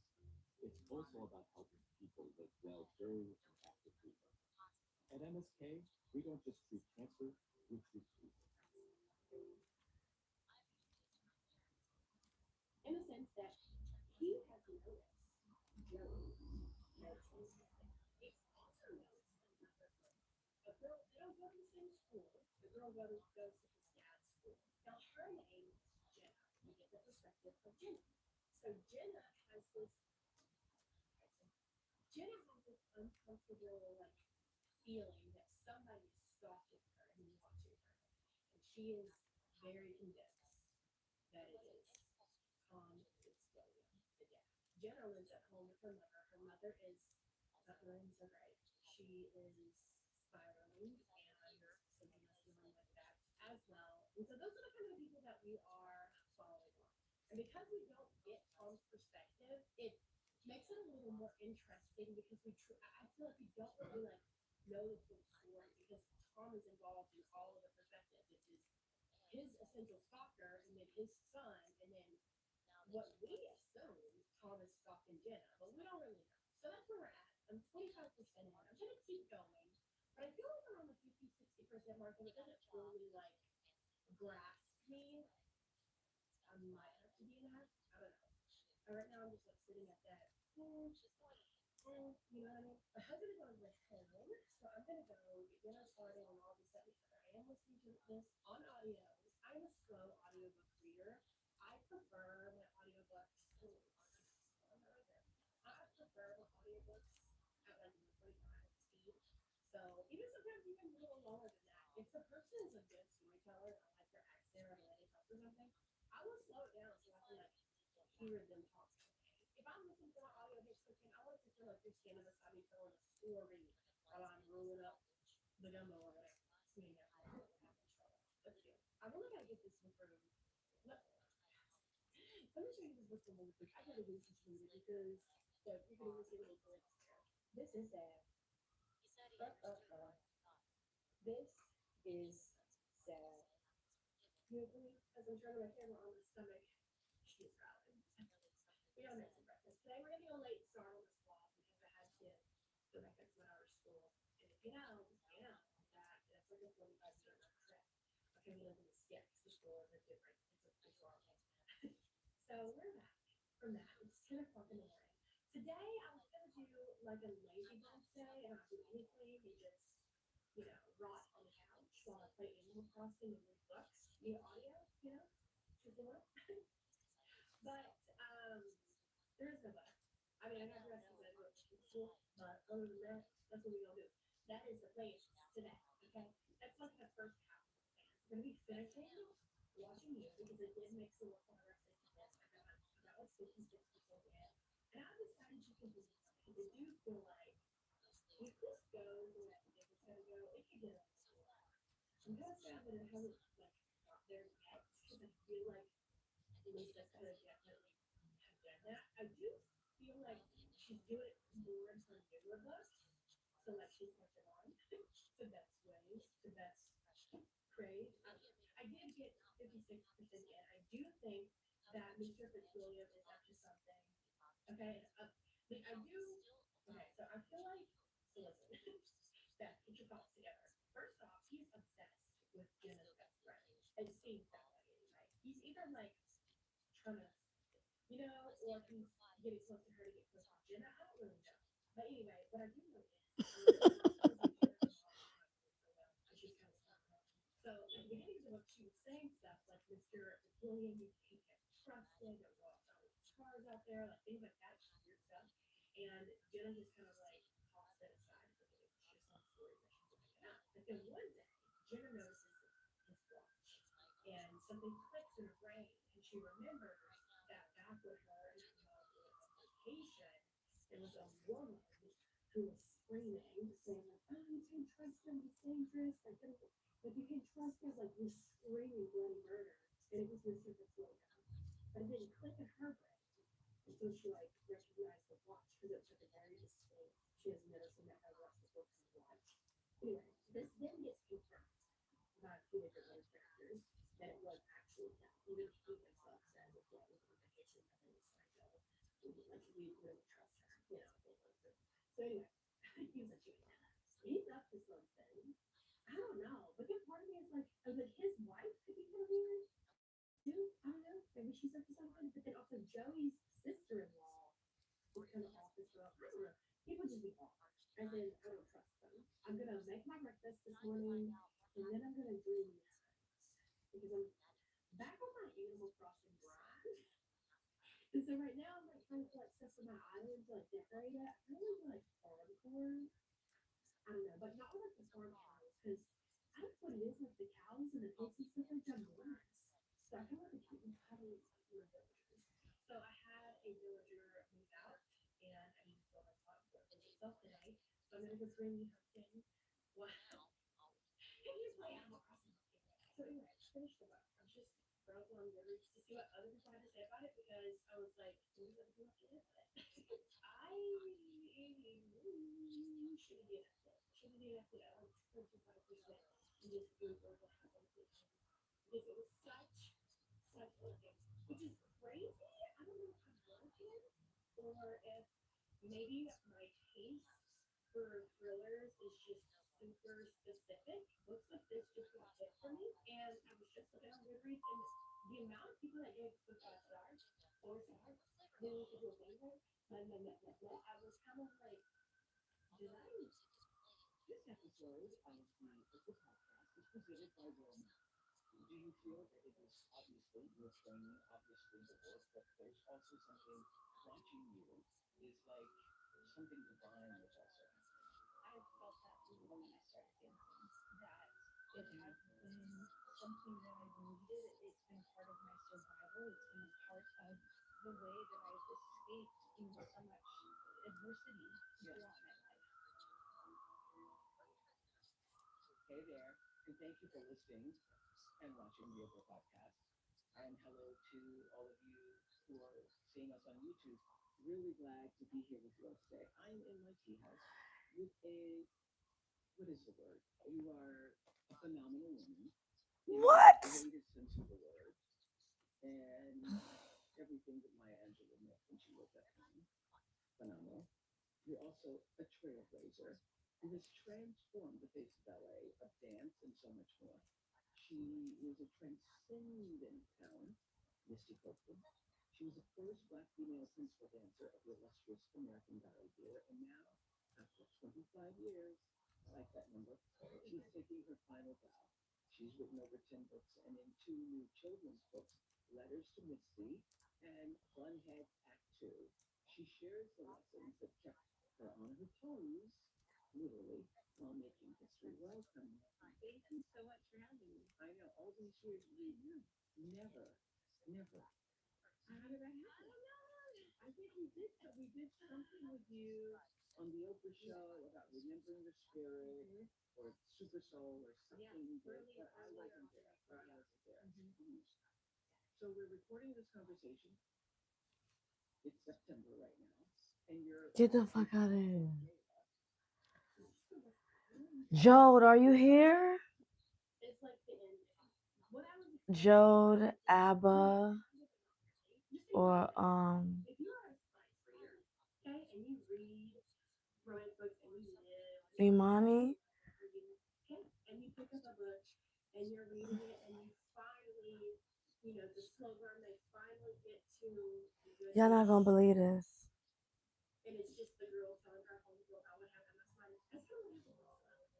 We weren't there for the juiciness. Like this book was so slow and so boring, and like I was expecting it to have like some sort of bang at the end, like some lead up, something. And then you get to the end, and it's just like she's writing a letter to someone and she kind of tells what happened. She tells the truth of what happened. The end. And I'm just like, You're not gonna believe this.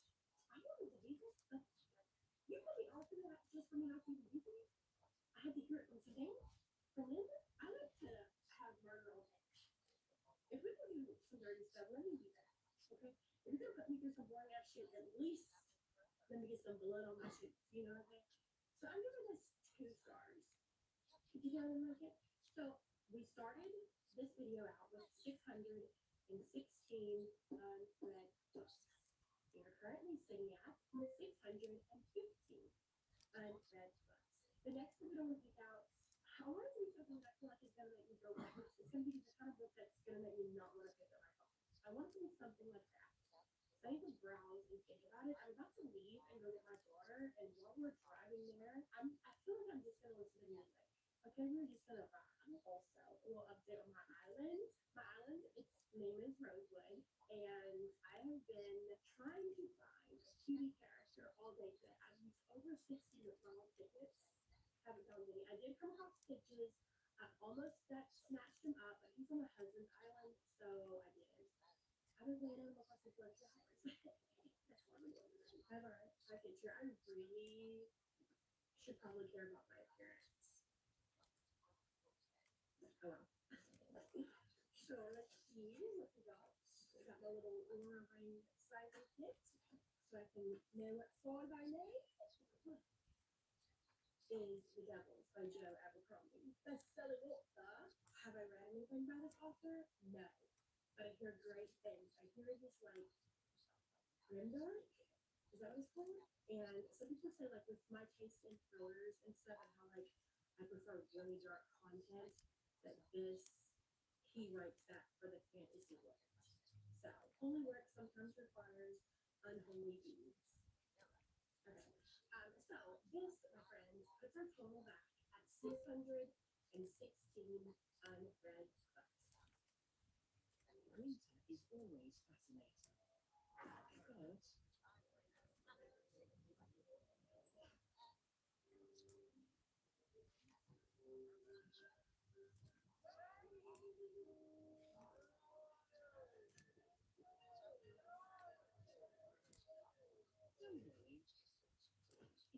to go.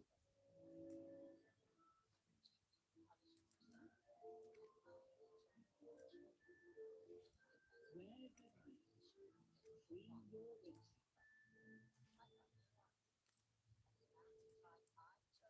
Well, 4 a.m.'s not that early, you told yourself. Then you found a cheap afternoon spot on Kyle. Time you took off, bored at a quarter hour. Search open floors, holiday traveler with Kyle. Okay. I think I'm gonna read this. Great Big Beautiful Life by Emily Henry. It is not small by any means. It is almost 400 pages long. Should I put this one or should I put this one? I would love to be the girly pop that wakes up in the morning and gets fully dressed every day. I would love that. But one, I'm not gonna go hot no more because I need to get dressed before that, obviously. That's why I'm wearing this attire. And then after that, I have to go, I don't have to, but I'm going to deep clean my kids' rooms and their bathroom. And to me, it seems super silly to like put makeup and do like all that just to go deep clean my kids' rooms and bathroom. So if you're asking yourself, like, well, we can clean your room. They have time sometimes, okay? But it's anxiety as a mom. And if you're a mom, you know the difference between a them cleaning and a mom thing. You know what I'm saying? I.e., a lot of shit needs to be thrown in the trash. Like all of these drills that they got, you know, to throw in these they get cool. Okay. So, anyway, I need to control my Animal Crossing. Pretend I'm right for Animal Crossing. Okay, but I didn't really know that after I beat her yesterday, I continued to play my Switch, and I probably, I kid you not, used well over 150 Good morning. tickets. I finally, I was, it was 10 o'clock at night. I normally do not like play my Switch or whatever in bed. I'm in bed, I'm kind of awake, I'm watching them. But I was determined to fill that slot into my island for me. I found Raymond. Yeah, I finally found Raymond. which he wasn't even a main villager that I was looking for, but I had him on my own island because I reset my island like a week ago. That's when I villager hunted. I was Mm. like, okay, he's gonna be on the new island too because that's another thing I'm awesome. So now let's dive into the book. So I did get 25, 26-ish percent into Emily Henry's newest book. Is it called I don't know what about Big Beautiful Life, a great big beautiful life, this great big beautiful life, whatever. 25, 26-ish percent into this, and so far I'm really enjoying it, and I'm really glad that I picked it up because I'm obviously underwater. So in this book, we follow two characters. We have Alice, who is an aspiring writer. She does have a job as a journalist, but she like wants to get up there and become a big time writer, you know. And then we have Hayden, who is the kind of like the grump of the story, and he also is a Pulitzer Prize winning writer, author, whatever you want to call it. Also, Alice, it's so cute because Hayden said something along the lines like, when I talk to you and tell you things, you look at me as if somebody's throwing a surprise party. But she's always like big smiles and he's a drop, so that's really cute. But it's not like overly perfectly sunshine, if that makes sense. Anyway, so both of them go to this small island. I I think it's knew called it. Croissant, I believe, or Croissant. I don't know. I'm gonna say it's Croissant because that's how I'm gonna say it. Anyway, so they go to this small island to try to get this opportunity to write this woman's biography. Her name is Margaret Ives, I believe. So Margaret used to be a very big like tabloid sensation situation. She's also an heiress, comes from a really rich, successful family. So in my mind, I'm picturing someone like Paris Hilton, you know, who kind of just got famous because of their bloodline, essentially. Margaret offers Alice and Hayden a 1 month trial where they take turns like interviewing her and asking her questions and this about her past and such. And then she, at the end of her 30 days, is going to pick one of them to write her biography. She also makes each of them sign NDAs so that they cannot share with each other the information that they get from her or the questions or whatever. They have to keep it to themselves. So they also make sure everybody else in the world knows. That's got to be inside. But I was also kind of true. So Alice and Hayden are kind of going through the same journey. And they are also battling with the fact that they're both losing kind of a transport to each other. I am really enjoying that aspect of the story, but also I am enjoying the fact that we're like there's other things going on in the story and it isn't super, super romance heavy. I like these kind of books. These are my jam. I did see that this was kind of was it the what is her name? Reese Witherspoon for Reese's Book Club. Didn't they say that this was like a thriller? It is kind of a mystery, but not really. 25% in, and it's not really a mystery yet. So I don't know like where that's supposed to come in, if anything. Like I feel like that was kind of a weird whatever. Anyway, so that's where I'm at in the book. Slay, slay, slay. Also, my Sephora order came in. Also slay. As well as my compression socks. Listen, listen. If you're like compression socks are for grannies, hi, we're gonna miss that down your day, but they're also for athletes. Okay, they're for athletes, and they're for people like me with less circulation legs. I digress. That's not what we're here. We're here. That's not what we're here for. We're here for my glasses of screen nerdy and movie focus. Sometimes I read books that there's so much I want to talk about but not think about because they're my next door neighbors. And then sometimes I read books and I'm like, there's not really much to talk about. You know what I mean? And that's this book. We have our Paris.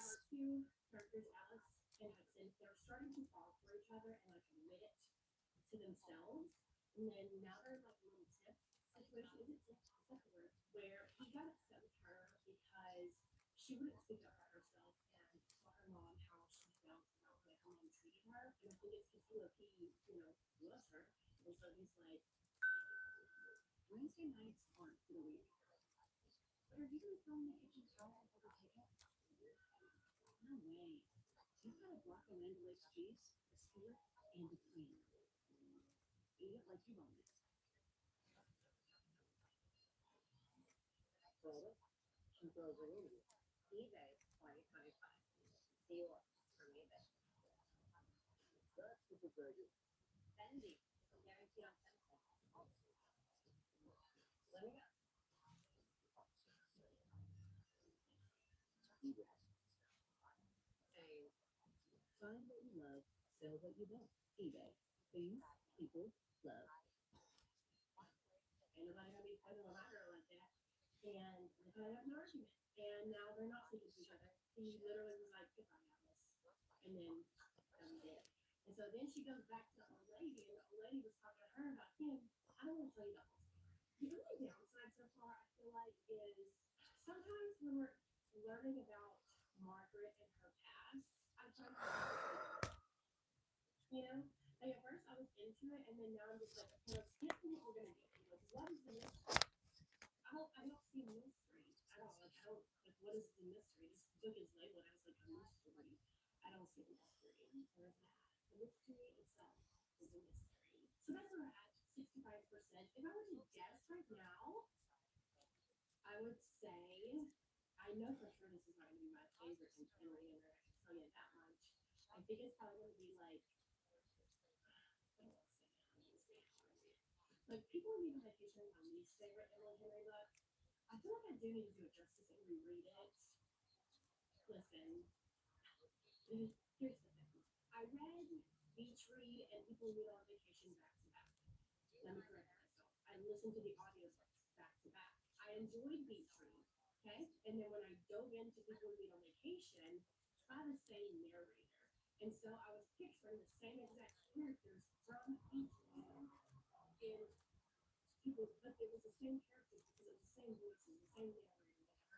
And I felt like that was kind of like what dampened my experience with People Need on Vacation. So then the rest of Emily Henry's books I read physically.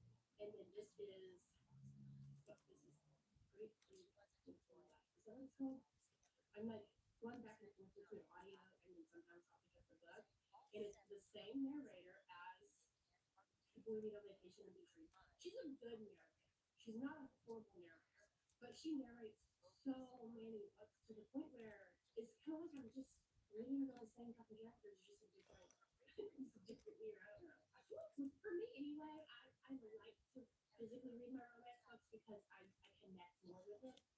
But that's not even right there. Okay, let me go put on some underwear. Wow, she's got a face on today. I had errands to run this morning, so I had a dress. You're welcome. I also finished Raven You Collect by Jules Reading. Let's just say, I'm going to do a clear ranking of Emily Henry's books. I'm clear. I'm going to do that. And because I feel like I've seen people say this, oh, you can do it. You know, some people are ride or die for Beach Read. And some people really fucking love book lovers. I feel like the only one I've ever really seen people like go more for is People Who Need a Vacation. I mean, same days. Anyway, this isn't my least favorite Emily Henry, but it's not my favorite either. I will tell you this much. Had Margaret's life been more entertaining, like I wanted it to be GLC or even like I don't know. It gives let me post more thinking about something. Yeah. So like it gives Taylor Jenkins Reid. It All right, I'm also going to gives bed. I'm gonna finish this roll and both I'm of going to those bed. ladies. Oh my They're God, the very book, y'all. witty, If you're still here, but they have such interesting the lives book was that you amazing. like read them. Versus this one, Margaret's It life is was more 7 out of 5 stars. It was so like good. I fear I don't think I've read a thriller that good. Uh, I feel like I would have enjoyed oh more man, it was so good. if the sisters I can't side even if explain the to sisters were y'all like involved in some how twisty it got, the loose ends that he wrapped up. Like he really thought about everything. I'm giving it 4 stars. And And with this guy, it brings our total to 615. 615, babe. We got a I'm fantastic flabbergasted for this week. real. So we have like how many days are in May? I don't I know am May in the flabbergasted. calendar. And I am also being so good and not buying I am not buying books, and it's also a little treat because like normally when I have like fun money, where I want to buy some books, and that's what I like. But I bought some makeup, All I right, bought let's some finish this row together. earrings, Oh some my God, you're shoes. still here, Imani. Let me tell you. And Wait, do you I'm want to not know? doing that for anymore.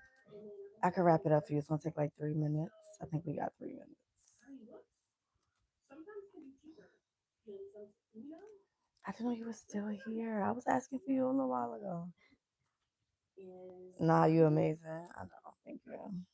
And if you're like, that's random, listen, I have read every other book on this entire shelf. I've read them all. I've read them all except for this one book.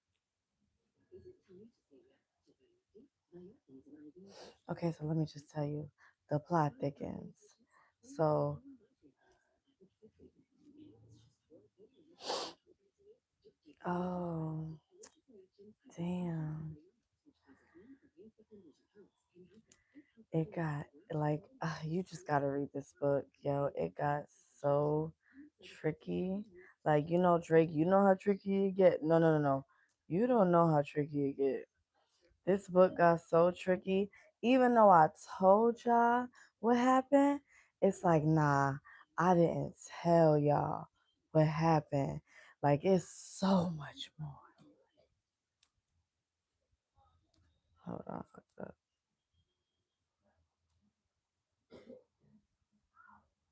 And I don't know why. Okay, that's a good reason for me to go through this book because it's actually Wednesday's most popular book. I'm gonna make a video. I'm gonna make a video talking about it, and I'm gonna post it in my shorts, and I'm gonna like put the picture of the book up and stuff. And Um this was so it needs to be in my hat. There are one, two, three, four, five, six, seven, literally looking at some weird ass hours on my phone. seven, Okay, so eight. I had to hold on for So I at least did, another well, I'm not gonna count this first one, because it's like but one, two, three, four. I did four. So yes, it um so here's what's gonna happen, right? On Saturday, I'm gonna take a picture of the hats that I have crocheted, and I'm just gonna post them, and I'm gonna post them with a price, and that's just what we gonna do. And if you want one, you'll buy one, and if you don't, you won't get one. So, and yeah, when I'm done making them, I'm done making them. I'm gonna stop she's super sweet. because It's my my hands is favorite cramping. teacher.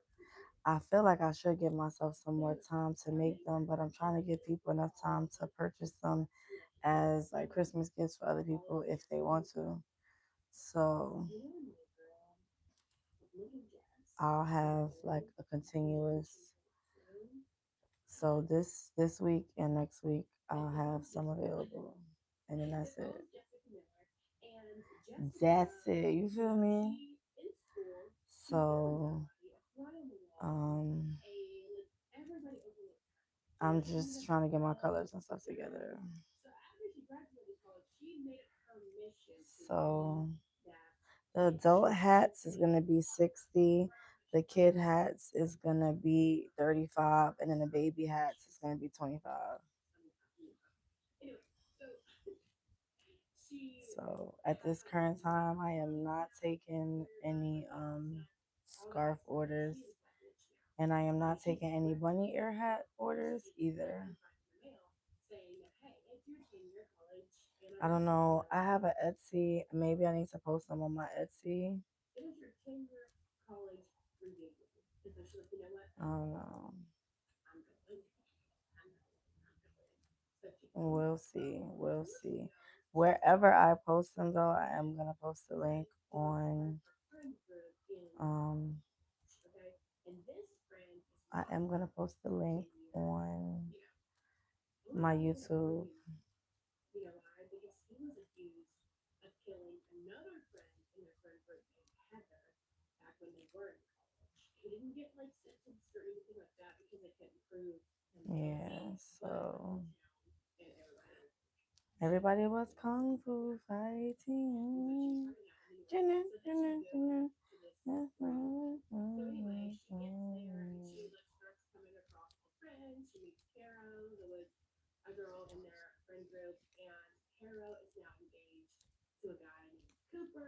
Let me tell you. feels kind of bitter about Yeah, that. my fingers be moving. Once I learn the stitch, like it's over. I got it. Type College, shit. and then There's another shows stitch I up want to try. with my friend, and he shows up with his wife, and Jessica's like, that was her arch nemesis, was whoever the fuck Mitt is now married to. We're already getting drama Yeah, I could probably happening finish this hat we're realistically also getting some before I go to timelines sleep, but happening when they go I to don't know if college. I'm So you going get them, to.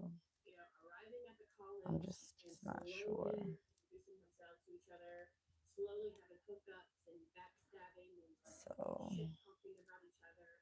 So I you want to lay slowly get down. That's their the problem. I want to chemistry. lay down And what's and I complicated want part to is finish my after Kindle like book. 45 pages in, I just feel like if I lay down and finish my Kindle book, I'll probably like fall asleep. it I'm gets reading a Stephen to King the book point where it's just and I'm getting just not interested in it so and I want to not I finish it, would like to now, but I'm not, my main raised no hoe. I am tired. I am about So I feel like I gotta finish what I start. halfway in this book. And I finally, it's something My bedtime is usually 7 o'clock. for me when I'm reading a thriller, I'm always like keeping my keeper's peep. Is that a thing? I don't know why I keep saying that. Keeping my eye out for anyone that seems suspicious. So far, there hasn't been a particular person that I'm like, that's suspicious. I do actually think, I don't want to say it though because I don't want to spoil anything if it does happen to play out. But there's this one particular person that I think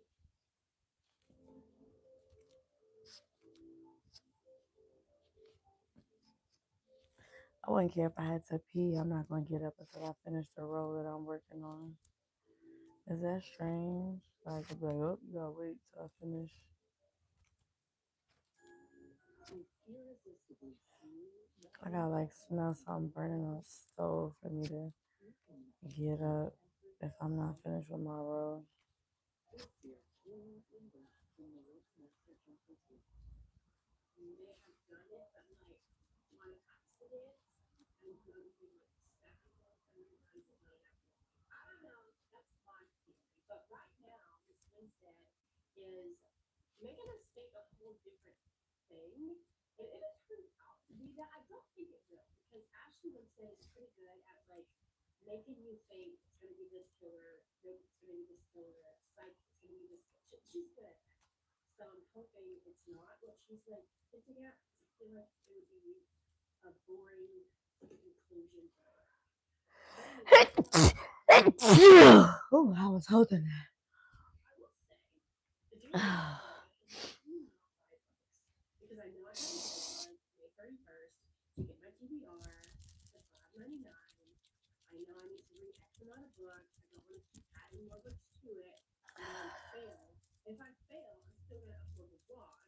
You just won't know until I get to the end, and then I tell you that I failed and I did not reach 5.99, and I don't Okay, want to know. so I have And you guys officially know that. read 82 books for the year. By this weekend, I would like to get it to 90. That way, I just have 10 books to read for the rest of the year, which is about a week and a half away. And I feel like that is super obtainable for me. My book club, which is considering most important. We're Thank reading a you. book this month that is actually not on my TBR. I am in my book club because I'm eating pizza. And listen, I didn't get dressed today, but a lot of times when I like read, my clothes get in the way, and I'm tired of it. Like I'm tired. And these things just like All right, let me plug things my that honestly like myself. So I don't know what else. It's just okay. I interrupted myself, and I don't know what else we're gonna with. She said I interrupted myself and I don't remember what I was talking about. I do not have on my TBR, so I gotta figure out how I'm gonna squeeze that in too. So Oh, I need to get to some really short books. It's gonna be an S to get it into Lily. Lily's like really into books.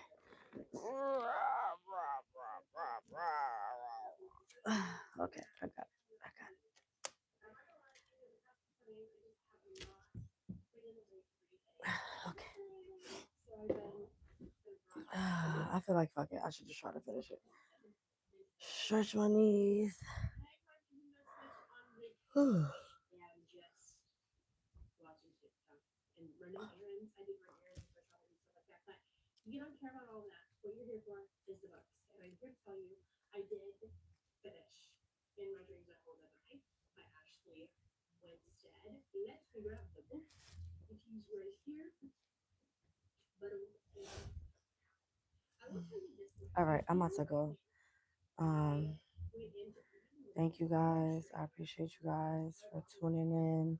I've been live for 270 minutes Dude, at this that's in point. that's in school. That's in a video.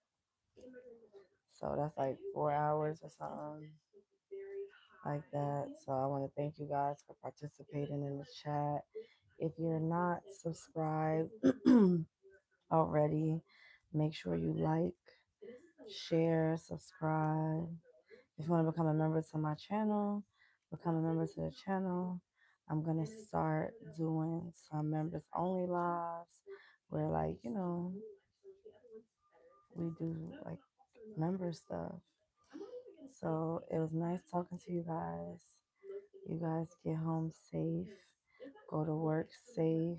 Enjoy your Friday. Get y'all freak off Friday. Have a blessed day. All right. And I'll post the link wherever I happen to post the hats.